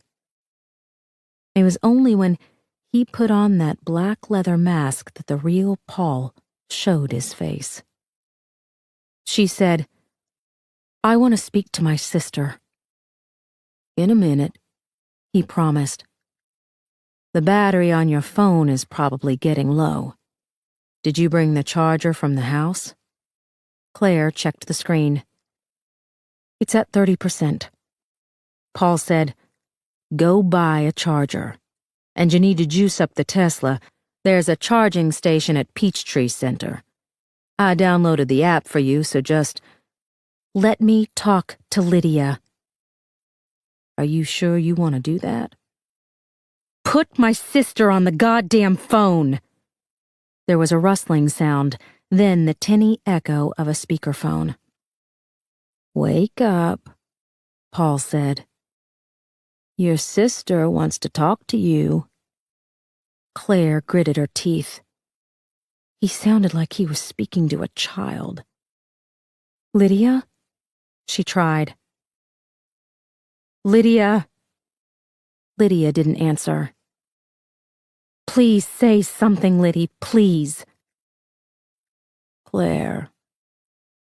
Her voice was so flat, so lifeless that Claire felt like a hand had reached inside her chest and ripped out her heart. Liddy, Claire said, please just hold on. I'm doing everything I can. Lydia mumbled. It's too late. It's not too late. I'm going to give Paul the USB drive and he's going to let you go. Claire was lying. They all knew that she was lying. She started crying so hard that she had to brace herself against the wall. Hold on a little while longer. I'm not going to abandon you. I promised you. Never again. I forgive you, Claire. Don't say that now. Claire bent at the waist. Tears fell onto the floor. Tell me when you see me, okay? Tell me when this is over. I forgive you for everything. Pepper, please. I'm gonna make this right. I'm gonna make everything all right. It doesn't matter, Lydia told her. I'm already dead. Chapter 18. Paul was smiling when he put the phone down on the table beside the black hood.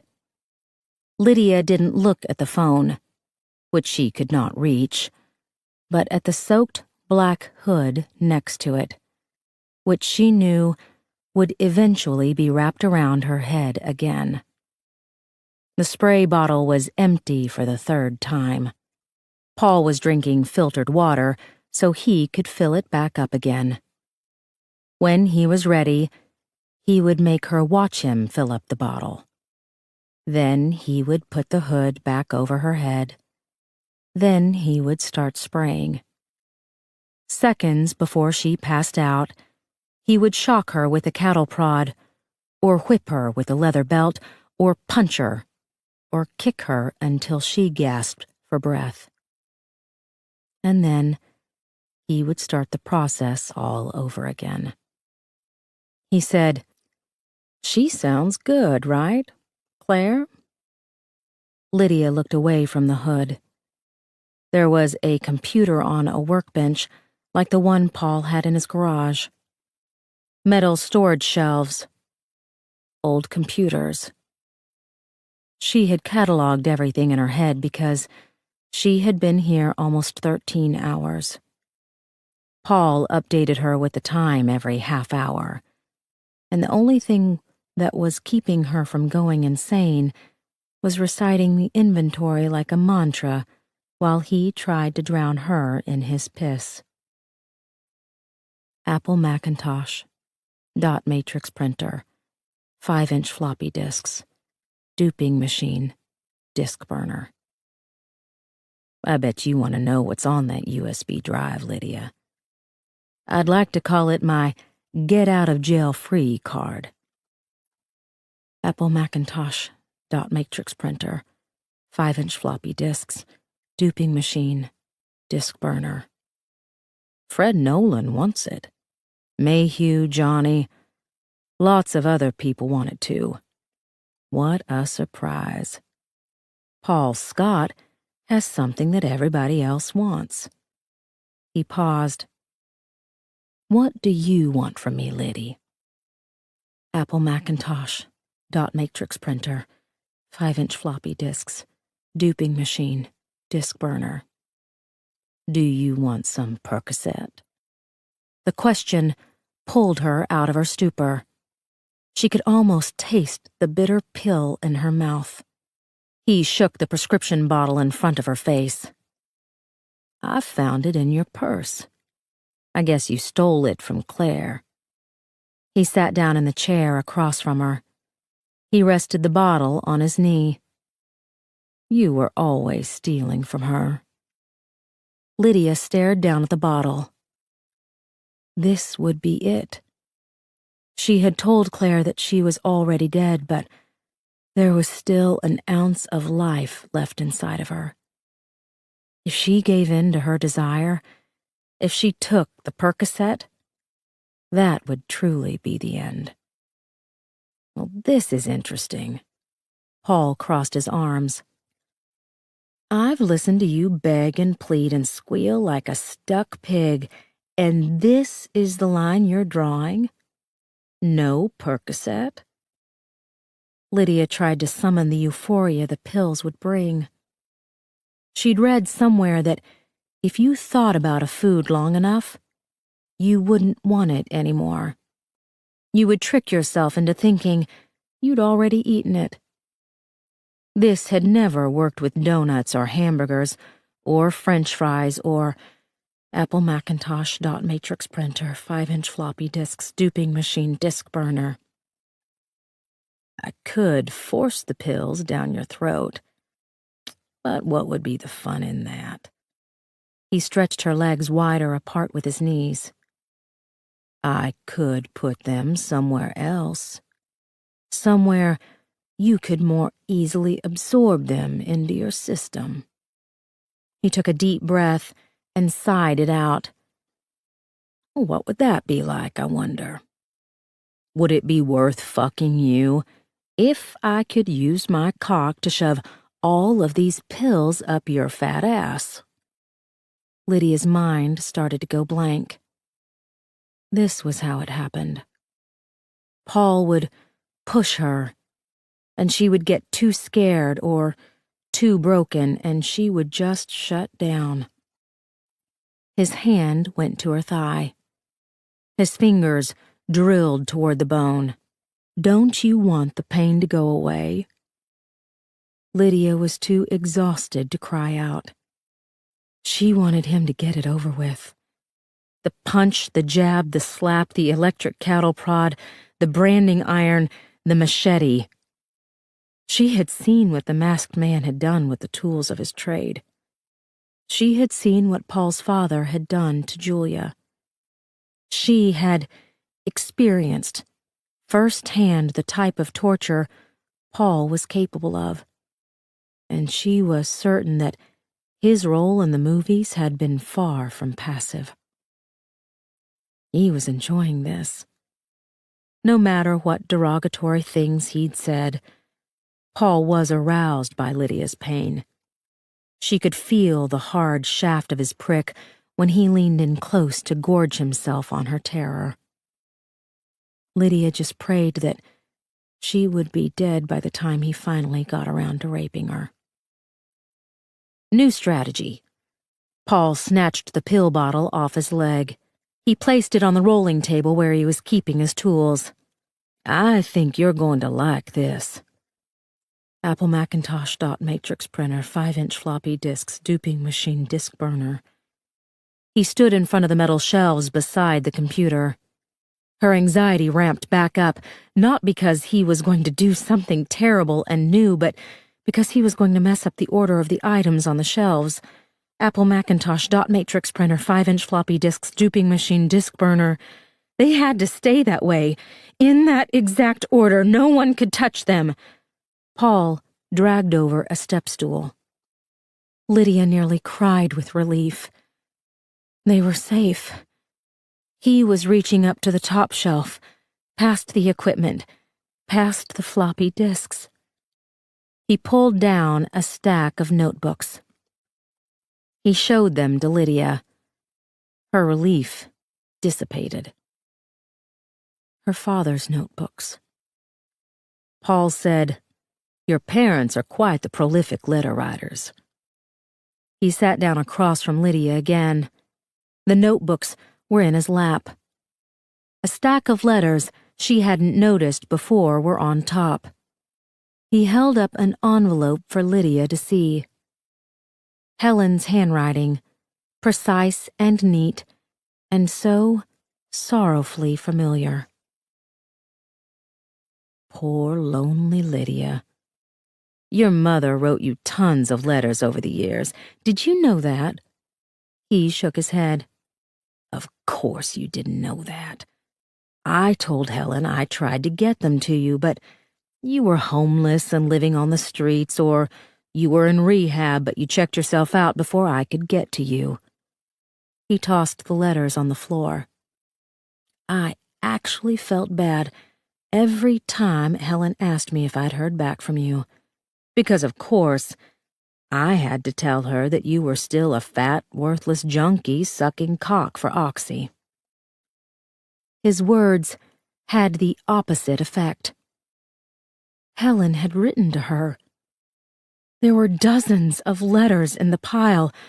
Her mother still cared. She hadn't given up. Helen would have been a great grandmother to Dee. Dee. Lydia couldn't even summon her face. She had lost all images of her daughter the second time Paul had electrocuted her with a cattle prod. I wonder if she'll check out when Dee goes missing the same way she did after Julia was gone. He looked up. You wouldn't remember this, but Claire was all alone after Julia. Lydia remembered it. She had been there. Every night, poor little Claire was all by herself in that big house on Boulevard, listening to your worthless piece of shit mother cry herself to sleep. No one cared if Claire cried herself to sleep, did they? You were too busy stuffing every hole in your body. That's why she fell so hard for me, Liddy. Claire fell for me because none of you were there to keep her from falling. Apple Macintosh, dot matrix printer, 5-inch floppy disks, duping machine, disk burner. These. Paul held up one of her father's notebooks. Your dad didn't care about Claire either. All of his letters were to Julia. Claire read most of them, at least the ones he wrote before she went to college. Think about how that made her feel.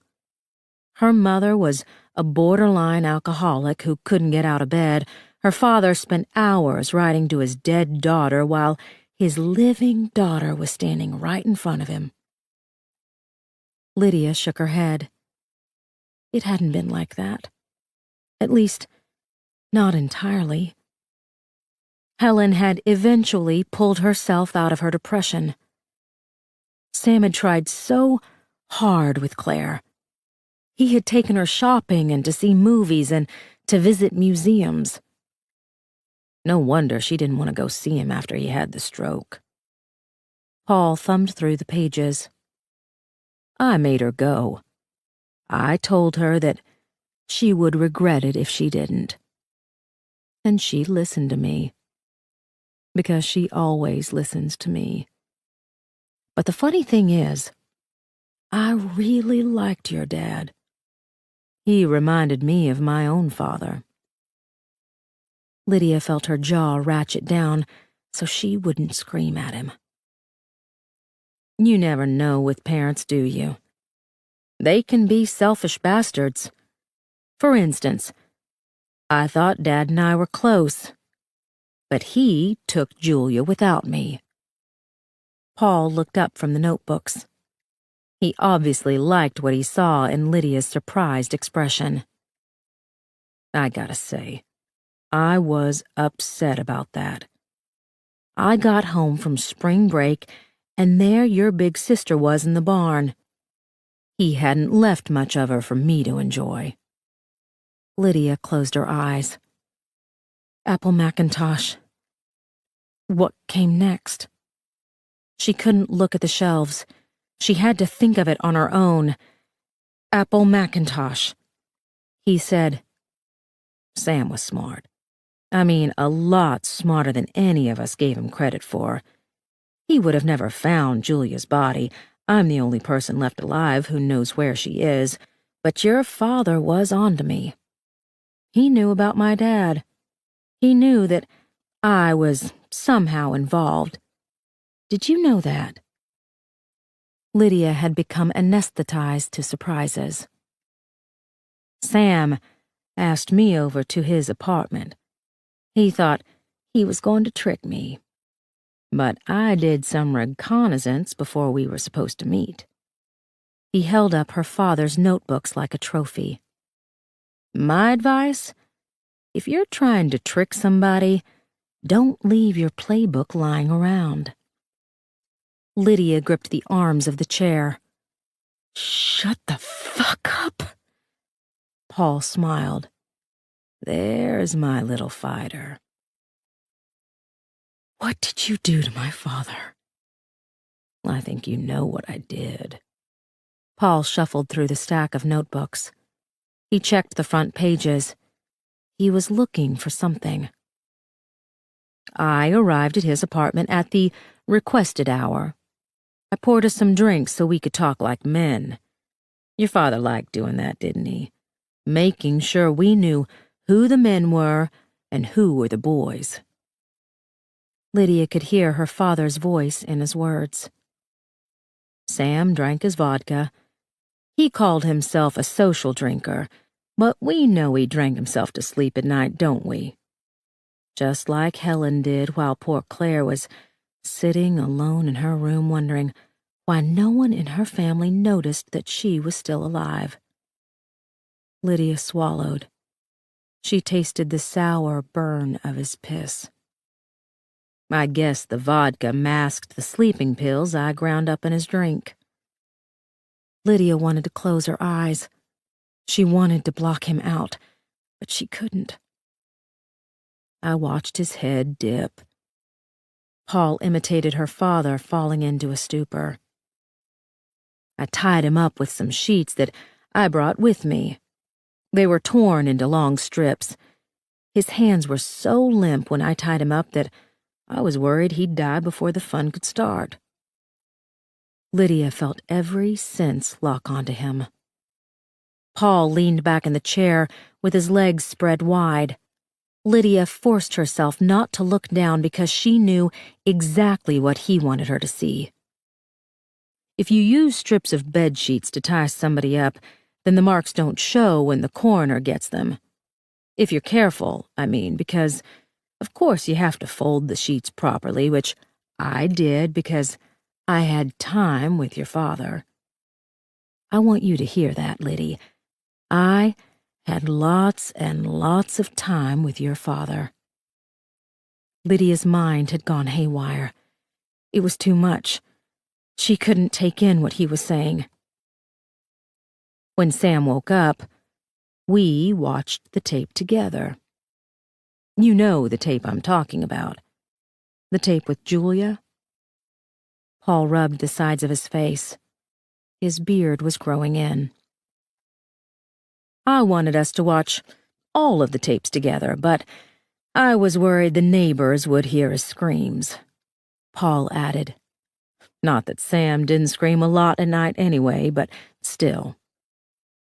Lydia listened to the steady in and out of her own breathing.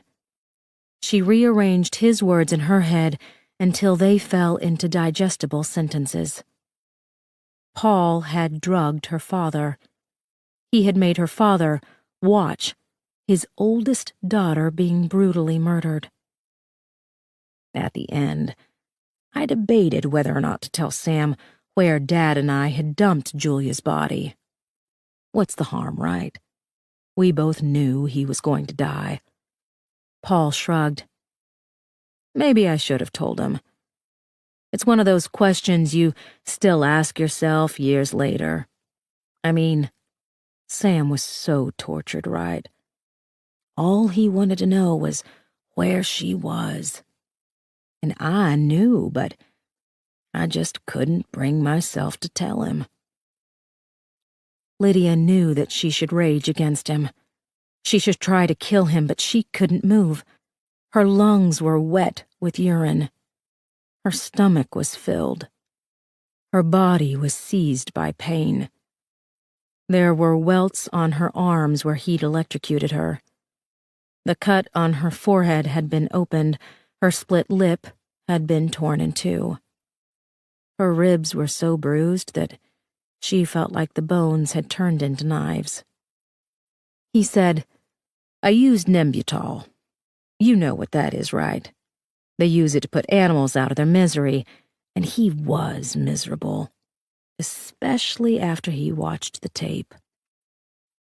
Paul had found the notebook he was looking for. "Here you go." He held up the page so Lydia could see. The bottom half was torn away. "Look familiar?" Her father's suicide note had been written on a torn-off sheet of notebook paper. Lydia could still see his shaky words in her head. "To all of my beautiful girls, I love you with every piece of my heart. Daddy." Paul said, "I think I chose a good line, don't you?" He put the notebook back in his lap. "I chose it for Claire, really, because I thought that the line was particularly true about her. All his beautiful girls. You were never really beautiful, Lydia. And Julia, I told you I still visit her sometimes. She's no longer beautiful. It's been sad watching her decay over the years. The last time I checked in on her, she was just rotten bones with long strands of dirty blonde hair and those stupid bracelets she used to wear on her wrist. You remember those? Bangles. Julia had worn bangles on her left wrist and a big black bow in her hair. And she'd stolen Lydia's saddle Oxfords to complete the outfit because she'd said they looked better on her anyway. Suddenly, Lydia had too much saliva in her mouth. She tried to swallow. Her throat spasmed. She coughed. "Don't you want to know where Julia is?" Paul asked. "It's really the one thing that broke you all apart. Not her disappearance, not her probable death, but the never knowing. Where is Julia? Where is my sister? Where is my daughter? The not knowing completely destroyed every single one of you. Even Grandma Jenny, though the old bitch likes to act like the past is past." Lydia felt herself start to slip back into that in-between space. There was no use listening to him anymore. She already knew everything she needed to know. Dee and Rick loved her. Helen had not given up. Lydia had forgiven Claire. 2 days ago, she would have panicked if someone had told her that she had a finite amount of time to settle all of her affairs. But when she got down to it, her family was really the only thing that mattered. "I visit Julia sometimes." Paul was studying her face to gauge his words. "If you had a dying wish, wouldn't it be to know where Julia is?" Apple Macintosh, dot matrix printer, 5-inch floppy disks, duping machine, disk burner. "I'm going to read you some selections from your father's journals. And then I'm going to waterboard you again in," he looked at his watch, 22 minutes. All right? Apple Macintosh, dot matrix printer, 5-inch floppy disks, duping machine, disk burner. Paul rested the notebook in his lap on top of the others. He started reading aloud. "I remember the first time your mother and I walked you through the snow. We wrapped you up like a precious gift. The scarf was wound so many times around your head that all we could see was your little pink nose." His voice Paul had known her father. He had spent hours with him, even up to his last hours. And he knew how to read Sam's words with the same soft cadence that her father had always used. "We were taking you to see your Grandma Jenny. Your mother, of course, was not pleased with this particular errand." "Yes," Lydia said. Paul looked up from the page.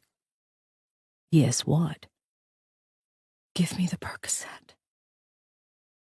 "Sure." Paul dropped the notebooks on the floor. He unscrewed the top from the spray bottle. "But first, you have to earn it." Chapter 19. Claire sat on the toilet with her elbows on her knees and her head in her hands. She had cried herself out. There was nothing left inside of her. Even her heart labored to beat in her chest. The slow thumps were almost painful. Every time she felt the pulse, her brain silently said the word, "Lydia.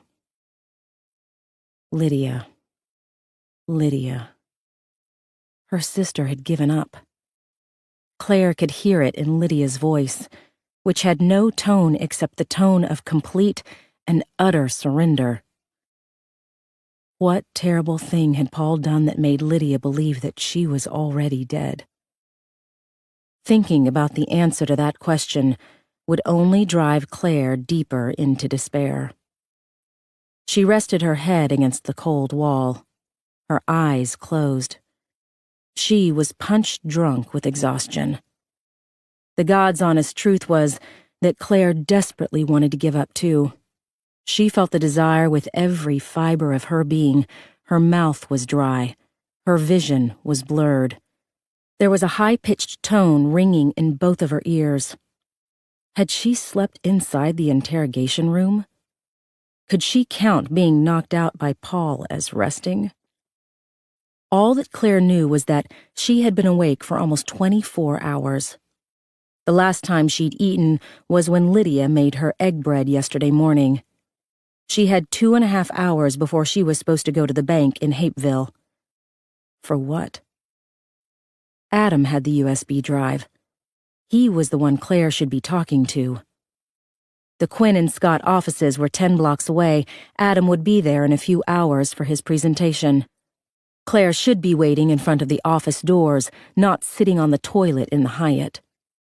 If her Hapeville lie had been designed to buy more time, then she'd bought herself another useless 4 or 5 hours. She still didn't know what she was going to do. Her mind was refusing to run around in the familiar circles. Mayhew, Nolan, the congressman, the gun. What the hell was she going to do with the gun? All the certainty from before had drained away. Claire could not rekindle the steely resolve she'd felt when she first held Lydia's revolver. Could she really shoot Paul? A better question might be, could she shoot him and actually hit him? She wasn't Annie Oakley. She would have to be close enough to hit him, but not so close that Paul could take the gun away. And she would have to throw it at his head because she didn't have any fucking bullets. The bathroom door opened. Instinctively, Claire pulled up her feet and rested her heels on the toilet bowl. She heard the light tread of soft-soled shoes on the porcelain floor tiles. Harvey? Claire assumed such a large man would have a more lumbering tread. A stall door was pushed open, then another, until Claire's locked door rattled. Claire recognized the shoes. Brown, Easy Spirit loafers for walking through the stacks. Light tan pants that wouldn't show dust from old magazines and paperbacks. Mom. Claire unlocked the door. What are you doing here? How did you find me? I looped back around the building after I got rid of your tail. You what? I saw that man running after you. I went around the other side of the building and clapped my hands to get his attention and—" Helen was holding onto the door. Her face was flushed. She was breathless. "They let me cut through the main lobby. The guard at the side entrance told me you'd just left. You were running so fast I almost lost you, but then the bellman outside said you were here." Claire stared in open disbelief. Helen was wearing a colorful blue Chico's blouse with a chunky necklace. She should be hosting a book signing, not running through the streets of downtown Atlanta drawing off a tale. Helen asked, "Do you still want me to move your car?" Claire shook her head, but only because she didn't know what she wanted Helen to do. "I know Paul was accused of stealing money." Helen paused, as if she expected Claire to protest.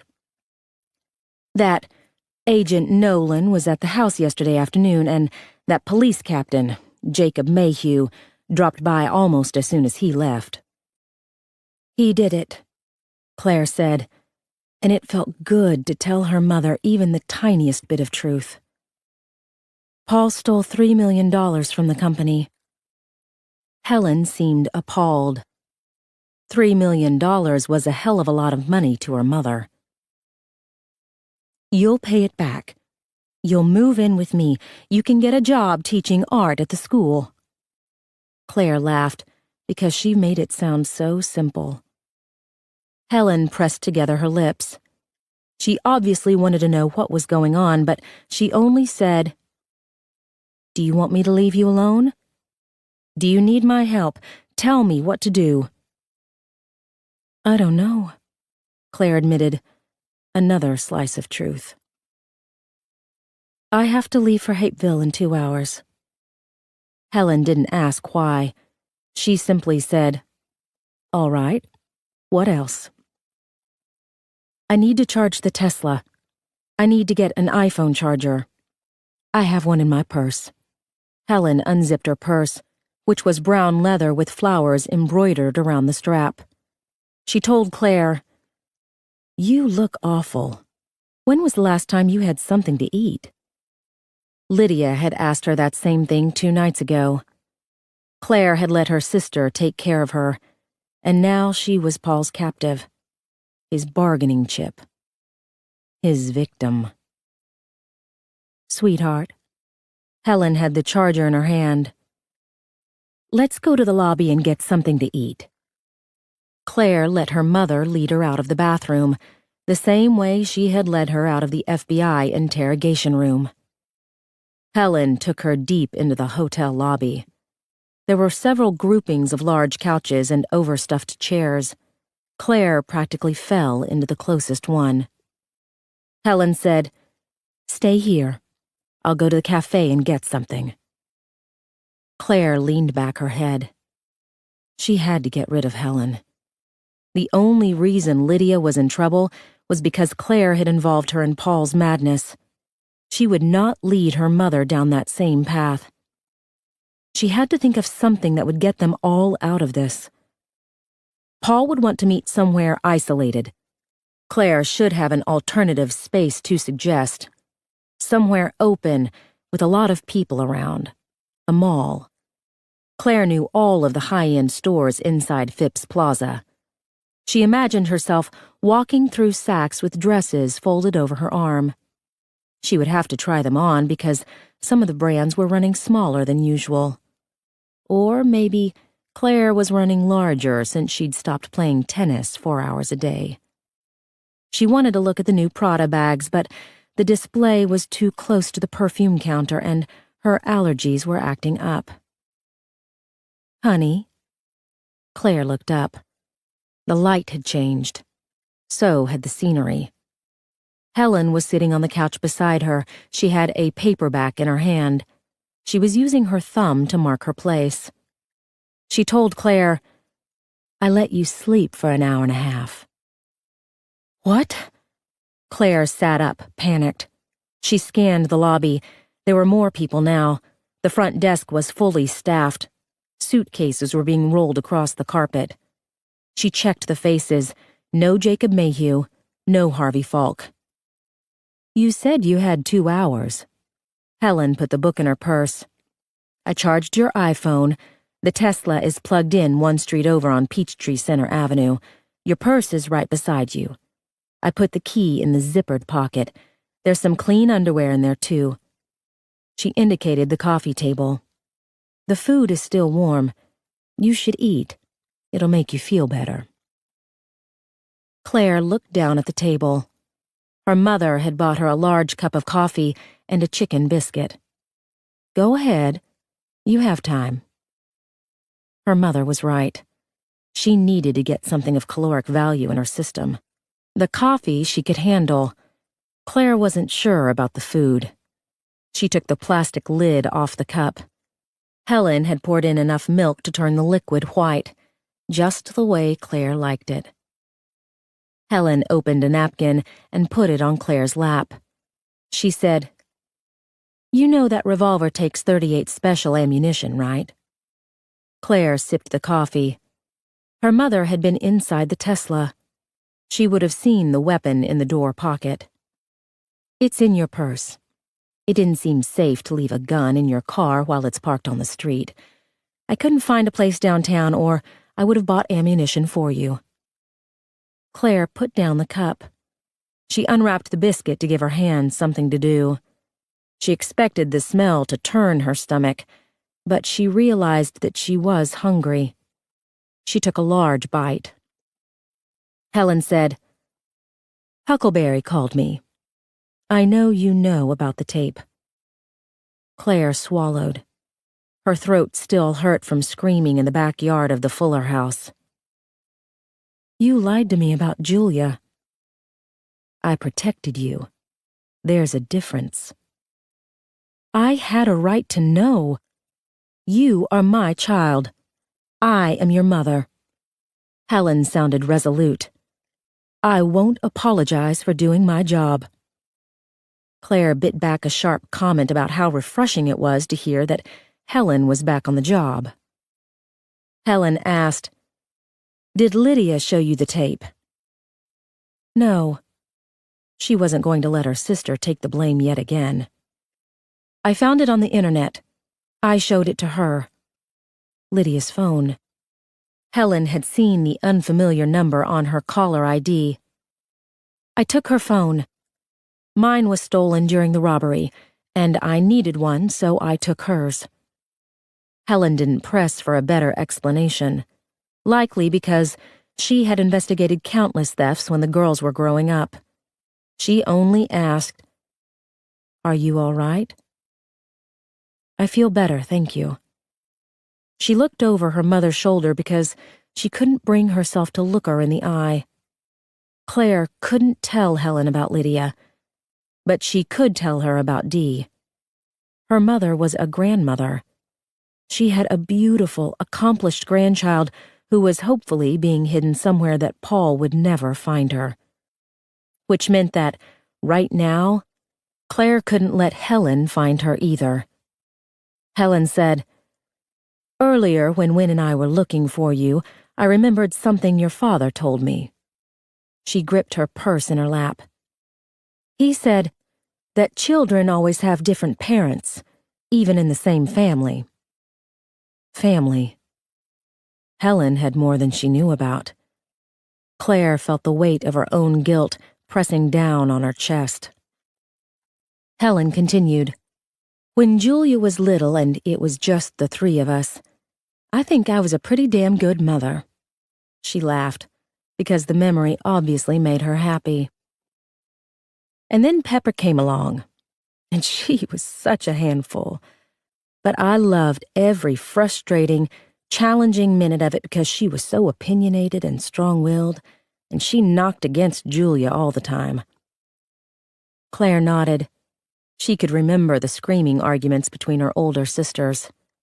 They were too much alike to get along for more than a few hours at a time. And then there was you. Helen smiled sweetly. You were so easy compared to your sisters. You were quiet and sweet-natured, and your father and I used to sit up at night and talk about how different you were. "Are you sure they didn't mix up the babies at the hospital?" he would say. "Maybe we should go down to the county jail and see if our real child has been arrested for being a public nuisance."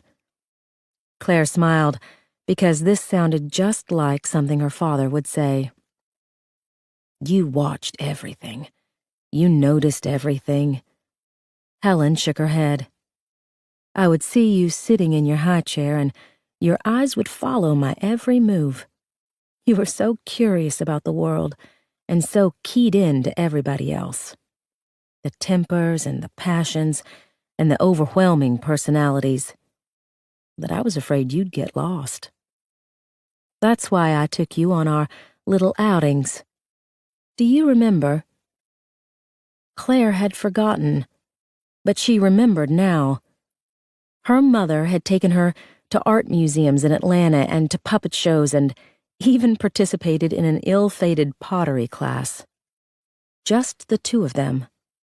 No Pepper to ruin Claire's perfectly formed clay bowl. No Julia to spoil the puppet show by commenting on the patriarchal structure of Punch and Judy. Helen continued. "I was a really good mother to you for 13 years. And then I was a really bad one for about 5. And I feel like I've spent every day since then trying to find my way back to that place where you see me as a good mother again." Claire had been either seeking or avoiding this conversation with Helen for the last 20 years. But she knew if they had it now, she would fall apart.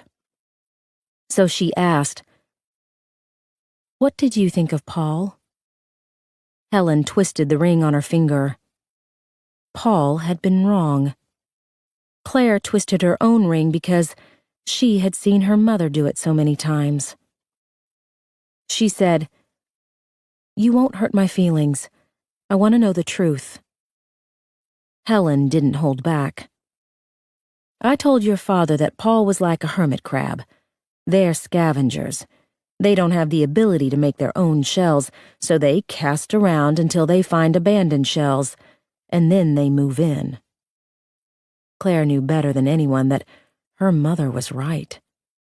Paul had moved into her shell, the one that had been abandoned by her grief-stricken family.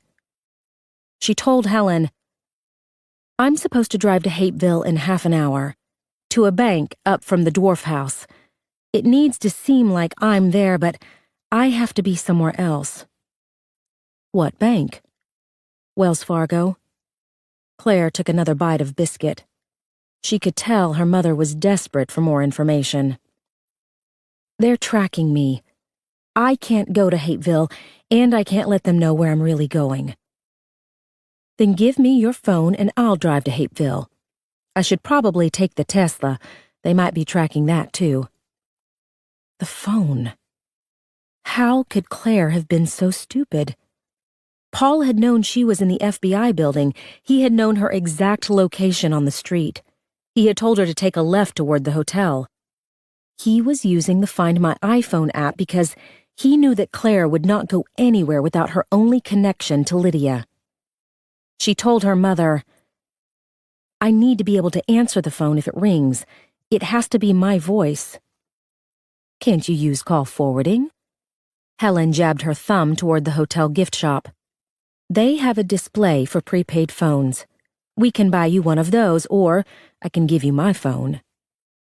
Claire was dumbfounded. In less than a minute, Helen had solved one of her biggest problems. "Here." Helen pulled her car keys out of her purse, along with a light blue parking ticket. "You hold on to this. I'll go check on a phone." Claire took the keys. Ever the cataloger, her mother had written down the floor level and parking space number on the back of the ticket. She watched Helen talking to the clerk in the store. The man was showing her various models of phones. Claire started to ask herself who this confident and efficient person was. But she knew this person. This was the Helen Carroll she had known before Julia was taken. Or maybe it was the Helen Carroll who'd come back to Claire after mourning the loss of Julia. Because Helen had called Wynne Wallace the second she got off the phone with Claire. She had been searching for Claire all night. She had rescued her from Fred Nolan. She had distracted Harvey Fox so that Claire could get away, and now she was sitting in the lobby of a hotel doing everything possible to offer her aid. Claire longed to enlist her mother's help in solving her other problems, but she was incapable of coming up with a believable story that didn't reveal the truth. And she knew there was a limit to Helen's restrained curiosity. She couldn't believe how resourceful her mother had already been. She had even looked for ammunition for the gun. Paul would be shocked. Claire caught herself a moment too late. She wasn't going to tell Paul this story when he got home from work tonight. They would never share a moment like that, ever again. That was easy. Helen had already taken the phone out of the box. The battery has a half charge, but I got a car charger, and the nice man behind the counter had a coupon, so you got an extra 30 minutes for free. Inasmuch as paying for something to get something is free. Helen sat back down beside Claire. She was obviously nervous because she was babbling the same way Claire babbled when she was nervous. I used cash. I'm probably being paranoid, but if the FBI is tracking you, then they might be tracking me. Oh. She reached into her purse and pulled out a wad of cash. I got this at the ATM while you were asleep. $500. I'll pay you back. Claire took the money and stuffed it into her purse. I can't believe you're doing this. Well, I want to make it clear to you that I'm terrified about what you're involved in. She was smiling, but her eyes glistened with tears. The last time I was terrified about one of my children, I failed everyone in the family. I failed your father, and I failed you and Lydia. I'm not going to do that ever again. So, mea culpa all the way to federal prison if that's what it takes. Claire realized that Helen thought this was about the embezzled money. The FBI and the police had questioned her. Nolan had brought in Claire for a 12-hour interrogation. Claire was sending her to a bank in Hapeville. She clearly thought she'd put all the pieces together, but she had absolutely no idea what was really happening. Helen picked up Lydia's phone. The nice man at the store told me that you go into settings. Claire took the phone. It needs the password. She angled the screen so her mother couldn't see the last thing she'd looked at. Paul's photo of Lydia in the trunk. She got rid of the image and pretended to tap in the password before handing the phone back to Helen, then watched in amazement as her mother navigated the software. Helen entered in the burner phone's number, then exited out of the menu. Oh, look. She turned the screen toward Claire. See that funny thing at the top, the image of a phone and an arrow? That means the calls are being forwarded. She seemed impressed. What a wonderful little device. Claire didn't trust the funny thing at the top. Call the number and make sure it's working. Helen took out her iPhone. She found Lydia's number under recent calls. They both waited. Several seconds passed, then the burner phone started to ring. Helen disconnected the line. My mother used to scold me for calling her on the phone. She said, "It's so impersonal. Why don't you write me a letter?" And I scold you for emailing instead of calling, and all of my friends scold their grandchildren for their illiterate texting. Such a strange gallimaufry of needs. I love you, Mom. I love you too, Sweet Pea. She cleaned up the mess Claire had left on the coffee table. Helen was trying to appear casual, but her hands were shaking. She still had tears in her eyes.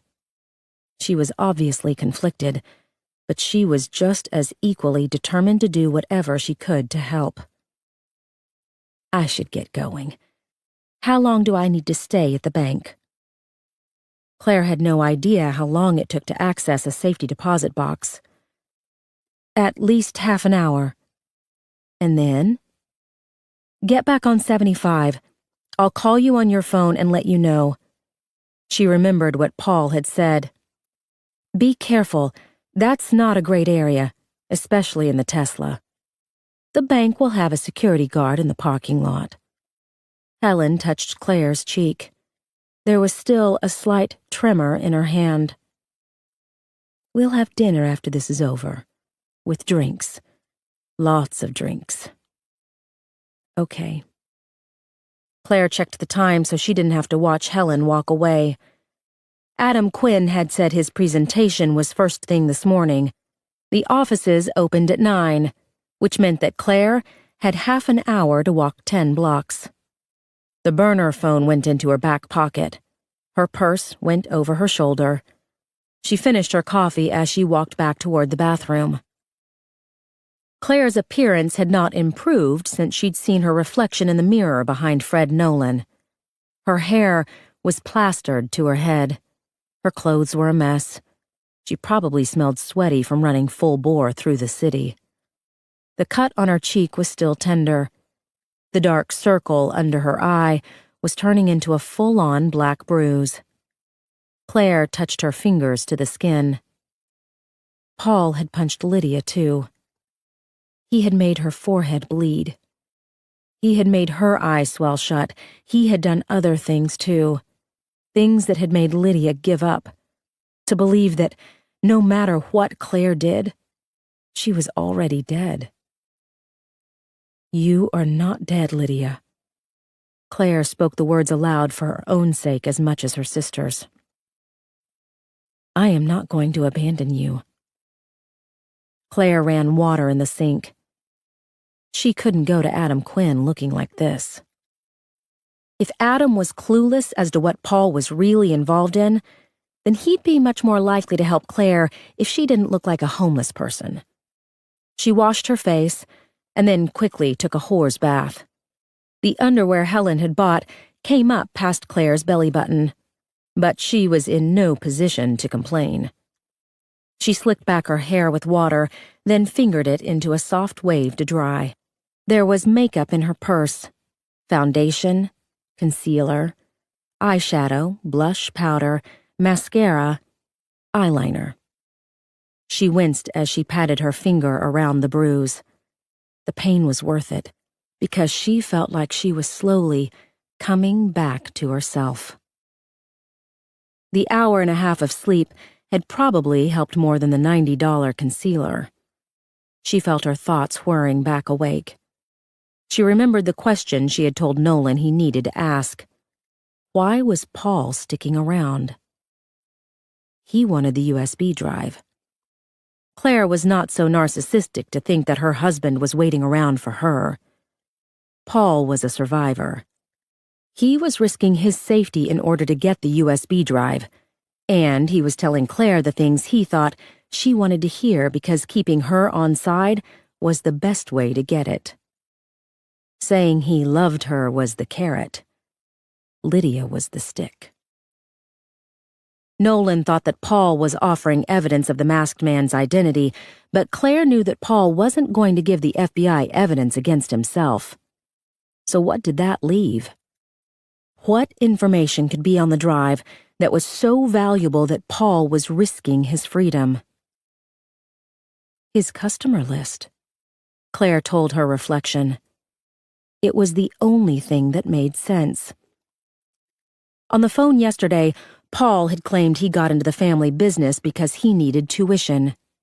Setting aside that he had graduated years ago, what kind of money were people willing to pay to watch his movies?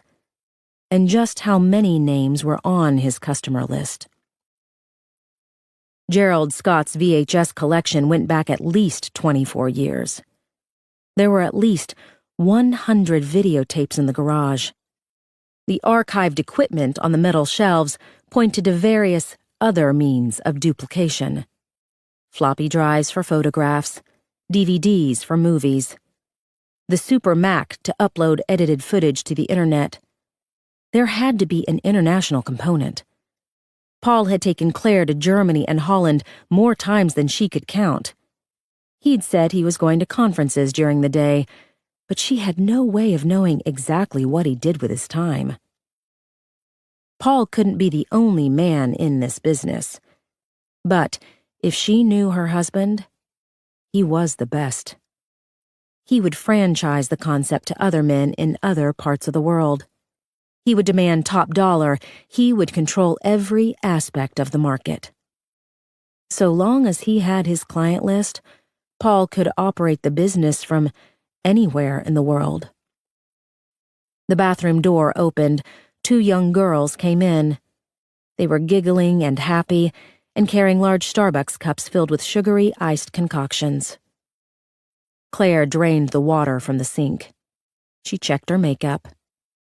The bruise still showed in a certain light, but she could easily explain the damage. Adam had seen her at the funeral. He knew that her cheek was scraped. The lobby was filled with travelers in search of breakfast. Claire looked for Jacob Mayhew and Harvey Falk, but they were nowhere in sight. She knew from movies that FBI agents tended to wear earbuds, so she scanned the ears of all the single men in the vicinity. And then she looked at the women, because women were in the FBI too. Claire was fairly certain that she was looking at tourists and business people because they were all vastly out of shape, and she assumed you had to be fit to work for the FBI. Her refreshed brain easily jumped to the next conclusion. No one had found her in the Hyatt, which meant that Paul had not given them her location, which meant that Paul was not working with Jacob Mayhew or the FBI, which meant that, by extension, he was not working with Johnny Jackson. Probably. A quick look outside the hotel revealed that the light mist had turned into a steady rain. Claire went up 1 floor and took the Sky Bridge, which was part of an 18-building, 10-block project to help tourists navigate the convention corridor without passing out in the sweltering summer heat. Quinn and Scott had worked on 2 of the Sky Bridges. Paul had given Claire a tour of all 18, taking her up and down elevators and escalators to access the glass-enclosed bridges spanning countless downtown streets.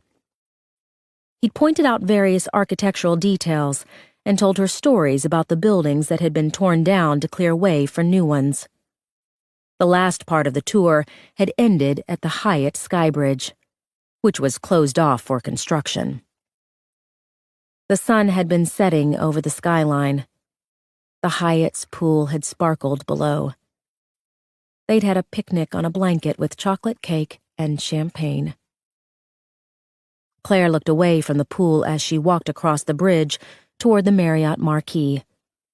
Traffic was clogging the streets as commuters filled the Peachtree Center complex, which was comprised of 14 different buildings that housed everything from corporate offices to several shopping areas. She felt like her head was mounted on a swivel as she looked for earbuds or Mayhew or Harvey or Nolan or any other face that seemed threatening or familiar. If none of them were aligned with Paul, then all of them would have a reason to use Claire as leverage. She couldn't afford another 12-hour detour while Lydia was waiting. Not waiting, because Lydia had already given up. Claire jogged down another set of escalators as she headed toward the next Sky Bridge. She couldn't let herself dwell on what was happening to Lydia. Claire was making progress. That was what mattered right now. She had to focus on the task at hand, which was getting the USB drive from Adam. She kept reminding herself of something Nolan had revealed during the interrogation. They had checked Paul's computer. Adam had been the one who called in the FBI in the first place. He would know that they would search Paul's office and computer. Actually, if Adam was part of an operation that produced and distributed snuff porn, no matter how much money Paul stole from him, there was no way in hell he would be stupid enough to involve any law enforcement agencies, let alone the FBI. She felt some of the weight lift off her shoulders as she made her way up to the Sky Bridge that connected the last America's Mart building to the museum tower. From there, it was just a brisk walk outside to the Olympic Tower on Centennial Park Drive. Claire darted under awnings to avoid the pelting rain. She usually drove downtown every few weeks to have lunch with Paul. She had a Quinn and Scott ID in her purse, which she used in the main lobby to get through the turnstiles. The office was on the top floor of the tower, overlooking Centennial Park, a 21-acre remnant from the Olympics. As part of a fundraising effort, the Olympic Committee had sold personalized engraved bricks that lined the walkways. One of the last presents her father had given her was a brick in the park with Claire's name on it. He'd purchased one for Lydia and Julia, too. Claire had shown Paul the bricks. She wondered if he sometimes looked down from his penthouse office and smiled. The elevator opened onto the Quinn and Scott floor. It was 9:05 in the morning. The secretaries and underlings had probably been 10 minutes early. They were all bustling around their desks and rushing around with cups of coffee in their hands and donuts stuck in their mouths. They all came to a stop when they saw Claire. There were awkward looks and nervous glances, which confused Claire, until she remembered that the last time they had seen her, she'd been standing in front of her husband's coffin. "Mrs. Scott?" One of the receptionists came around the high desk that separated the lobby from the offices. Everything was open plan and highly designed with satin chromes and bleached woods, and no obstructions to the usually spectacular view of the park. Claire had stood right on this spot while Paul and Adam celebrated their new, larger space with picklebacks and pizza, a disgusting holdover from their college years. "Mrs. Scott?" the receptionist repeated. She was young and pretty and blonde, and exactly Paul's type. Both Pauls, because the girl could be a young Claire. Claire said, "I need to see Adam." "I'll buzz him." She reached over the counter for the phone. Her skirt was tight around her ass. Her left foot came up as she bent her knee. "There's a presentation in the—" "I'll find him." Claire couldn't wait any longer. She walked through the open offices. Every eye followed her across the room. She went down the long hallway that housed the associates who'd earned the luxury of an office door. The presentation room was opposite the conference room, which looked over the park. Paul had explained the reasoning to Claire when they'd toured the empty shell of the top floor. Wow the customers with the $1 million view, then take them into the presentation room and wow them with the work. Presentation studio. That's what Paul had called it. Claire had forgotten until she saw the sign on the closed door. She didn't bother knocking. Adam swiveled around in his chair. He was watching a dry run of the presentation. Claire saw a slew of numbers alongside a quote from the mayor boasting that Atlanta was set to surpass Las Vegas for number of convention visitors. "Claire?" Adam turned on the lights. He closed the door. He took her hands. "Is something wrong?" She looked down at their hands.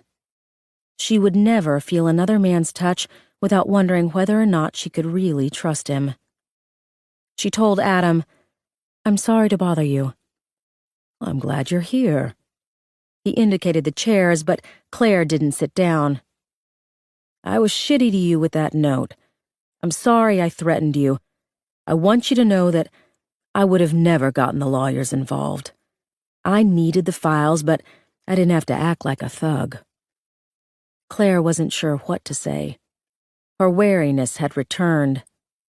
Paul was such a good actor. Was Adam a good actor, too? Nolan claimed that he'd grilled the shit out of Adam, but Nolan was a spectacular liar.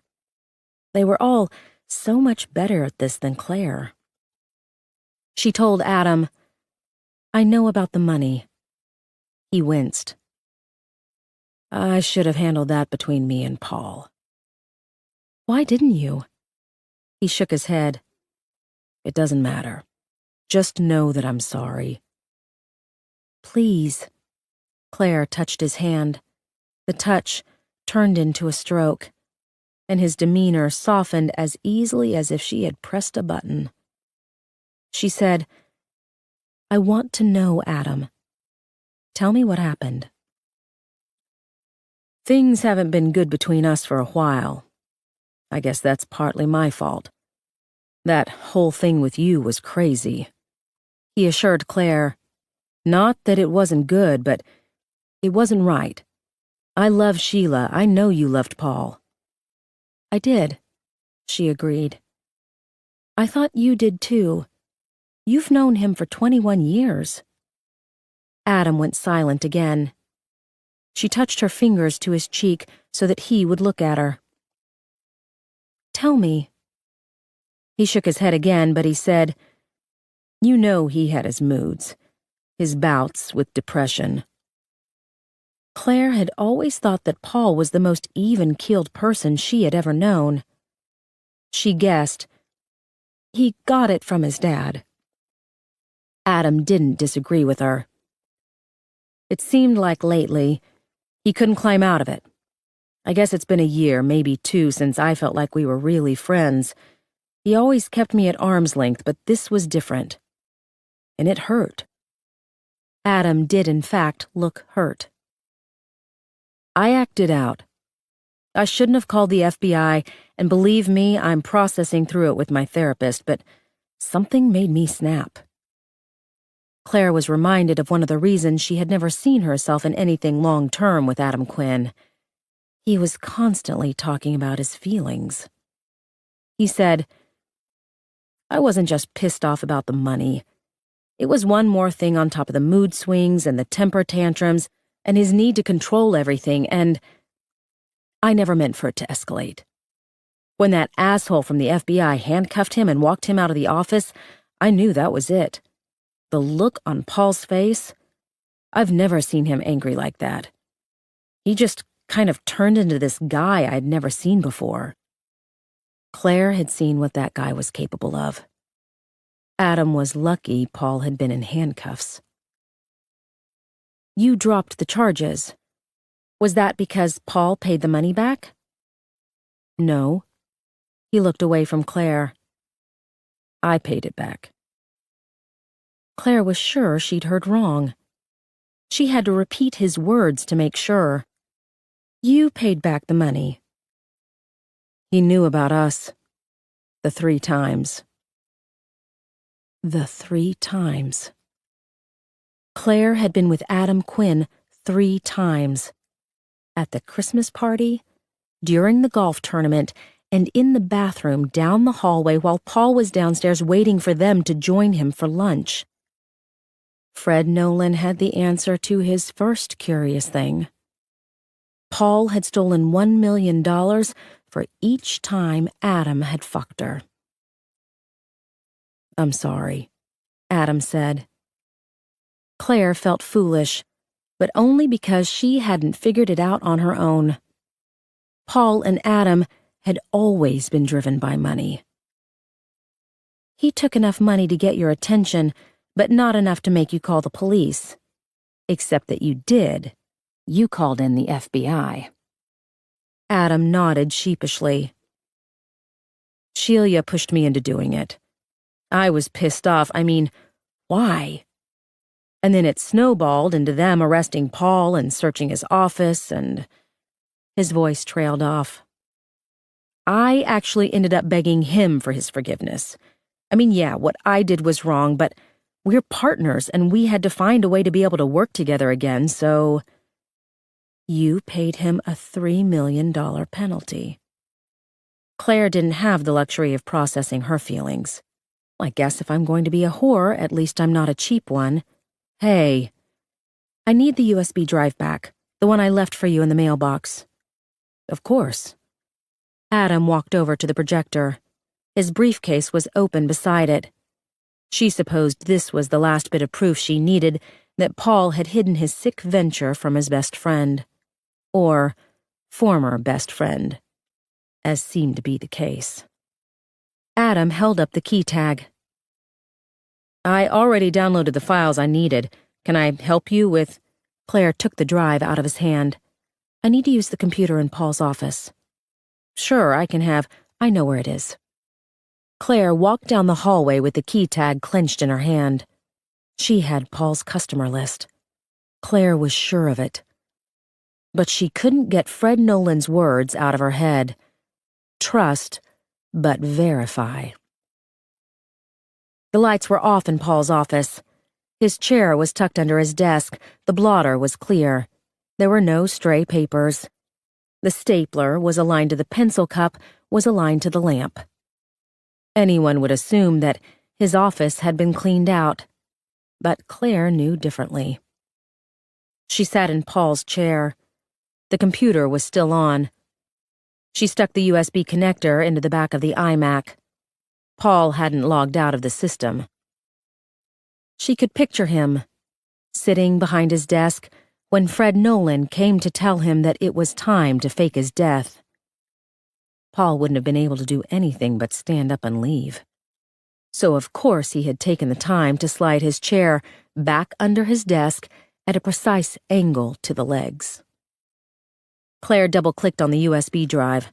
There were 2 folders, one for Adam's work-in-progress files, and the other for the software that ran the USB drive. She clicked open the software folder. She scanned the files, which all had technical-looking names and .exe extensions. She checked the dates. Paul had saved the files onto the drive 2 days before his staged murder. Claire scrolled to the bottom of the list. The last file Paul had saved was a folder titled ffn.exe. In the garage 2 nights ago, Claire had checked the USB drive for movies.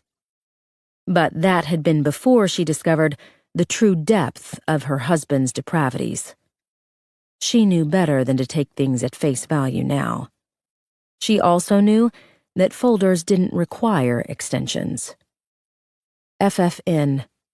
Fred F. Nolan. Claire had seen the man's initials on his handkerchief. She clicked open the folder. A prompt came up asking for a password. Claire stared at the screen until the prompt blurred. She had guessed the other passwords with the notion that she knew her husband. This password had been set by the Paul Scott she had never met, the one who donned a mask to film himself raping and murdering young women, the one who charged his best friend $1 million a pop to fuck his wife, the one who had found his father's stash of movies and decided to scale up the business. Paul must have watched the tapes on the same VCR that Lydia and Claire had seen in the Fuller house. Claire imagined her young, awkward husband sitting in front of the television, watching his dead father's movies for the first time. Was Paul surprised by what he saw? Was he disgusted? She wanted to think that he'd been outraged and repulsed, and that habituation and necessity had compelled him not only to sell the tapes, but to try out his father's deviations for himself. But then, less than 6 years later, Paul was meeting Claire in the math lab. Surely he knew exactly who Claire was, exactly who her sister was. Surely he had watched Julia's movie dozens, maybe hundreds of times by then.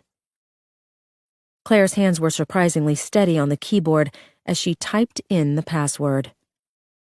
03041991. No mnemonics, no acronyms.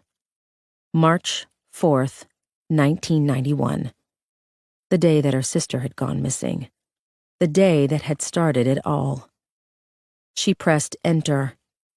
The rainbow wheel started to spin. The folder opened. She saw a list of files. .xls, Excel spreadsheet. There were 16 spreadsheets in all. She opened the first spreadsheet. There were 5 columns: name, email, address, bank routing info, member since. member since. Claire scrolled down the list. 50 names in total. Some of the memberships went back 30 years. They were anywhere from Germany to Switzerland to New Zealand. Several addresses were in Dubai. She had been right. Paul needed his customer list. Was Mayhew looking for it too? Did he want to take over Paul's business, or was Johnny Jackson sending the police to clean up his nephew's mess? Claire closed the file. She clicked open all of the other spreadsheets and scrolled through each name because she had paid the price that came with not looking at everything once before. 50 names on each spreadsheet. 16 spreadsheets in all. There were 800 men scattered all over the world who were paying for the privilege of watching Paul commit brutal, cold-blooded murder. If only Claire had clicked open all of the files on the USB drive back in the garage.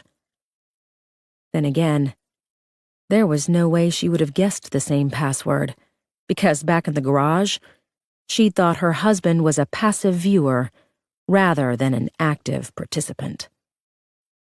Claire held the mouse over the last file, which wasn't really a file.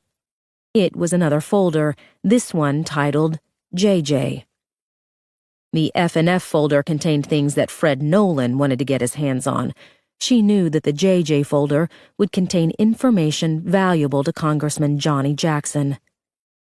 Claire opened the folder. She found a list of files with no extensions.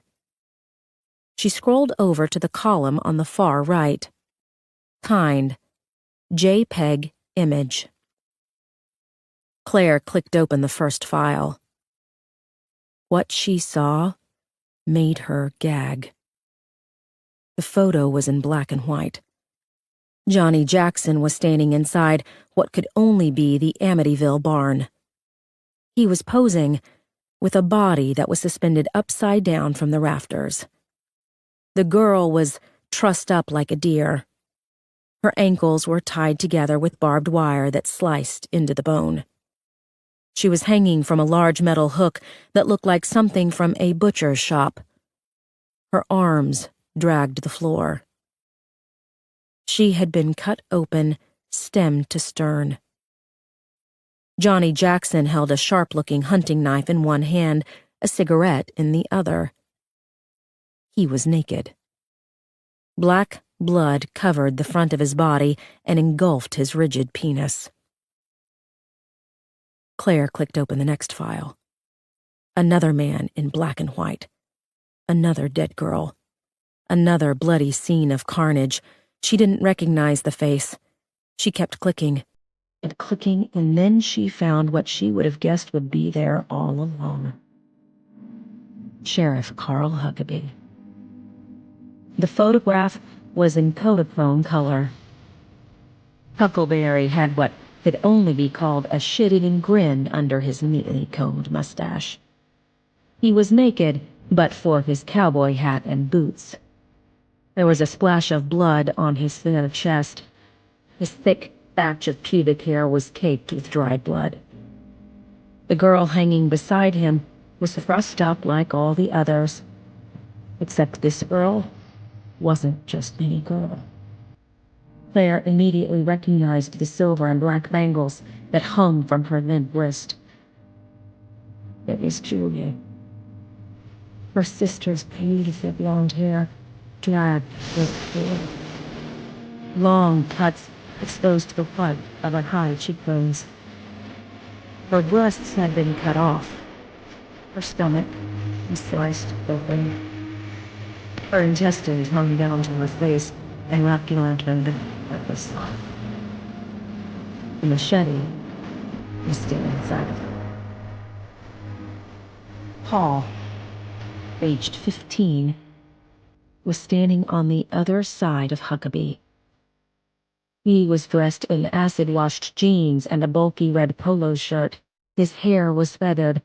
He wore thick glasses. He was giving the man behind the camera 2 thumbs up.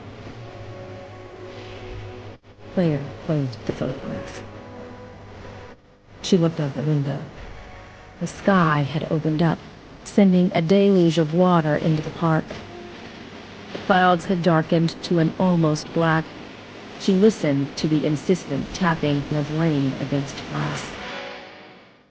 She had lulled herself into hoping that Paul would not irreparably harm Lydia because he still wanted to please Claire. The justifications followed a simple pattern. He had obviously terrified Lydia.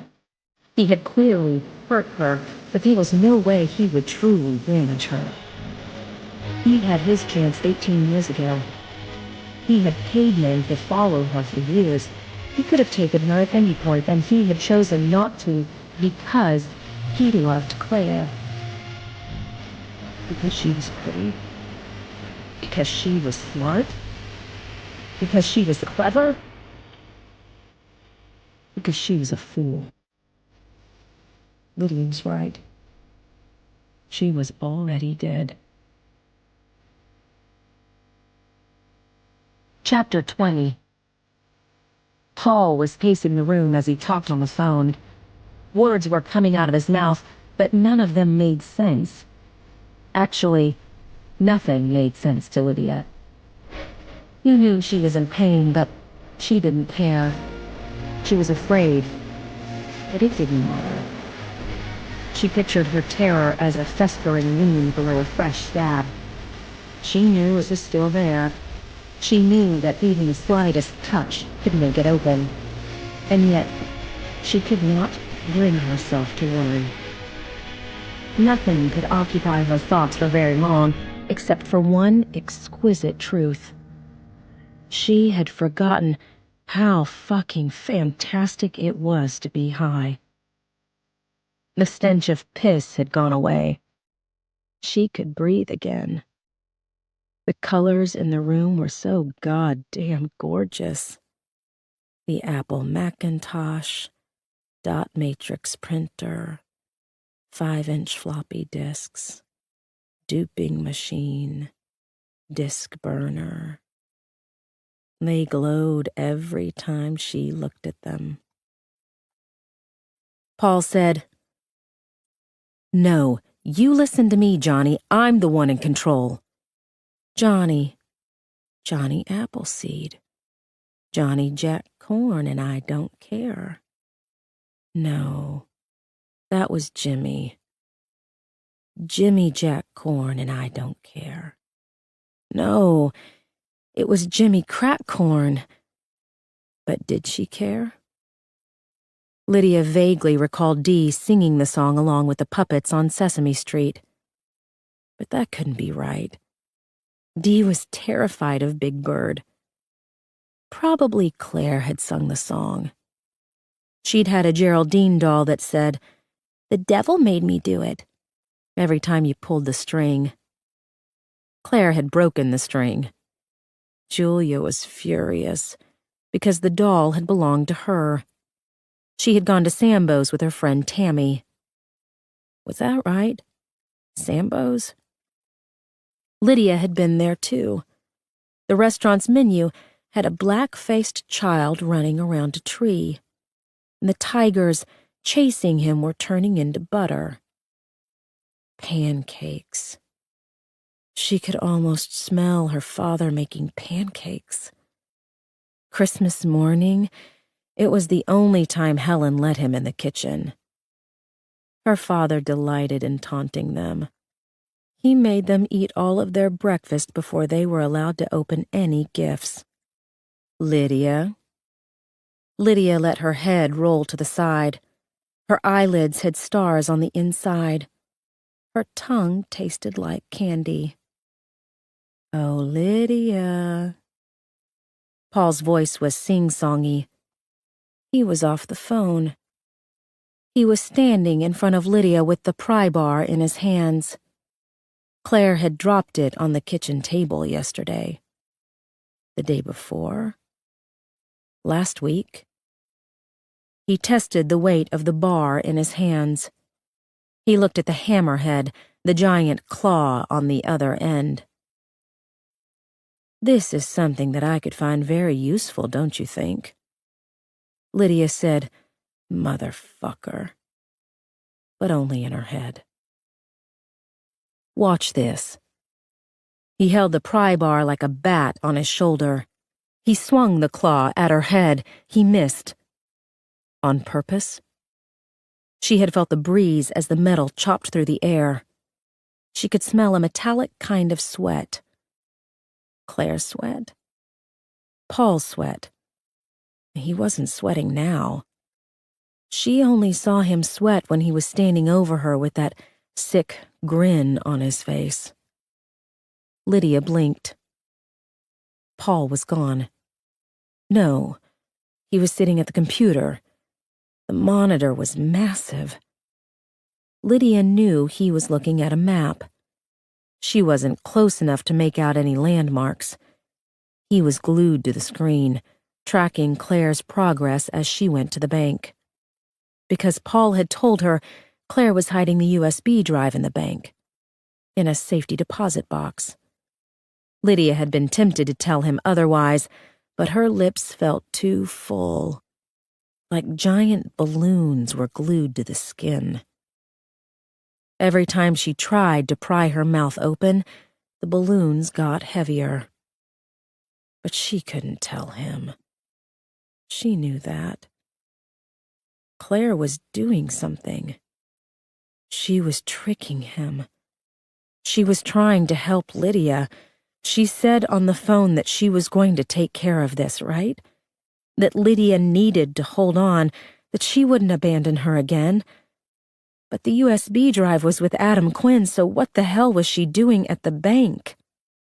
Adam Quinn has the USB drive, Lydia told Paul. But the words were only in her head, because her mouth was taped shut, because she had finally managed to say some things to Paul that he did not want to hear. Claire hates you now. She believes me. She will never, ever take you back. We are never, ever, ever getting back together. Taylor Swift. How many times had Dee played that song after she caught Heath Carmichael cheating? This time I'm telling you. Lydia. Paul was standing beside her. She looked back at his computer monitor. When had he moved? He had been looking at the computer. He was saying something about Claire leaving the bank. How was he standing beside her now when he was at the computer? She turned her head to ask Paul. Her vision staggered through each frame. She heard the bionic sound like Steve Austin made in The $6 Million Man. Ch-ch-ch-ch. Paul wasn't there. He was standing in front of the rolling cart. He was replacing the old items with new ones. His movements were slow and precise. Ch-ch-ch-ch. Came the bionic sound as he moved in stop motion, like in Rudolph the Red-Nosed Reindeer. Claire. She hated the Christmas special with the freakishly happy creatures whose movements stuttered 1 millisecond at a time. Julia made them watch it every year, and Claire would curl into Lydia like a tiny, frightened doll. And Lydia would laugh along with Julia because Claire was such a baby. But secretly, the creature scared her too. Paul said, "You're going to want to prepare yourself for this." This sounded important. Lydia felt the scab start to itch. She shook her head. She wouldn't pick at it. She needed that scab to stay on. Instead, she tried to concentrate on his hands, the stilted moves of his fingers as he straightened everything once, then twice, then a third time, then a fourth. Lydia heard a new mantra come into her head. Barbed wire, pry bar, a length of chain, a large hook, a sharp hunting knife. A moment of clarity broke through the clouds in her mind. They were close to the end. Chapter 21. Claire sat with her back to the wall inside the office shop across from Phipps Plaza. She had angled herself between the front and back doors so that she would know if anyone came in. She was the only customer in the small storefront. The clerk was working silently at one of the rental computers.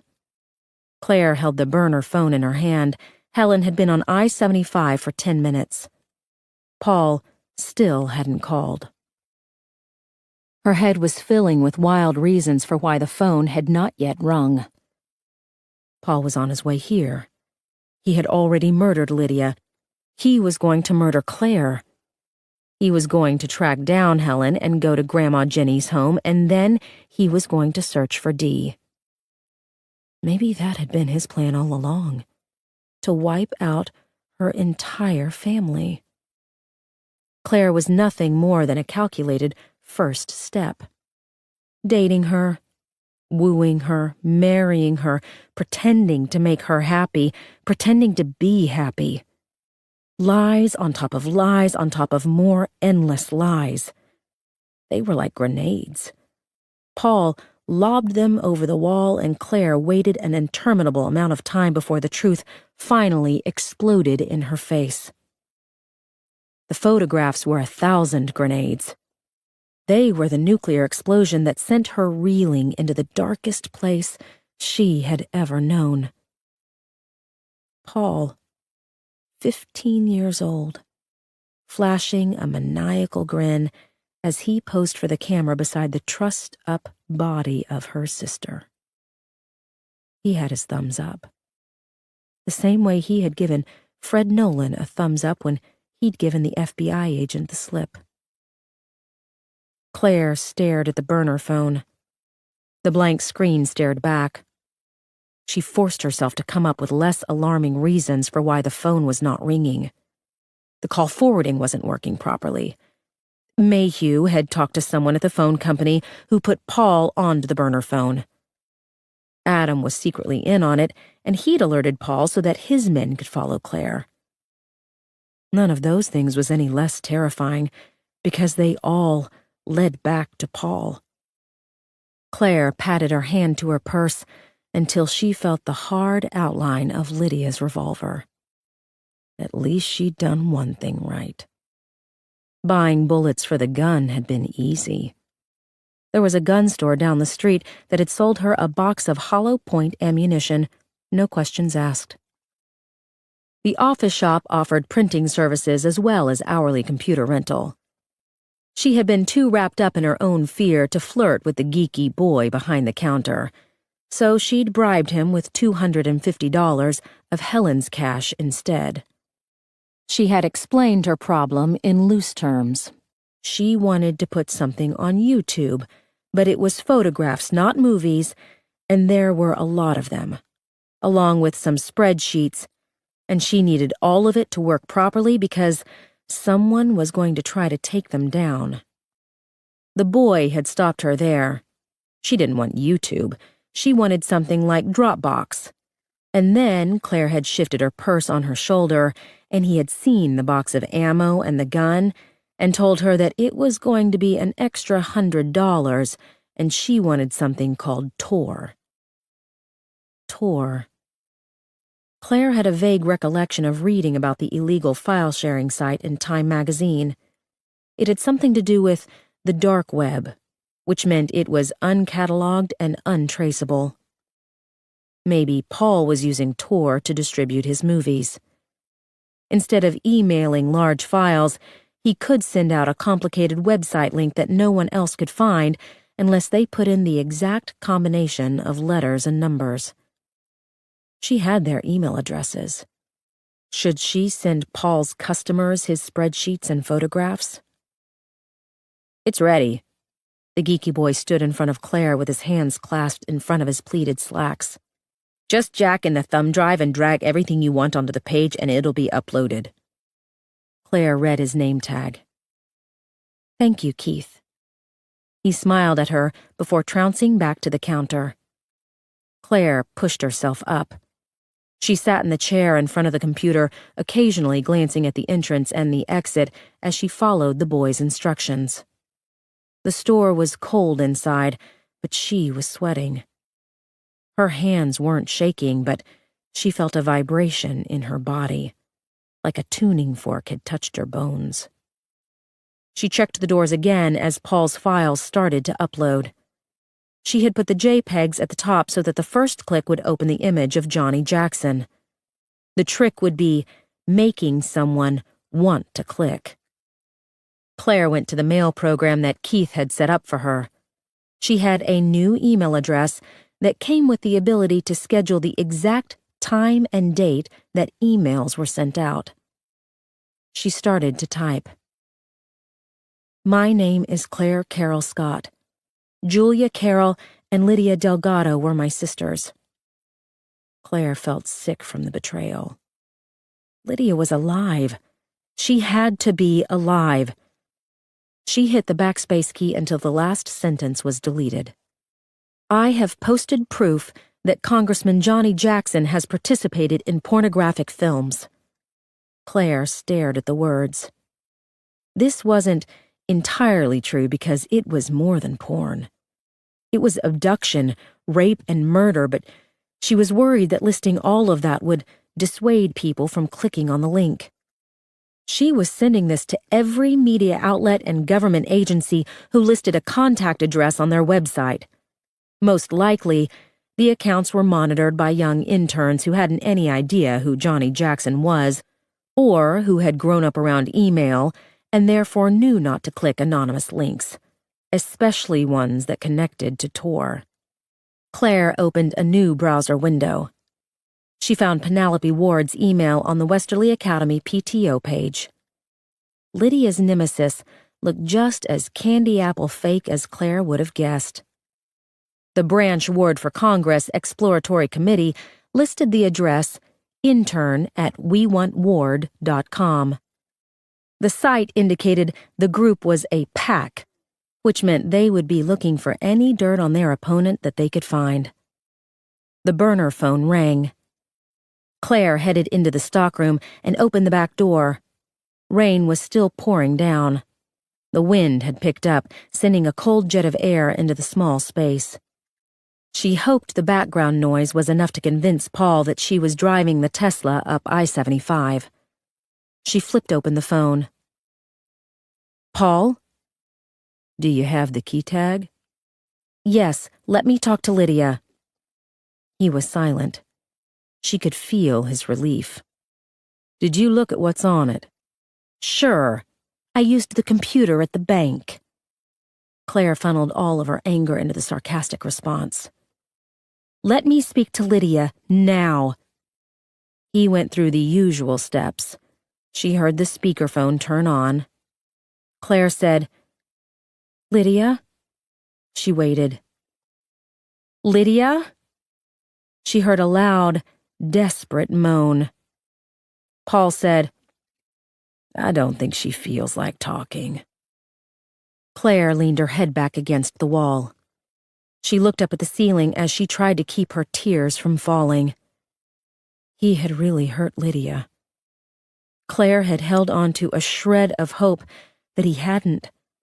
The same way she'd held on to a shred of hope about Julia for so many years, her face burned with shame. Claire? I want to meet at the mall. Phipps Plaza. How long do you need? I don't think so, Paul said. Why don't we meet at Lydia's house? Claire stopped fighting her tears. Did you take Dee? I haven't taken her yet, but I know you went to Lydia's house to warn her redneck boyfriend. He took Dee to a fishing shack off Lake Burton. Haven't you figured out by now that I know everything? He didn't know about the gun. He didn't know about the office shop. He said, Drive back to Watkinsville. I'll meet you at my parents' house. Claire felt her stomach drop. She had seen what Paul did to prisoners inside the Fuller house. Still there? Claire forced herself to speak. There's a lot of traffic. It'll probably take me a couple of hours. It shouldn't take more than 90 minutes. I know you've been tracking me with my phone. Watch the blue dot. It'll take however long it takes. I'm just about the same distance away from the house as you are, Claire. Think about Lydia. Do you really want me to get bored waiting around for you? Claire closed the phone. She looked down at her arm. The rain had come in through the door. Her shirt sleeve was wet. There were 2 more customers in the storefront, 1 woman, 1 man, both young. Both dressed in jeans and hoodies. Neither of them had earbuds. Claire searched their faces. The woman looked away. The man smiled at her. Claire had to get out of here. She sat back down at the computer. The files had finished uploading. She checked the link to make sure it worked. The monitor was turned away from the other patrons, but she felt a rush of heat as she made sure that the photograph of Johnny Jackson was on the server.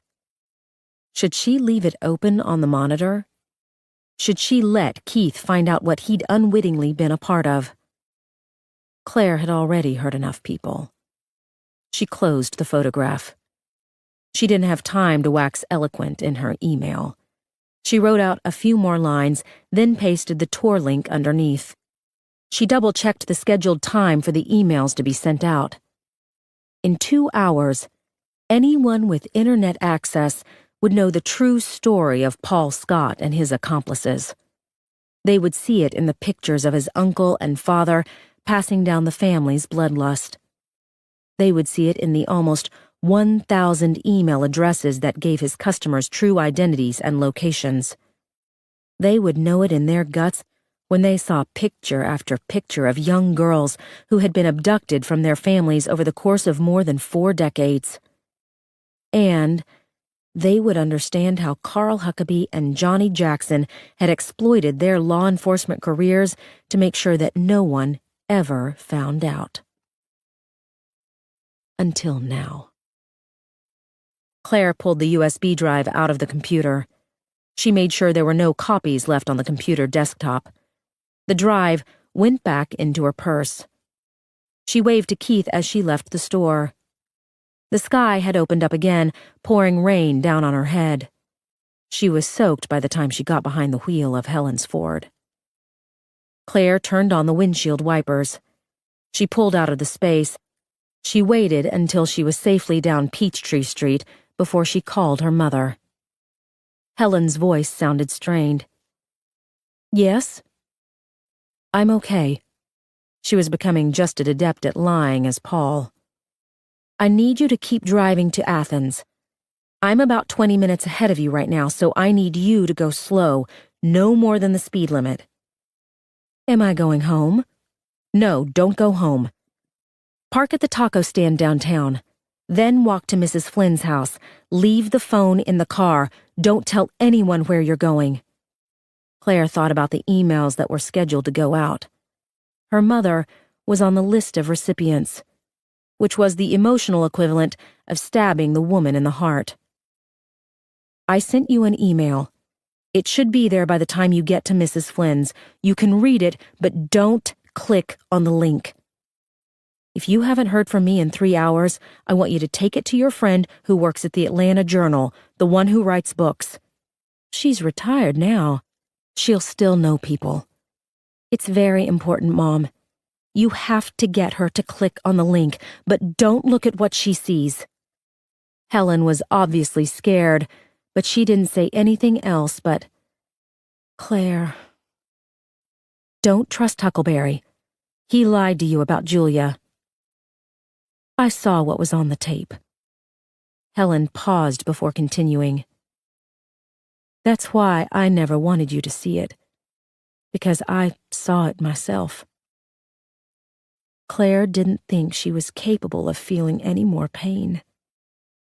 "How?" "I was the one who found your father." She stopped for a moment. The memory was clearly difficult. He was in his chair. The TV was on. The remote control was in his hand. I wanted to see what he'd been looking at, and—" She stopped again. They both knew the last images that Sam Carroll had seen. Only Claire guessed that her husband had been the one to show it to him. Had that been the last straw that led her father to take his own life? Or had Paul helped him with that, too?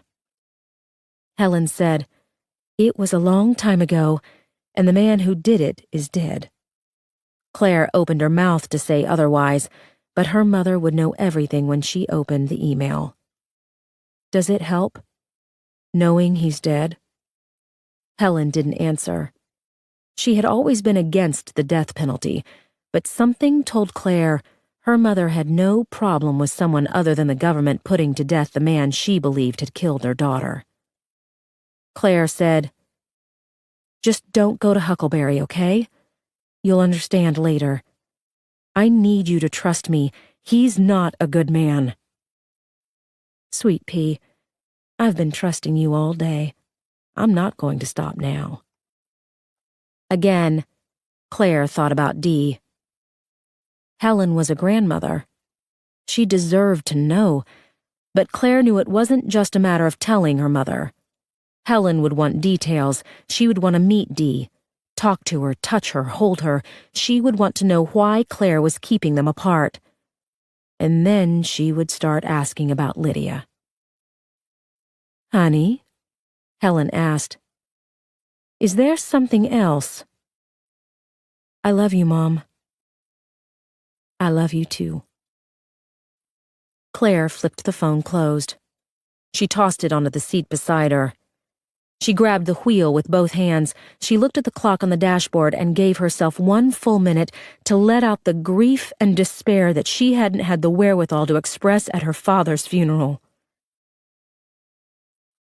"Okay," she told herself. "Okay." The grief would help her. It would give her the strength she needed to do what she had to do. She was going to kill Paul for showing her father the tape of Julia. She was going to kill him for what he'd done to them all. Rain pelted the windshield, almost blinding her, but she kept driving because the only thing she had on Paul was the element of surprise. Exactly how that surprise would play out was still a mystery. Claire had the gun. She had the hollow point bullets that could tear a man in half. She remembered that long ago day that she'd taken Paul shooting. The first thing the range master had said was that you should never point a weapon at another person unless you were willing to pull the trigger. Claire was more than willing to pull the trigger. She just didn't know how she was going to find the opportunity to do it. There was a chance she could get to the Fuller house ahead of Paul. She could park her mother's car in the stand of trees beside the house and walk on foot to the back door. There were several places she could lie and wait, in one of the bedrooms, in the hallway, in the garage. Unless he was already there. Unless he was lying to her again, and he'd been there this whole time. She had assumed he had another house, but maybe the Fuller house was the only house Paul needed. Her husband liked for everything to stay the same. He was a slave to routine. He used the same bowl for breakfast, the same coffee cup. He would wear the same style black suit every day if Claire let him. He needed structure. He needed familiarity. There was a chiming sound coming from the dashboard. Claire had no idea what the noise meant. She slowed her mother's car. She couldn't have the engine stall on her. She frantically searched for warning lights on the dashboard, but the only yellow light was the gas can over the fuel gauge. No, no, no. The Tesla never needed gas.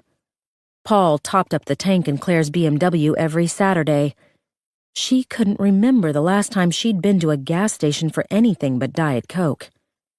Claire checked the signs on the interstate. She was 45 minutes from Athens. Several exits went by before she saw a Hess sign. She was coasting on fumes by the time she pulled into the gas station. The rain had let up, but the sky was still dark with thunderclouds, and the air had turned bitter cold. Claire took the last of Helen's cash into the store. She had no idea how many gallons her mother's Ford Focus took. She handed the guy behind the counter $40 and hoped for the best. A young couple was standing by a beat-up sedan when Claire got back to the car. She tried to ignore them as she gassed up the Ford. They were fighting about money. Claire and Paul had never fought about money because Paul always had it. Their early arguments were mostly because Paul was doing too much for her. There wasn't one need she had that Paul did not meet. Her friends over the years had always said the same thing. Paul took care of everything. The pump handle clicked. Shit. Gas had spilled all over Claire's hand. The smell was noxious. She popped the trunk because Paul had put the same emergency supplies in Helen's trunk that he'd put in all their cars. She dumped out the backpack and retrieved a packet of hand wipes. There were scissors, but Claire used her teeth to open the foil wrapper. She looked at the spilled contents in the trunk as she scrubbed the gas off her hand. Early in their marriage, Paul had had a recurring nightmare. It was the only time Claire could think of that she'd actually seen her husband afraid. No, that was wrong. Paul hadn't been afraid. He'd been terrified. The nightmare didn't come often, maybe 2 or 3 times a year. But Paul would wake up screaming, his arms and legs clawing at the air, his mouth gasping for breath, because he dreamed that he was burning alive the same way his mother had burned alive in the car accident that had taken both his parents' lives. Claire inventoried the contents of the trunk. Emergency flares, a paperback, a book of waterproof matches, a 4-gallon gas can, a paperback to read while waiting for help. Paul really did take care of everything. Now, it was Claire's turn to take care of him. Chapter 22. The rain had not yet touched Athens by the time Claire drove through downtown. Strong winds gusted down the streets. Students were bundled up in scarves and coats as they grabbed lunch between classes.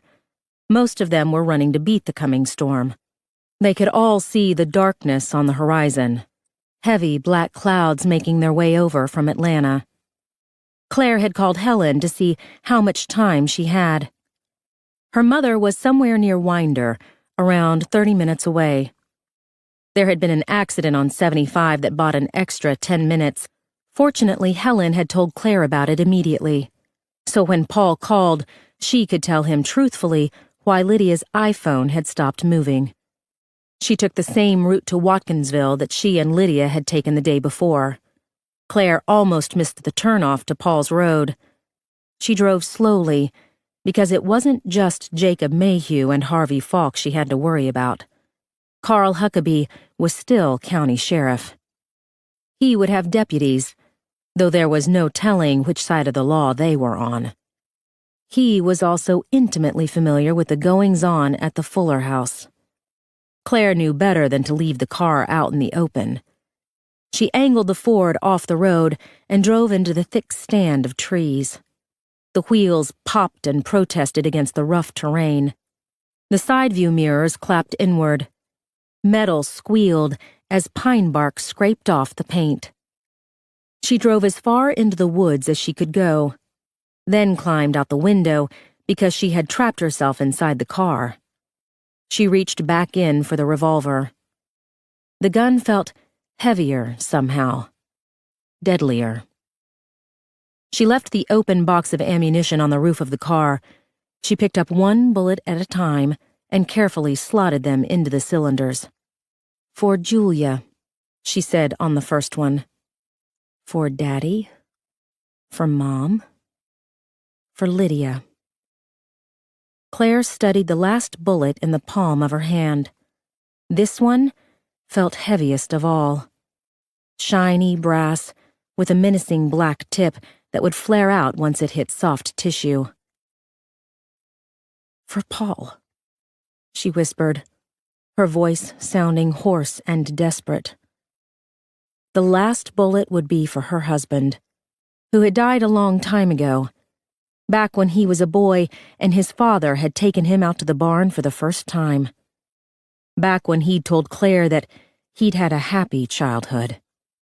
Back when he'd stood in front of the Justice of the Peace and sworn to love and cherish her for the rest of his life.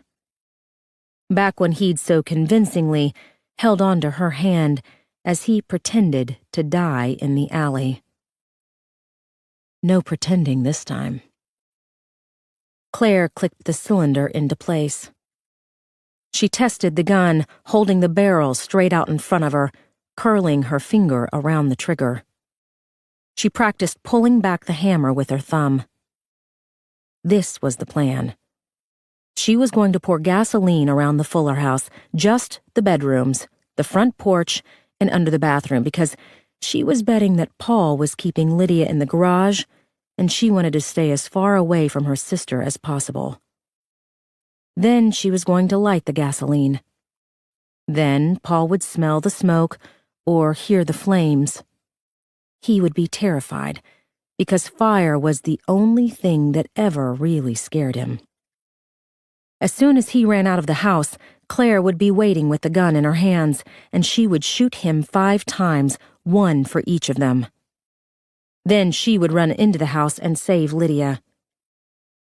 The plan was risky, and most likely crazy. Claire was aware of both of these things. She also knew that she was literally playing with fire. But there was nothing else she could think of that would get Paul out of the house, taken unaware, long enough for her to act. And she knew it had to happen quickly, because she wasn't sure that she could pull the trigger if she gave herself too long to think about it. Claire was not her husband. She could not so casually take another human life, even if that life had been drained of its humanity. She tucked the gun into the front of her jeans. The barrel wasn't long, but the cylinder dug into her hip bone. She moved it to the center, just along the zip, but that was worse. She finally shifted the weapon to the small of her back. The granny panties her mother had bought bunched up around the cylinder. The barrel went down the crack of her ass, which was mildly unpleasant, but none of her pockets were deep enough, and she knew that she would be screwed if Paul saw the gun. She opened the trunk. She unzipped the backpack and searched for the Mylar emergency blanket. The packet the blanket came in was small, but when she unfolded it, she saw it was the size of a large cape. The waterproof matches were on top of the flares, which were all on top of a thick paperback. The complete poems of Percy Bysshe Shelley. As Helen might say, poets weren't the only unacknowledged legislators of the world. Claire wrapped her stash in the foil blanket. She opened the 4 boxes of water. Her shirt was still damp from running through the rain. Still, she doused herself with water. The chill struck her immediately, but she made sure she covered her head, back, and every inch of her shirt sleeves down to the buttoned cuffs. She poured the rest of the water on the legs of her jeans. She grabbed the blanket and the 4-gallon gas can. Gas sloshed around inside the large plastic can as she lugged it through the forest. A permanent mist of rain seemed to be trapped under the tree canopy. She heard a distant rumble of thunder, which seemed appropriate given the task she'd laid out. Claire squinted ahead. The sky was getting darker by the minute, but she could make out a powder blue Chevy parked behind a row of trees. Claire put down the gas can and blanket. She drew the revolver. She cocked the hammer. She approached the car carefully in case Paul or one of his cronies was inside. Empty. She uncocked the gun. She tucked it into the back of her jeans. habituation. The gun didn't feel so strange anymore.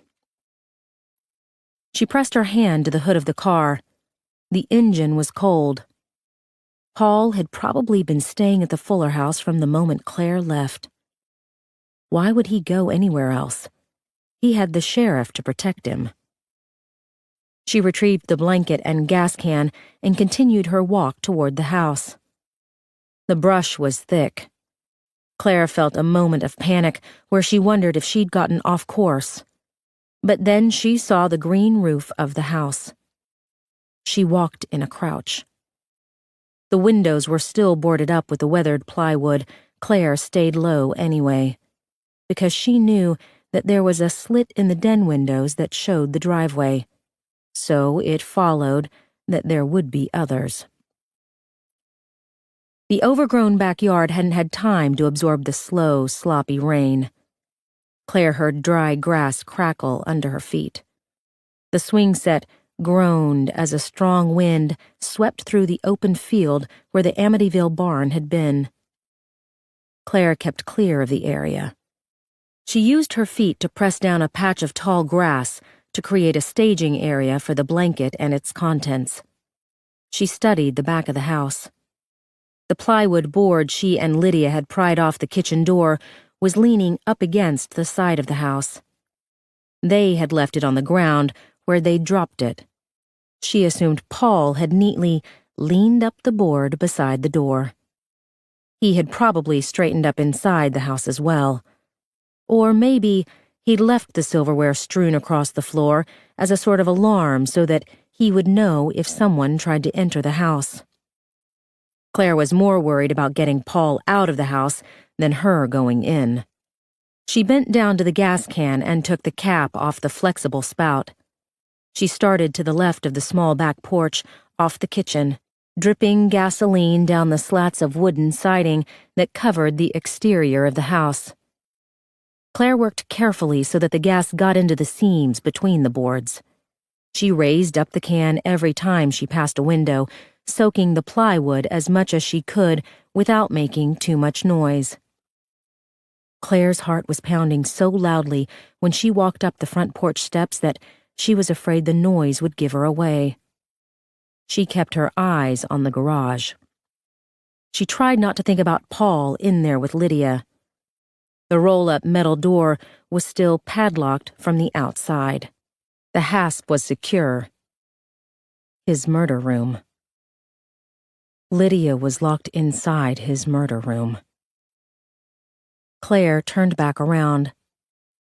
Quietly, she made a half-loop back around the house, double-checking her work underneath the boarded-up windows. By the time she was finished, she'd poured a crescent of gasoline around the left side of the house, covering the front porch, the bedrooms, and the bathroom. Only the kitchen and garage were left untouched. Step 1. Complete. Claire returned to the foil blanket. She knelt down. She was sweating, but her hands were so cold she could barely feel her fingers. She said a silent apology to her mother, the librarian, as she ripped apart the Shelley collection. She wadded and rolled together the pages into a long wick. She unscrewed the spout from the gas can. She shoved the wick inside, leaving around 6 inches of exposed paper. Step 2. Ready. There were 2 long flares from the backpack. Claire kept both in her hand as she walked to the front of the house. She stood underneath the sewing room. The empty street was behind her. At the gas station, she had read the instructions for lighting the flare. It worked the same way as striking a match. You pulled off the plastic cap and struck the sandpaper side to the top of the flare. Claire pulled off the plastic cap. She looked up at the house. This was the moment. She could stop now. She could go back to her car. She could call the FBI in Washington, D.C., Homeland Security, the Secret Service, the Georgia Bureau of Investigation. How many hours would it take for them to get to the house? How many hours would that give Paul alone with her sister? Claire struck the top of the flare. She jumped back because she hadn't anticipated such an immediate blazing plume of fire. Sparks dripped at her feet. The flare made a spurting sound like a faucet turned on full blast. She felt a quiver of panic at what she was doing. She thought there would be more time. But the fire was rapidly eating away the seconds. The gasoline had caught. Reddish-orange flames licked up the side of the house. She dropped the flare. Her heart was in her throat. She had to move quickly. This was happening now. There was no going back. Claire jogged around to the side of the house. She struck the other flare and dropped it underneath the master bedroom. There was a whooshing sound. A puff of hot wind, and the flames roiled along the gas trail up to the plywood boards covering the window.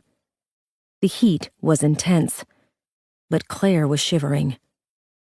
She ran back to her staging ground and wrapped the mylar cape around her shoulders. The crinkly material barely covered her upper body. She looked up at the sky. The clouds were moving fast. The rain had gone from a fine mist to big, fat drops. Claire hadn't counted on the rain. She watched the side of the house to make sure the fire was taking.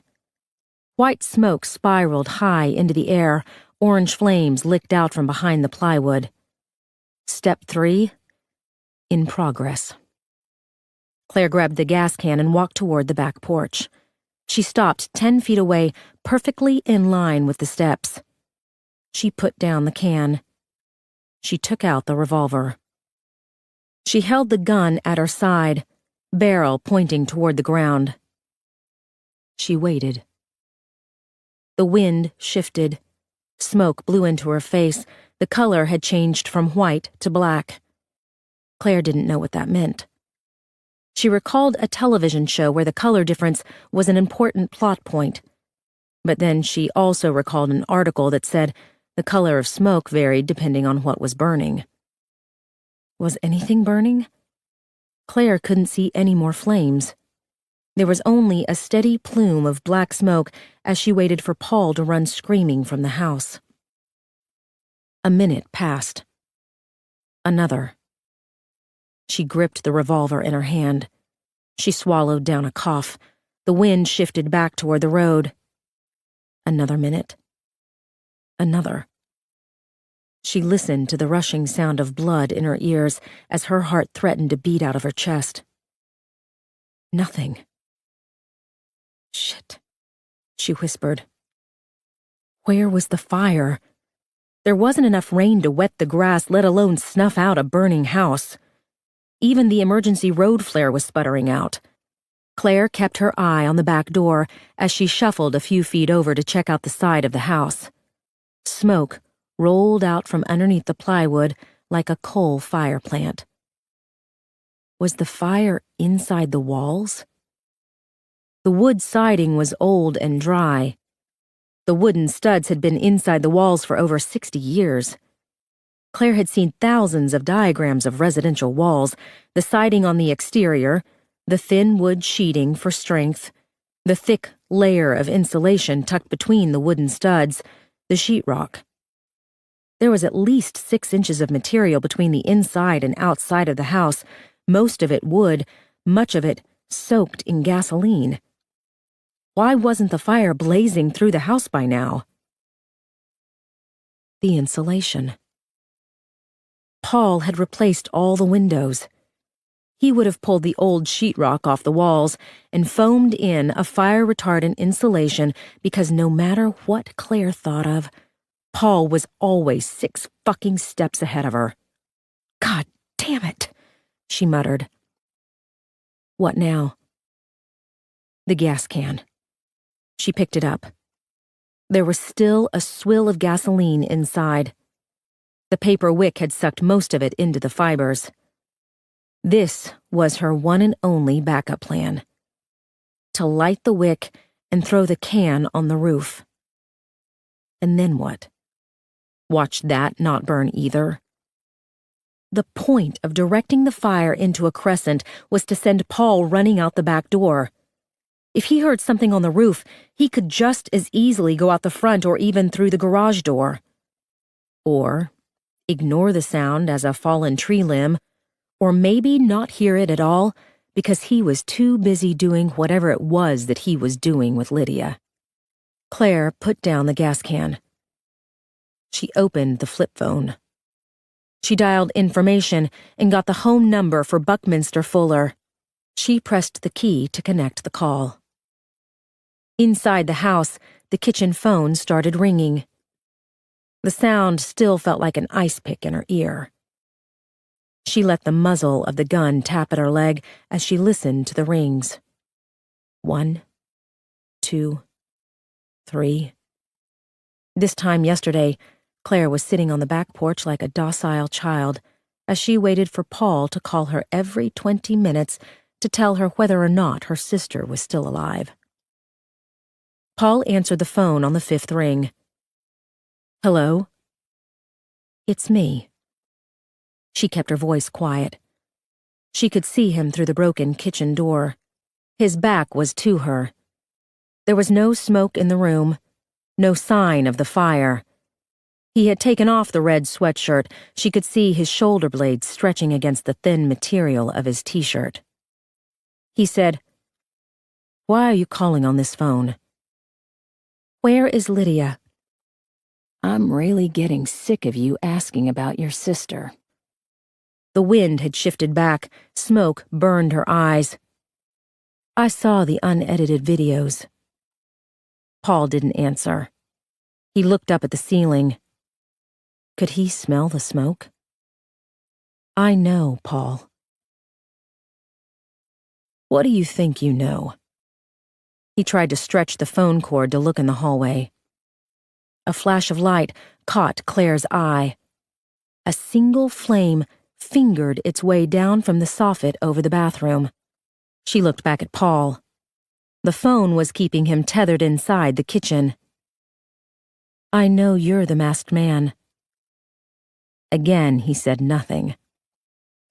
Claire watched the finger of flame turn into a hand. The soffit blackened. The wood grain on the siding laced with soot. "I know you have photographs of Johnny Jackson on the USB drive. I know you want your client list so you can keep the business going." "Where are you?" Claire's heart thrilled with excitement as she watched the fire trace up the plywood board covering the bathroom window. "Claire." Paul wasn't talking on the phone. He was standing on the porch looking up at the house. Smoke rolled off the roof. He didn't look terrified. He looked stunned. "What did you do?" Claire dropped the phone. She still held the revolver at her side. Paul looked down at her hand. He knew that she had a gun. Now was the time to raise it up. Point the barrel at him, cock the hammer. She should move quickly. She should widen her stance. She should be ready to pull the trigger before his foot hit the ground. Paul walked down the 3 steps. She remembered him walking down the stairs at home. The way he would smile at her in the morning and tell her how beautiful she was. The way he would kiss her cheek. The way he would leave her notes to find in the medicine cabinet and send her funny texts during the day. He asked, "Did you set the house on fire?" He sounded incredulous and secretly pleased. The exact same way he'd sounded when Claire had called him from the police station to tell him she needed bail money. Claire. She could not move. This was her husband. This was Paul. Where did you get that? He was looking down at the gun. Again, he seemed more surprised than concerned. Claire. The plan. She couldn't forget the plan. The fire was catching. The revolver was in her hand. She needed to cock the hammer, point it at Paul's face, pull the trigger. Pull the trigger! Pull the trigger! Lydia's fine.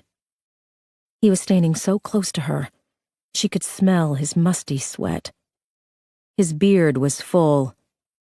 He had taken off the thick glasses. She could see the outline of his body underneath his white t-shirt. She had kissed his body. She had curled her fingers into the hair on his chest. He glanced back at the house. Looks like it's spreading fast. You're terrified of fire. Well, I am when it's close enough to hurt me. He didn't state the obvious, that he was outside, that it was raining, that he had acres of fields he could run to for safety. Listen, the fire won't hold off like that for long. Go ahead and give me the USB drive, and I'll leave, and you can go inside and untie Lydia. He smiled, his sweet, awkward smile that told her everything was taken care of. You'll see I didn't hurt her, Claire.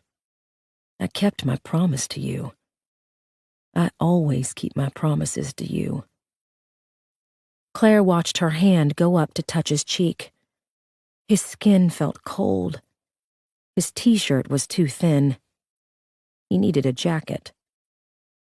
She said, I thought. Paul looked into her eyes. You thought what? I thought I chose you. Of course you did. His hands gently cradled her face. We chose each other. Claire kissed him. Really kissed him. Paul moaned. His breath caught when their tongues touched. His hands trembled at her face. She could feel his heart beating. It was the same as it had always been, which was how she knew that it had always been a lie. Claire cocked the hammer. She squeezed the trigger. The explosion shook the air. Blood splattered up her neck. Paul dropped to the ground. He was screaming. The sound was feral, frightening. He clutched at his knee, or what was left of his knee. The hollow-point bullet had disintegrated his kneecap and ripped apart his ankle. White bone and strips of tendon and cartilage dangled down like bloody pieces of frayed string. She told Paul, that was for me. Claire shoved the gun down the back of her jeans. She grabbed the foil blanket. She started toward the house. Then she stopped. Fire had taken over the left side of the house. Flames were clawing at the kitchen wall. Sparks jumped up at the ceiling. Glass shattered in the intense heat. The telephone had melted. The linoleum was black. Smoke hung like white cotton in the air. Orange and red flames had filled the den as they trudged toward the hallway. Toward the garage. It was too late. She couldn't go in. Trying to help Lydia would be madness. She would die. They would both die. Claire took a deep breath and ran into the house. Chapter 23. I'm in the garage! Lydia pulled uselessly at her restraints as bright red flames licked at the mouth of the hallway. Help me! She had heard gunfire. She had heard a man screaming. Paul, she thought. Please, God, let it be Paul. I'm here! Lydia cried. She strained against the chair. She had given up hope until the phone rang, until the gunshot. Help! She screamed. Did they know about the fire? Were the police handcuffing Paul when they should be running into the house? He had left the door to the house open. She had a front row view to the changing nature of the fire. The gentle flicker had turned into white-hot flames that were chewing through the walls. The carpet peeled up. Chunks of plaster melted off the ceiling. Smoke and heat roiled through the narrow corridor. Her hands felt hot. Her knees felt hot. Her face was hot. Please! Lydia screamed. The fire was moving so fast. Didn't they know she was in here? Didn't they see the flames shooting through the roof? I'm in here, she yelled. I'm in the garage! Lydia pulled uselessly at the restraints. She couldn't die like this. Not after what she had survived. She needed to see Rick one more time. She needed to hold Dee in her arms. She had to tell Claire that she had really forgiven her. She had to tell her mother that she loved her, that Paul had killed Sam, that her father had not taken his life, that he had loved them all so much and... Please! She screamed so loudly that she strangled on the word. Help me! There was a figure at the end of the hallway. Here, she yelled. I'm here! The figure got closer. Closer. Help! Lydia cried. Help me! Claire. The figure was Claire. No, no, no! Lydia panicked. Why was it Claire? Where were the police? What had her sister done? Lydia. Claire was running at a crouch, trying to stay below the smoke. A foil blanket was over her head. Fire roiled behind her, brick red and orange flames that lapped up the walls and dug chunks out of the ceiling. Why was it Claire? Where were the firemen? Where were the police? Lydia frantically watched the door, waiting for more people to rush in. Men in heavy fireproof jackets, men with helmets and oxygen, men with axes. There was no one else. Just Claire. Crazy, impetuous, idiotic fucking Claire. What did you do? Lydia screamed. Claire! It's all right, Claire screamed back. I'm going to save you. Jesus Christ! Lydia could see the fire curling the paint off the walls. Smoke was filling the garage. Where is everybody? Claire grabbed the knife off the table. She cut through the plastic ties. Go! Lydia pushed her away. I'm chained to the wall. You have to go! Claire reached behind the chair. She twisted something. The chain fell away like a belt. For a moment, Lydia was too stunned to move. She was free. After almost 24 hours, she was finally free. Free to burn alive in a fire. Come on! Claire headed toward the open door, but the fire had already consumed their only way out. Flames melted the plastic slats on the wall. The shag carpet curled like a tongue. No! Lydia screamed. God damn it, no! She couldn't die like this. Not after living through Paul's torture. Not after thinking she was going to get away. Help me. Claire ran at the roll-up door. The metal made a clanging sound that rattled Lydia's eardrums. Claire tried to run at the door again, but Lydia grabbed her arm. What did you do? She screamed. We're going to die! Claire jerked away her arm. She ran to the wooden shelves. She swept the videotapes onto the floor. She wrested the shelves from their brackets. Claire! Lydia yelled. Her sister had finally gone insane.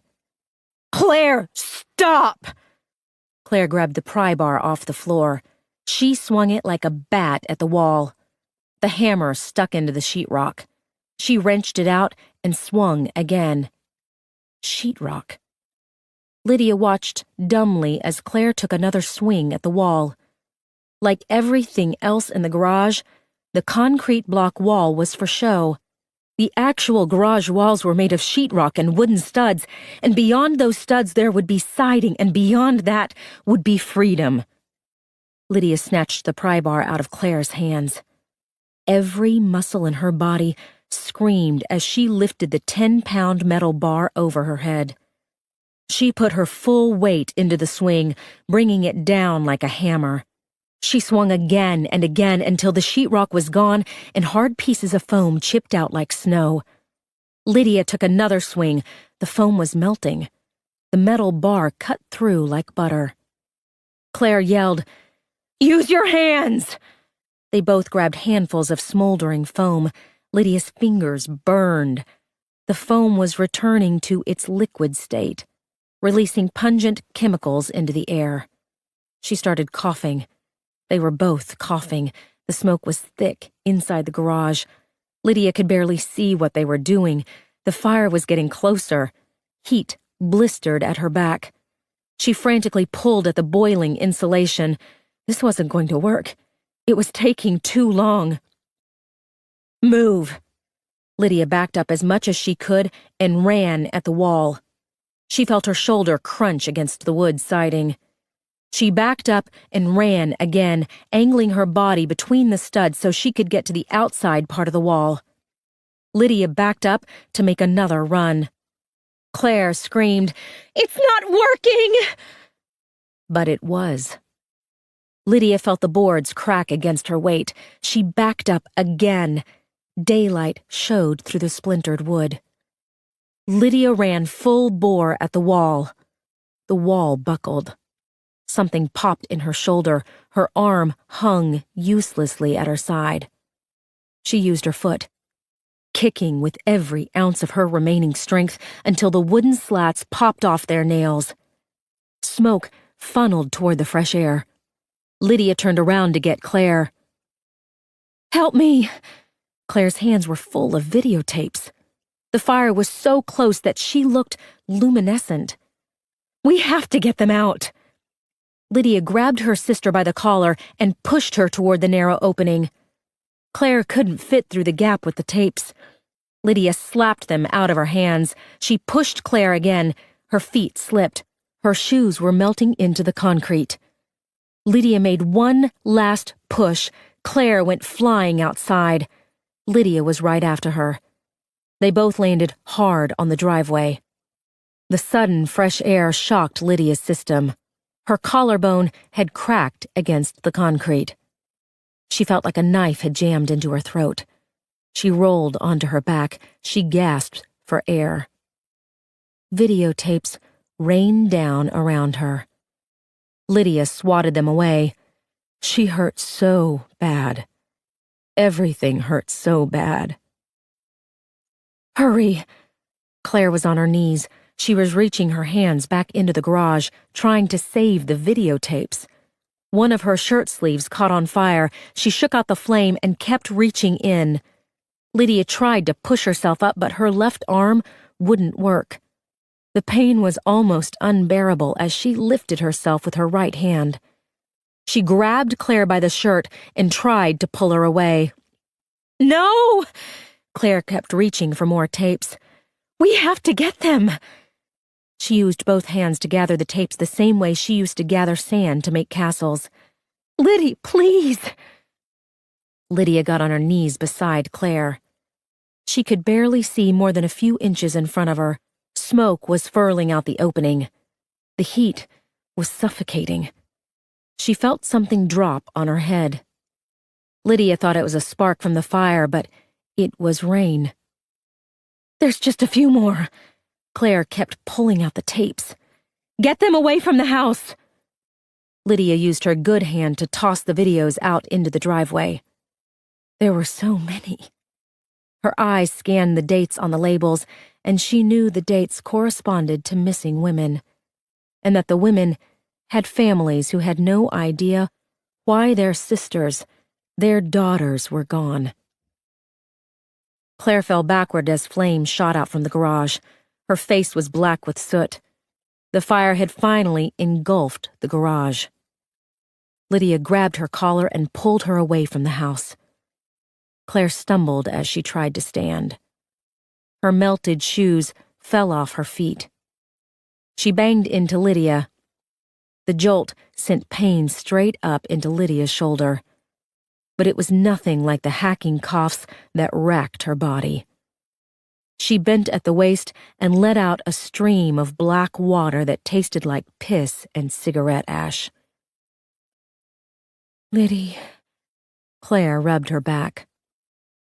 Lydia opened her mouth and let out another foul black stream that made her stomach spasm. Mercifully, there wasn't much more. She wiped her mouth. She stood up. She closed her eyes to fight the dizziness. Lydia, look at me. Lydia forced open her eyes. Claire stood with her back to the garage. Fire and smoke raged behind her. But she was looking at Lydia, not the fire. She had her fingers pressed to her mouth. She looked stricken. Lydia could only imagine what her sister was seeing.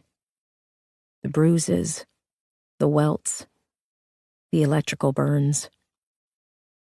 Claire said, "What did he do to you?" "I'm okay," Lydia said, because she had to be. "What did he do?" Claire was shaking. Tears cut white tracks into the soot on her face. "He promised he wouldn't hurt you. He promised." Lydia shook her head. She couldn't do this now. It didn't matter. None of it mattered. "I'm going to kill him." Claire's bare feet pounded into the ground as she stalked around to the back of the house. Lydia followed, holding her useless left arm as still as she could. Every step sent her collarbone clashing against the base of her throat. Her joints had filled with gravel dust. Rain had turned the soot on her skin into a wet, black ash. Claire was just ahead of her. She had a revolver stuffed down the back of her jeans. Lydia recognized the gun, but not the fluid way Claire pulled the weapon, cocked the hammer, and trained the sights at the man crawling on the ground. Paul had pulled himself about 20 feet away from the house. A streak of dark blood showed his progress through the wet grass. His right knee was a bloody pulp. His ankle was shattered. The bottom half of his leg hung at an unnatural angle. Bone and sinew and muscle glistened in the light from the still roaring flames. Claire had the gun pointed at Paul's face. "You fucking liar!" Paul kept moving, using his elbow and hand to pull himself away from the fire. Claire tracked him with the gun. "You said you didn't hurt her."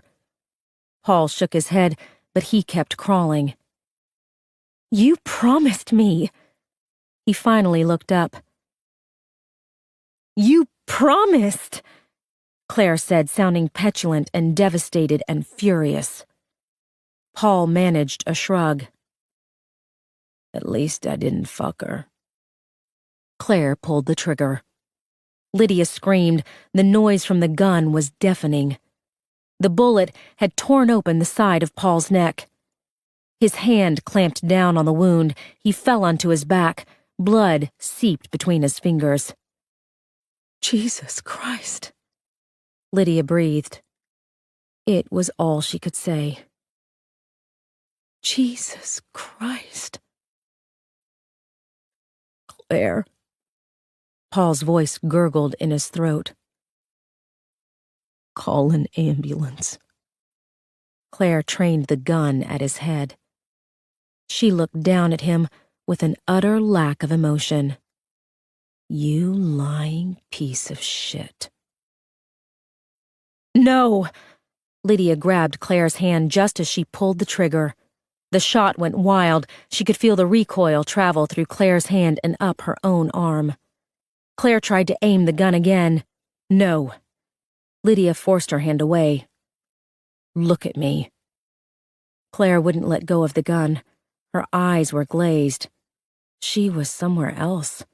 Somewhere dark and menacing, where the only way out of it was to murder her husband. "Look at me," Lydia repeated. He knows where Julia is. Claire wouldn't look away from Paul. Claire. Lydia spoke as clearly as she could. Paul knows where Julia is. Claire shook her head. He told me, Lydia said. He told me in the garage. He knows where she is. She's close by. He told me he still visits her. Claire shook her head. He's lying. Paul said, I'm not lying. I know where she is. Claire tried to move the gun back to his head, but Lydia stopped her. Let me try, okay? Just let me try, please. Please. Slowly, Claire slackened the tension in her arm as she gave in. Still, Lydia kept an eye on her sister as she struggled to kneel down. The pain nearly took her breath away. Every movement sent a sharp knife into her shoulder. She wiped the sweat from her brow. She looked down at Paul. Where is Julia? Paul wouldn't look at her. He was only interested in Claire. Please, he begged her. Call an ambulance. Claire shook her head. Lydia said, Tell us where Julia is, and we'll call an ambulance.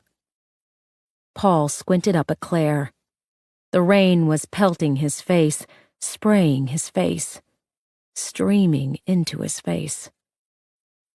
Call an ambulance, Paul repeated. Please. Please. How many times had Lydia begged him in the garage? How many times had he laughed at her? Paul said, Claire. Where is she? Lydia repeated. You said she was close. Is she in Watkinsville? Is she in Athens? He said, Claire, please, you have to help me. This is serious. Claire held the gun limply at her side. She was looking back at the house, staring into the fire. Her lips were in a tight line. Her eyes were still wild. She was going to crack. Lydia just couldn't tell which way. She looked back down at Paul. Tell me.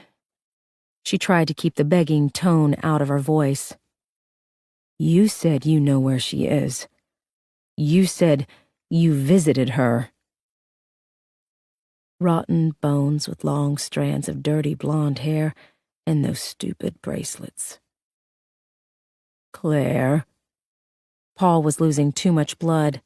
His skin had turned a waxy white. Claire, please. Just look at me. Lydia didn't have time for this. She jammed her fingers into his shattered knee. Paul's screams pierced the air. She didn't let up. She kept pressing until her fingernails had scraped raw bone. She said, Tell us where Julia is. He hissed air between his teeth. Tell us where she is. Paul's eyes rolled back in his head. His body started to convulse. Lydia took away her hand. He gasped for air. Bile and pink blood dribbled out of his mouth. He pressed the back of his head into the ground. His chest was heaving for air. He made a choking sound. He was crying. No. He wasn't crying. He was laughing. You don't have it in you. Paul's bloody white teeth showed between wet lips. Worthless fat bitch. Lydia jammed her fingers into his knee again. She could feel her knuckles bend as they curled around the broken shards of bone. This time, Paul screamed so loud that his voice broke. His mouth was open, Air was passing through his vocal cords, but there was no sound. His heart would be shaking. His bladder would be releasing. His bowels would be liquid. His soul would be dying.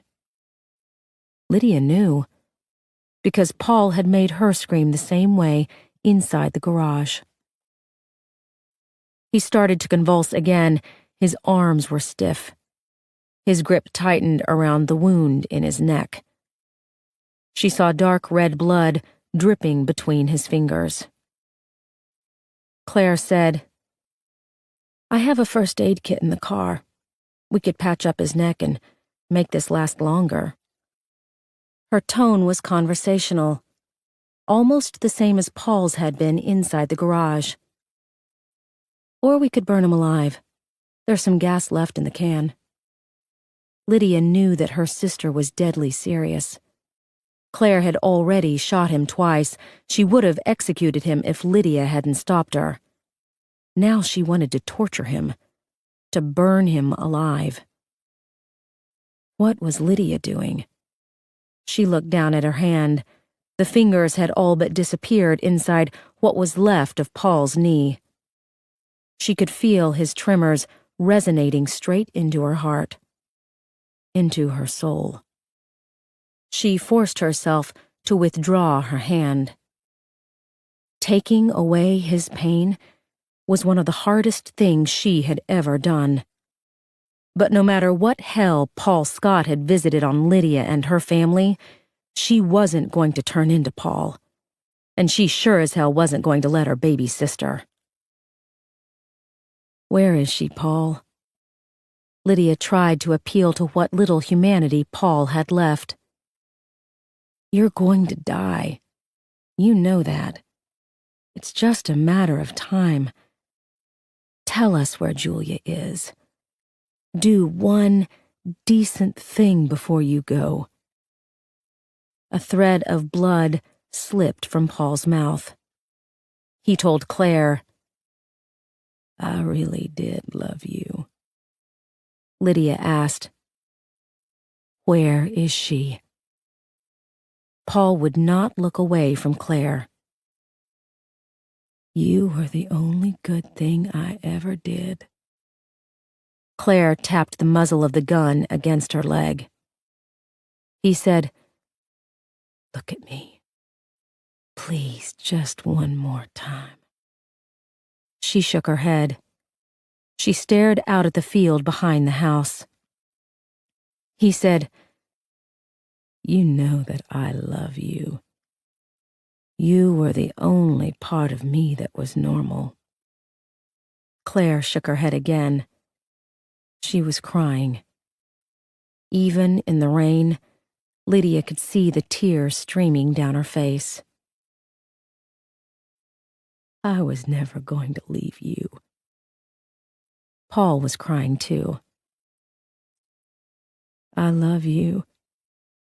I promise, Claire. I love you with my dying breath."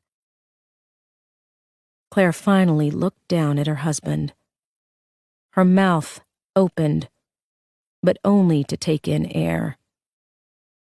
Her eyes tracked back and forth like she couldn't quite understand what was in front of her. Was she seeing the old Paul in this moment? The insecure grad student who so desperately wanted her to love him? Or was she seeing the man who had filmed those movies? The man who, for 24 years, had kept the dark secret that had haunted her family? Paul reached up to Claire. "Please, I'm dying. Just give me this. Please." She shook her head. But Lydia could tell her resolve was breaking. So could Paul. He said, "Please." Slowly, reluctantly, Claire knelt down beside him. She let the gun fall to the grass. She placed her hand over his. She was helping him staunch the wound. helping him stay alive. Paul coughed. Blood spit between his lips. He tightened his grip on his wounded neck. I love you. No matter what, always know that I love you. Claire held back a sob. She stroked his cheek. She brushed the hair out of his eyes. She gave him a sad smile and said, You stupid asshole. I know you put Julia in the well. Lydia would have missed Paul's shocked look if she hadn't been watching his face. He quickly rearranged his expression into one of open delight. My God, you were always so clever. I wasn't I? Claire was still leaning over him. Lydia thought she was going to kiss him, but instead, Claire peeled his hand away from his wounded neck. Paul struggled to resist, to stop the flow of blood, but Claire held tight to his hand. She pushed him onto his back. His strength was gone. He couldn't stop the blood. He couldn't stop Claire. She straddled his waist. She pinned down both of his wrists. She kept looking him in the eye, drinking in every change that crossed his face, the disbelief, the fear, the desperation. His heart was frantically pounding. Every beat sent out a fresh spray of arterial blood. Claire did not look away when his mouth gaped open, or when the rain thumped the back of his throat. She held his gaze as the spray from his neck turned into a steady flow, as his hands unclenched, as his muscles relaxed, as his body slackened. Even when the only indication that Paul was still alive was the heavy wheeze of his breaths and the pink bubbles between his lips, Claire did not look away. I see you, she told him. I see exactly who you are. Lydia was dumbstruck. She couldn't believe what was happening right in front of her. What she had allowed her sister to do. They couldn't come back from this. There was no way Claire would ever come back from this. Come on. Claire was talking to Lydia. She stood up. She wiped her bloody hands on her pants like she'd just come in from the garden. Lydia still couldn't move. She looked at Paul. The bubbles had stopped. She could see the flames from the house reflecting in the glassy black of his irises. A drop of rain hit his eyeball. He didn't blink. Liddy. Lydia turned away. Claire was in the backyard. The rain was really coming down now. Claire didn't seem to notice. She was kicking at the grass, pushing her way through the overgrowth. Come on, Claire called. Help me. Somehow, Lydia managed to leverage herself up. She was still in shock. That was the only reason the pain didn't stop her. She forced herself to put one foot in front of the other. She made herself ask Claire, What are you doing? There's a well! Claire had to raise her voice to be heard over the rain. She was kicking at the weeds with her bare feet, making wide circles on the ground. The property taxes said the house was on city water. Her excitement was barely contained. She had the same breathlessness as when she used to tell Lydia a story about the mean girls at school. I did a painting for Paul. Years ago, it was from a photograph of the backyard. He showed it to me when we were first dating, and he said he loved the view because it reminded him of home and his parents and growing up at the farm, and there was a barn in the picture, Liddy. A big, scary barn, and right beside it was a well with a roof over it. I spent hours trying to get the color right. Days, weeks. I can't believe I forgot about that fucking well. Lydia pushed away some tall weeds. She wanted to believe her. She longed to believe her.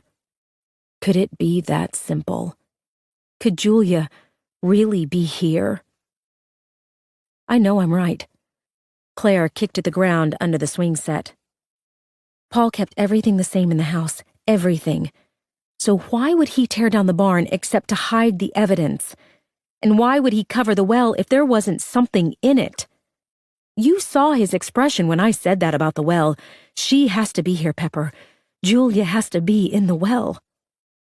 They were all so close, Lydia. Do you want me to tell you how close? Lydia started kicking through the wet weeds. The wind had changed direction again. She couldn't imagine a time when she would smell anything but smoke. She looked back at the house. The fire was still going strong, but maybe the rain would keep it from jumping into the grass. Liddy! Claire was standing under the swing set. She banged the ground with her heel. A hollow sound echoed up from deep in the earth. Claire dropped to her knees. She started digging her fingers into the earth. Lydia dropped down beside her. She used her good hand to feel what her sister had found. The wooden cover was heavy, about an inch thick and 3 feet round. This has to be it, Claire said. It has to be it. Lydia grabbed handfuls of dirt. Her hand was bleeding. There were blisters from the fire, from the melting foam. Still, she kept digging. Claire finally moved enough dirt to wedge her fingers underneath the cover. She squatted down like a weightlifter and pulled so hard that the muscles on her neck stood out. Nothing. Damn it. Claire tried again. Her arms shook from the effort. Lydia tried to help, but she couldn't make her arm move in that direction. The rain was doing them no favors. Everything felt heavier. Claire's fingers slipped. She fell backward into the grass. Shit! She screamed, pushing herself back up. Try pushing it. Lydia braced her feet against the cover. Claire helped, using the heels of her hands, putting her back into it. Lydia felt herself slipping. She dug in the heel of her good hand and pushed so hard that she felt like her legs were going to break in two. Finally, eventually, they managed to move the heavy piece of wood a few inches. Harder, Claire said. Lydia didn't know how much harder she could push. They tried again, this time with Claire beside her using her feet. The cover moved another inch. Then a few more. They both pushed, screaming out in pain and the effort until the cover had moved enough so that their legs were dangling over open earth. Dirt and rocks fell into the mouth of the well. Rain splattered against water. They both looked down into the endless darkness. Damn it! Claire's voice echoed back up. How deep do you think it is? We need a flashlight. There's one in the car. Lydia watched her sister sprint away in her bare feet. Her elbows were bent. She hurtled over a fallen tree. She was so intent on moving forward that she wasn't stopping to look back at what she had left in her wake. Paul. She hadn't just watched him die. She had taken in his death like a hummingbird drawing nectar. Maybe that didn't matter. Maybe watching Paul die was the sustenance that Claire needed. Maybe Lydia shouldn't worry about what they had done to Paul. She should be more concerned about what Paul had done to them. To their father. To their mother. To Claire. To Julia. Lydia looked down into the gaping blackness of the well. She tried to listen for the rain hitting the water at the bottom, but there were too many drops to follow the path of just one. She found a pebble on the ground. She dropped it into the well. She counted seconds. At 4 seconds, the pebble splashed into the water. How far could a rock travel in 4 seconds? Lydia reached down into the darkness. She ran her hand along the rough rocks, trying not to think about spiders. The rocks were uneven. Mortar was chipping away. If she was careful, maybe she could get a foothold. She leaned in farther. She swept her hand back and forth. The mortar felt dry. Her fingers brushed across a vine. Except it was too delicate to be a vine. It was thin, metal. A bracelet, a necklace. Carefully, Lydia tried to pick the chain away from the wall. The resistance changed, and she guessed it was stuck on something. She couldn't reach her other hand down to pull it away. She looked back over her shoulder. Claire was in the distance. The flashlight was on. She was running. Her feet were going to be cut up from the forest. She probably couldn't feel it now because of the bitter cold. Lydia groaned as she leaned farther into the well. She let her fingers walk along the chain. She felt a solid metal piece, almost like a coin, stuck between the rocks and the wall. There was a shape to it. Not round, but maybe oval. She traced her thumb along the smooth edges.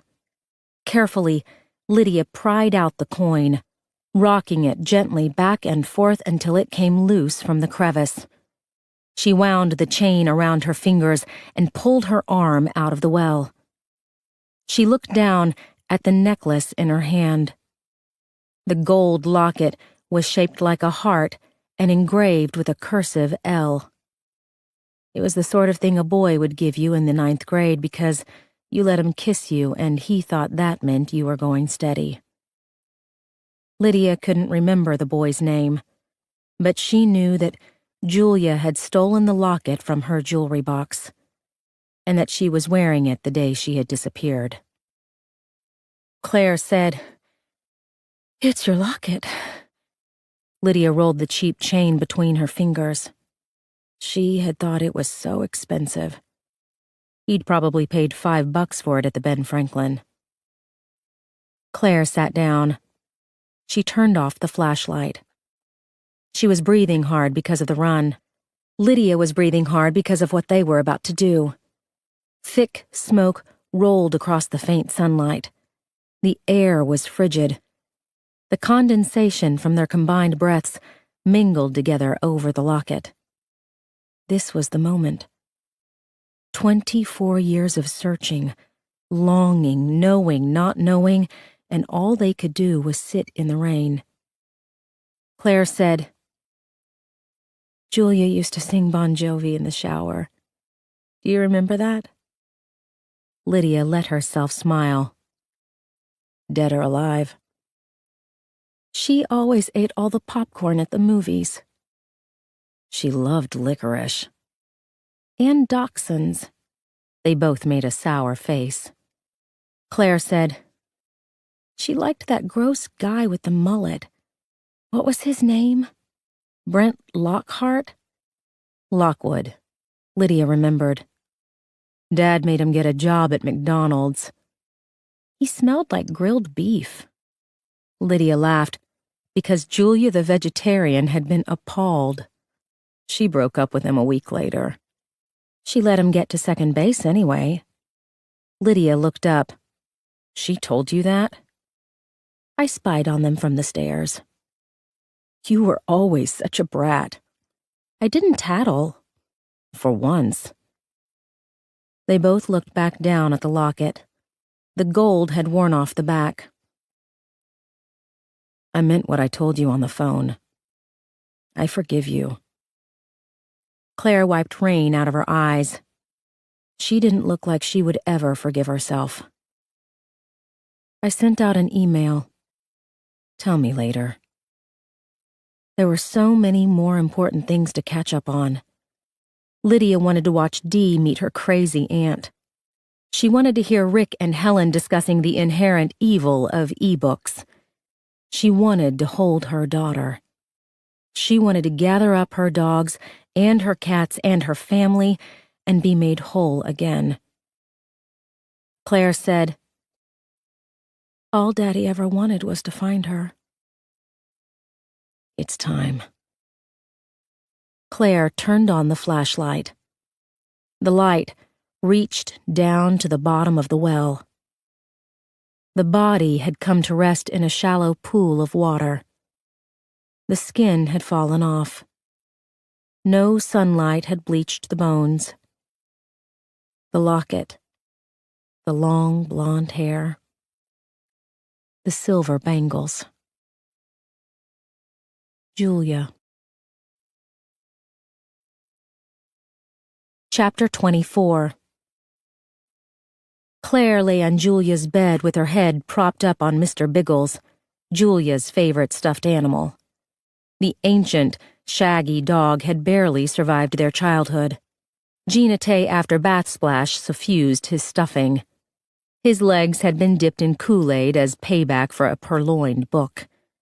Part of his nose had been burned off in a stealthy bit of retribution for a stolen hat. In a fit of pique, someone had snipped the fur on his head down to the cotton batting. Lydia didn't look much better. Her singed hair was growing back, but 6 weeks out from their ordeal, her bruises were still a nasty black and yellow. The cuts and burns had only recently started to scab. The area around her fractured eye socket was still red and swollen. Her left arm would be in a sling for another 2 weeks, but she had become remarkably adept at doing almost everything with one hand, including folding Julia's clothes. They were in the house on Boulevard. Helen was making lunch in the kitchen. Claire was supposed to be helping Lydia pack Julia's things, but she had easily fallen back into the old pattern of letting her older sister do everything. Look how tiny she was. Lydia smoothed out a pair of Jordache jeans. She splayed her hand at the waist. Her thumb and pinky finger were only inches from the sides. I used to borrow these. She sounded astonished. I thought I was so fat when she died. When she died. That's what they were saying now. Not when Julia disappeared or when Julia went missing. Because the DNA had confirmed what they had known in their hearts all along. Julia Carroll was dead. Last week, they had laid her to rest beside their father. The ceremony was small, just Claire, Helen, Lydia, and Grandma Jenny, who kept freaking Lydia out by telling her she was just as pretty as she remembered. They had taken Jenny home after the burial and met Dee and Rick at the Boulevard house. Christmas was only a week away. There were presents under the tree. They sat at the long dining room table and ate fried chicken and drank iced tea and told long-forgotten stories about the departed. The way Sam used to hum every time he ate ice cream, and how Julia had forgotten all the notes before her first piano recital. They heard stories about Dee, too, because they had missed 17 years of her life, and she was such an interesting and bubbly and smart and pretty young girl. She was clearly her own person, but she was so much like Julia that Claire still felt her heart skip a beat every time she saw her. Hey, lazy butt. Lydia dumped a drawer full of socks on the bed beside Claire. Make yourself useful. Claire sorted the socks with a deliberate slowness so that Lydia would get annoyed and take over. Julia had loved little girl patterns with pink hearts and red lips and various breeds of dogs. Someone would get good use out of them. They were donating their sister's clothes to the homeless shelter, the same shelter she had volunteered for the day Gerald Scott had decided to take her away from them. And Paul. because the photograph in the barn proved he was an active participant in their sister's murder. Lydia had relayed all the other details that Paul had confessed to in the garage. They knew about their father's staged suicide. They knew about the notebooks. The letters Helen had written to Lydia that were never delivered. Paul's plans for Dee when she turned 19. At some point, Claire had chosen to pull a Helen and stop asking questions because she did not want to know the answers.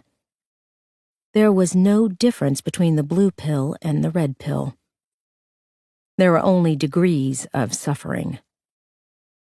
Paul had been a violent psychopath. He was a torturer. He was a murderer. His color-coded files had been investigated and he'd been proven to be a serial rapist.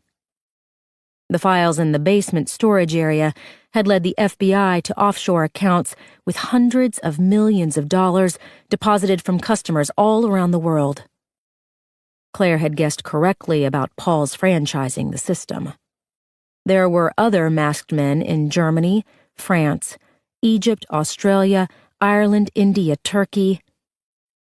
Past a certain point, more detailed knowledge about the volume of her husband's sins could not make Claire's burden feel any heavier. "I think this is yours." Lydia held up a white t-shirt with "Relax" written in black letters across the front. The collar had been cut out Flashdance style. Claire said, "I used to wear that with the most amazing pair of rainbow-colored leg warmers." "Those were my leg warmers, you brat." Claire caught the shirt Lydia threw at her head. She held it up in front of her. It was a good shirt. She could probably still wear it. "Have you thought about what you're going to do?" Claire shrugged. This was a common question.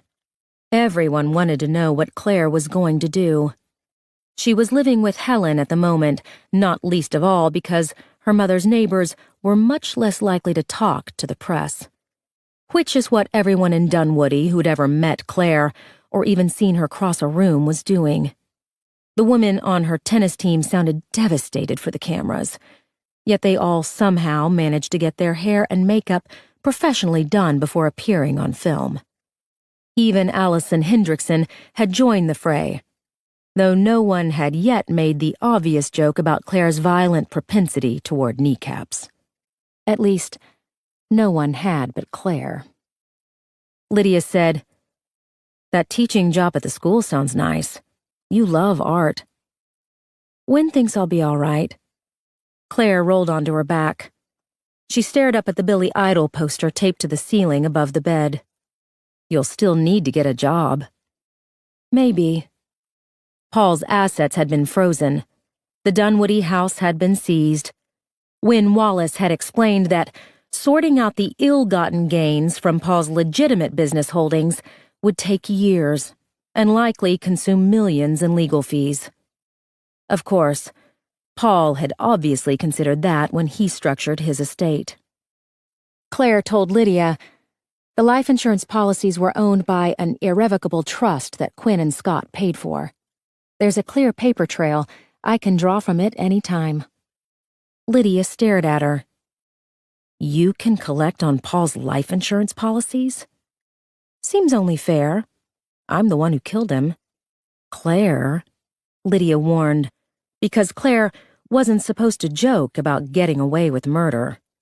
And as far as she knew, Claire had certainly gotten away with it. Not to brag, because Lydia wouldn't let her do that either, but if Claire had learned one thing from her previous sojourn into the criminal justice system, it was that you didn't have to talk to the police unless you wanted to.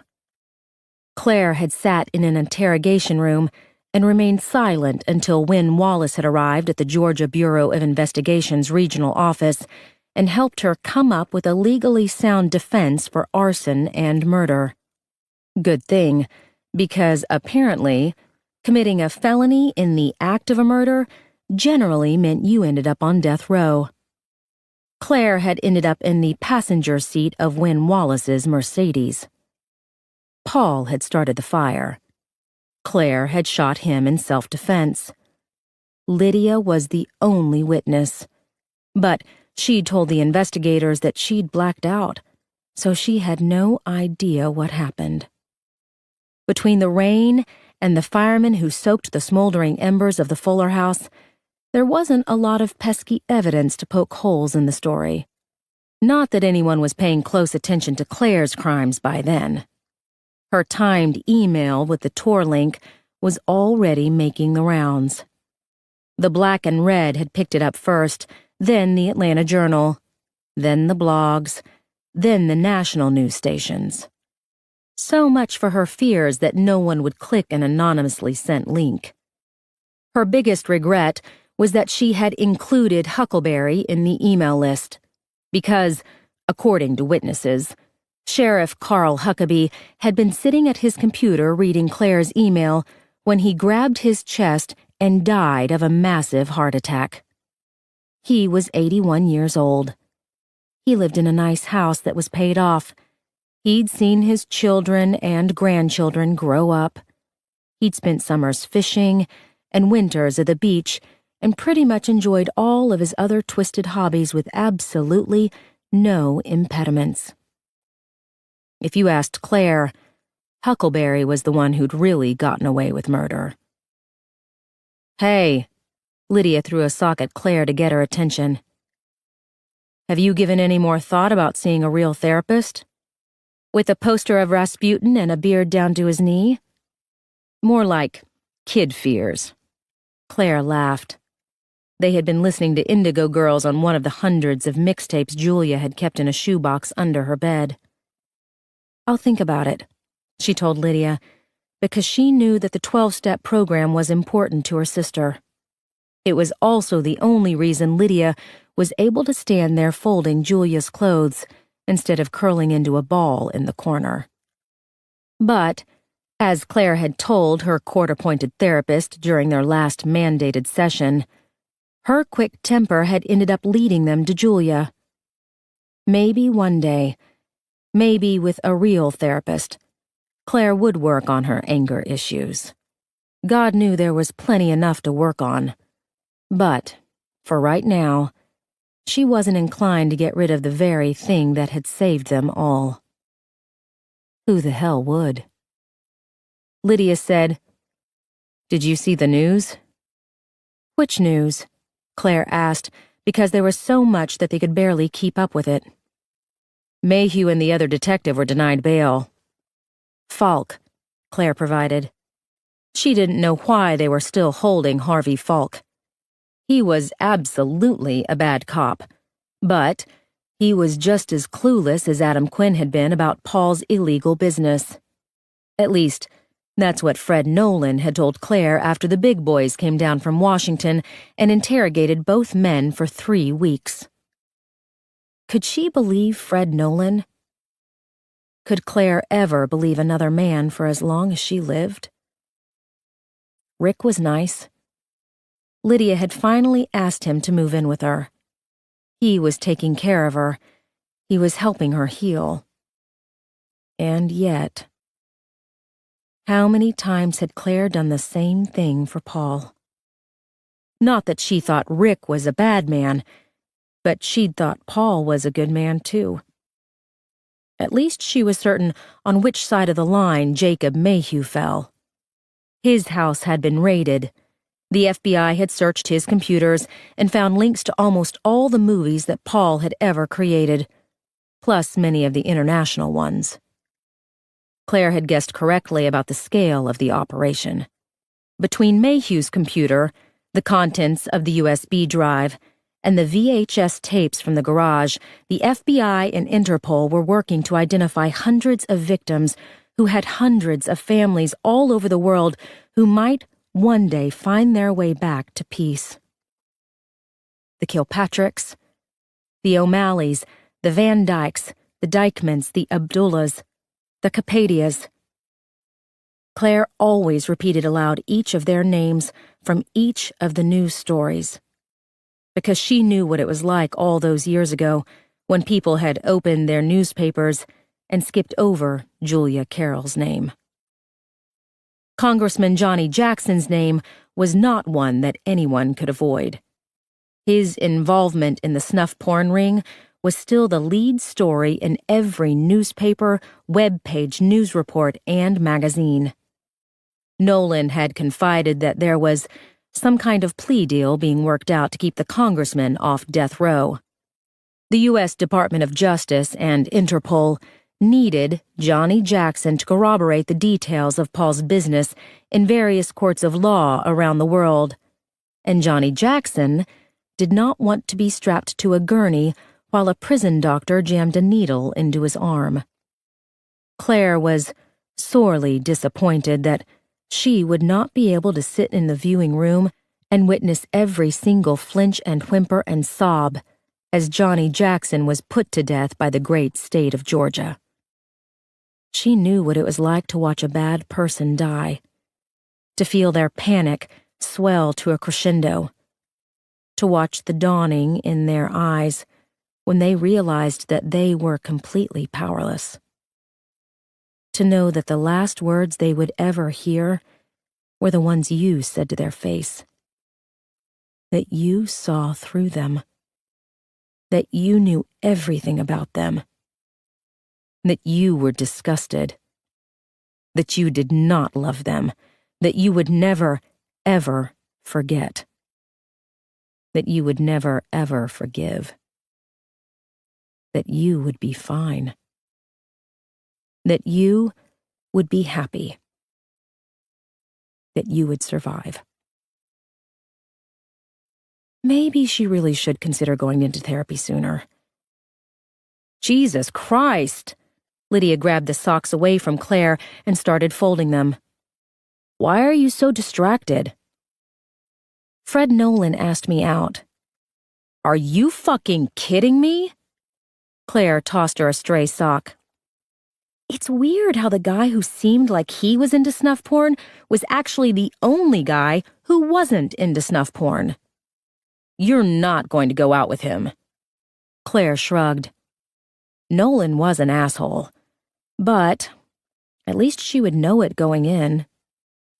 Jesus Christ. Jesus Christ, Claire mimicked. Helen knocked on the open door. Are you two squabbling? They both answered, No, ma'am. Helen smiled the relaxed smile Claire remembered from her childhood. Even with the press hounding her, Helen Carroll had finally found peace. She picked up one of Julia's socks from the pile on the bed. There were 2 kissing dachshunds embroidered around the band. Helen found the match. She folded them together. The Carrolls weren't sock rollers. They paired them together in a drawer and assumed they would manage to stay that way. Lydia said, Mom, can I ask you something? Of course. Lydia hesitated. They had been apart so long. Claire had keenly noticed that their rapport wasn't as easy as it once was. Helen said, It's all right, sweetheart. What is it? Lydia still seemed hesitant, but she asked, Why did you keep all this stuff when you knew she wasn't coming back? That's a good question. Helen smoothed Julia's quilt before sitting down on the bed. She looked around the room. Lilac walls, rock posters, Polaroids stuck in the mirror over the dresser. Nothing had changed since Julia had left for college. Not even the ugly lava lamp that everyone knew their mother hated. Helen said, It made your father happy to know it was the same. That her room would be waiting for her if she ever came back. Helen rested her hand on Claire's ankle. After I found out she was dead, I guess I just liked coming in here. I didn't have her body. There was no grave to visit. She invoked Grandma Jenny's words. I suppose this was the only place where I could come to leave my grief. Claire felt a lump come into her throat. She would have liked that. I think so. Lydia sat down beside Helen. She was crying. So was Claire. They were all crying. This was how it had been since they had looked down that well. Their lives had been rubbed raw. Only time could thicken their skin. Lydia said, "We found her. We brought her home." Helen nodded. "You did. It's all that Daddy ever wanted." "No." Helen squeezed Claire's leg. She stroked a strand of hair behind Lydia's ear. Her family. They were all together again. Even Sam and Julia. "This," Helen said. "This is all your father ever wanted." Part 7. I remember the first time you wouldn't let me hold your hand. You were 12 years old. I was walking you to Janie Thompson's birthday party. Saturday. Warm weather, though it was early fall. The sunlight was drumming at our backs. The low heels of your new shoes were clicking against the sidewalk. You were wearing a yellow sundress with thin straps. Too old for you, I thought, but maybe not. Because suddenly, you were older. So much older. No more gangly arms and lanky legs knocking over books and bumping into furniture. No more excited giggles and pained screams at the injustice of denied cake. Golden hair turned blonde and wavy. Bright blue eyes squinted with skepticism. Mouth no longer so quick to smile when I pulled your pigtails or tickled your knee. No pigtails today. Stockings covered your knees. We stopped at the street corner, and I instinctively reached for your hand. "Dad," you rolled your eyes. Your voice was older. A hint of the woman I would never get to meet. Dad. Not Daddy anymore. Dad. I knew that was it. No more holding my hand. No more sitting in my lap. No more throwing your arms around my waist when I walked through the front door or standing on my shoes while we danced around the kitchen. I would be the bank now, the ride to your friend's house, the critic of your biology homework, the signature on the check mailed away with your college application. And as I signed that check at our kitchen table, I would remember how I used to drink pretend tea from tiny china cups as you and Mr. Biggles excitedly told me about your day. Mr. Biggles.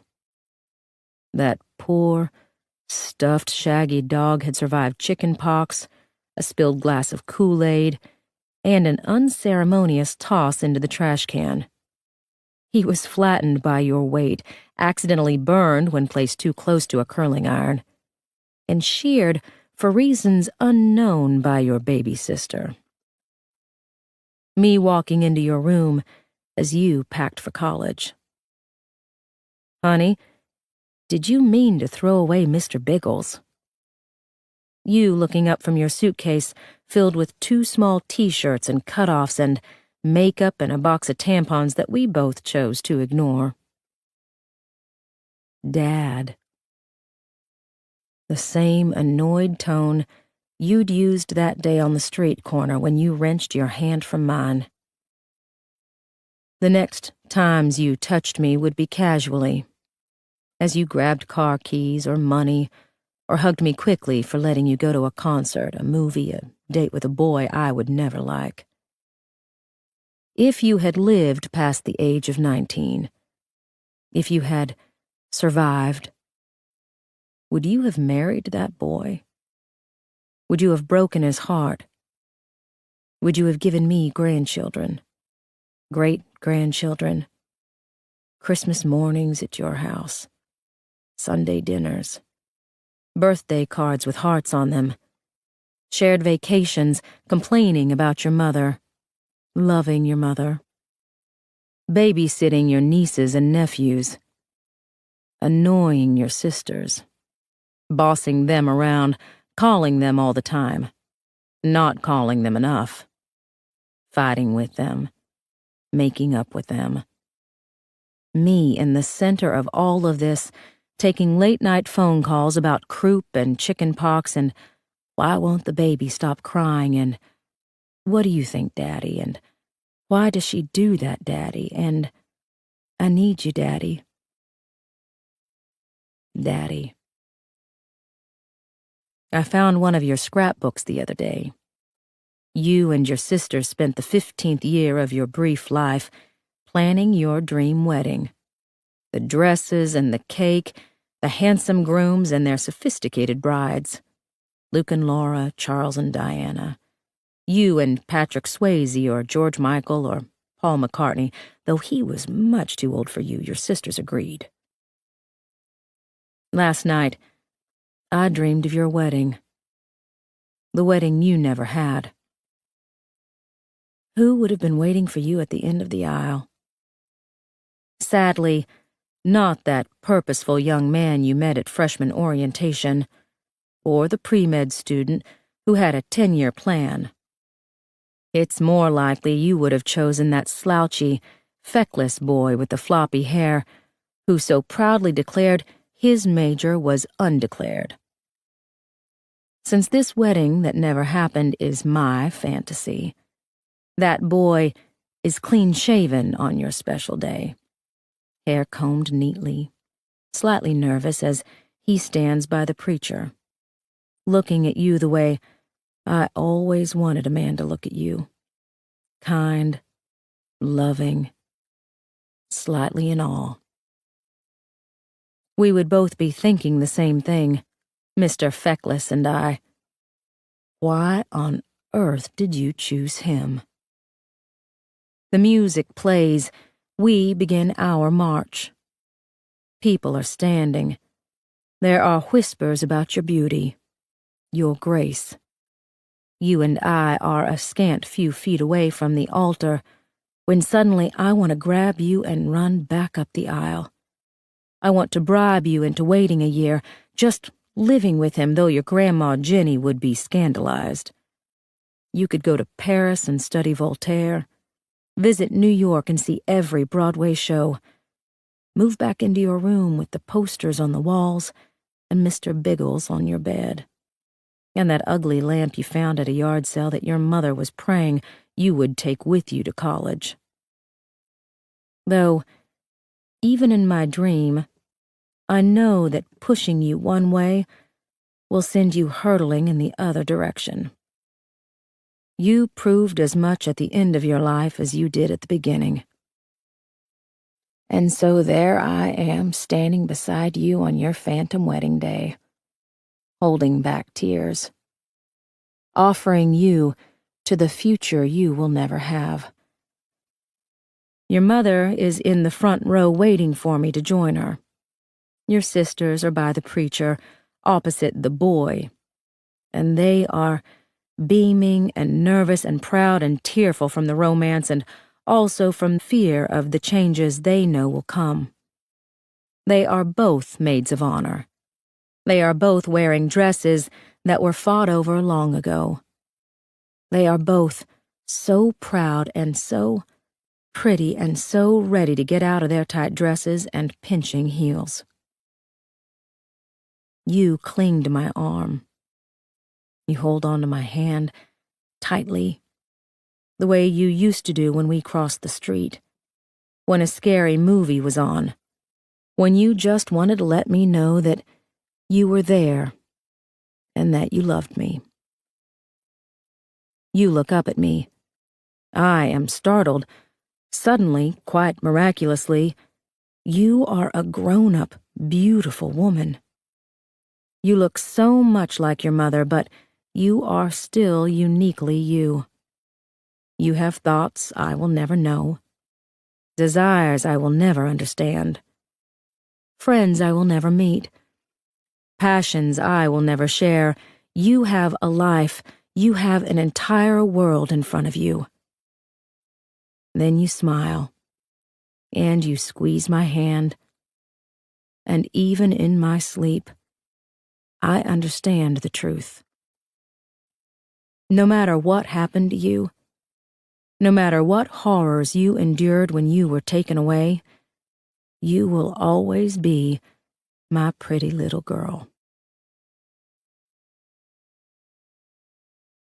We hope you have enjoyed this unabridged production of Pretty Girls, a novel, by Karin Slaughter, performed by Kathleen Early, and presented by William Morrow and Harper Audio. This program was produced by Blackstone Publishing. Executive producer, Suzanne Franco Mitchell. Managing editor, Karen Radner. Production manager, Dominique Francisco. Text copyright 2015 by Karin Slaughter. Production copyright 2015 by Blackstone Publishing. All rights reserved. Without limiting the exclusive rights of any author, contributor, or the publisher of this publication, any unauthorized use of this publication to train generative artificial intelligence, or AI technologies, is expressly prohibited. HarperCollins also exercised their rights under Article 4.3 of the Digital Single Market Directive 2019/790 and expressly reserved this publication from the text and data mining exception.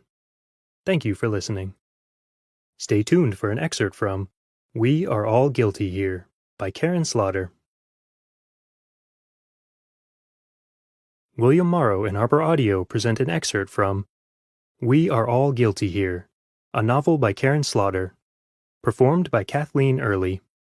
Excerpt copyright 2025 by Karin Slaughter. Production copyright 2025 by HarperCollins Publishers. All rights reserved. Available for purchase at all audiobook retailers.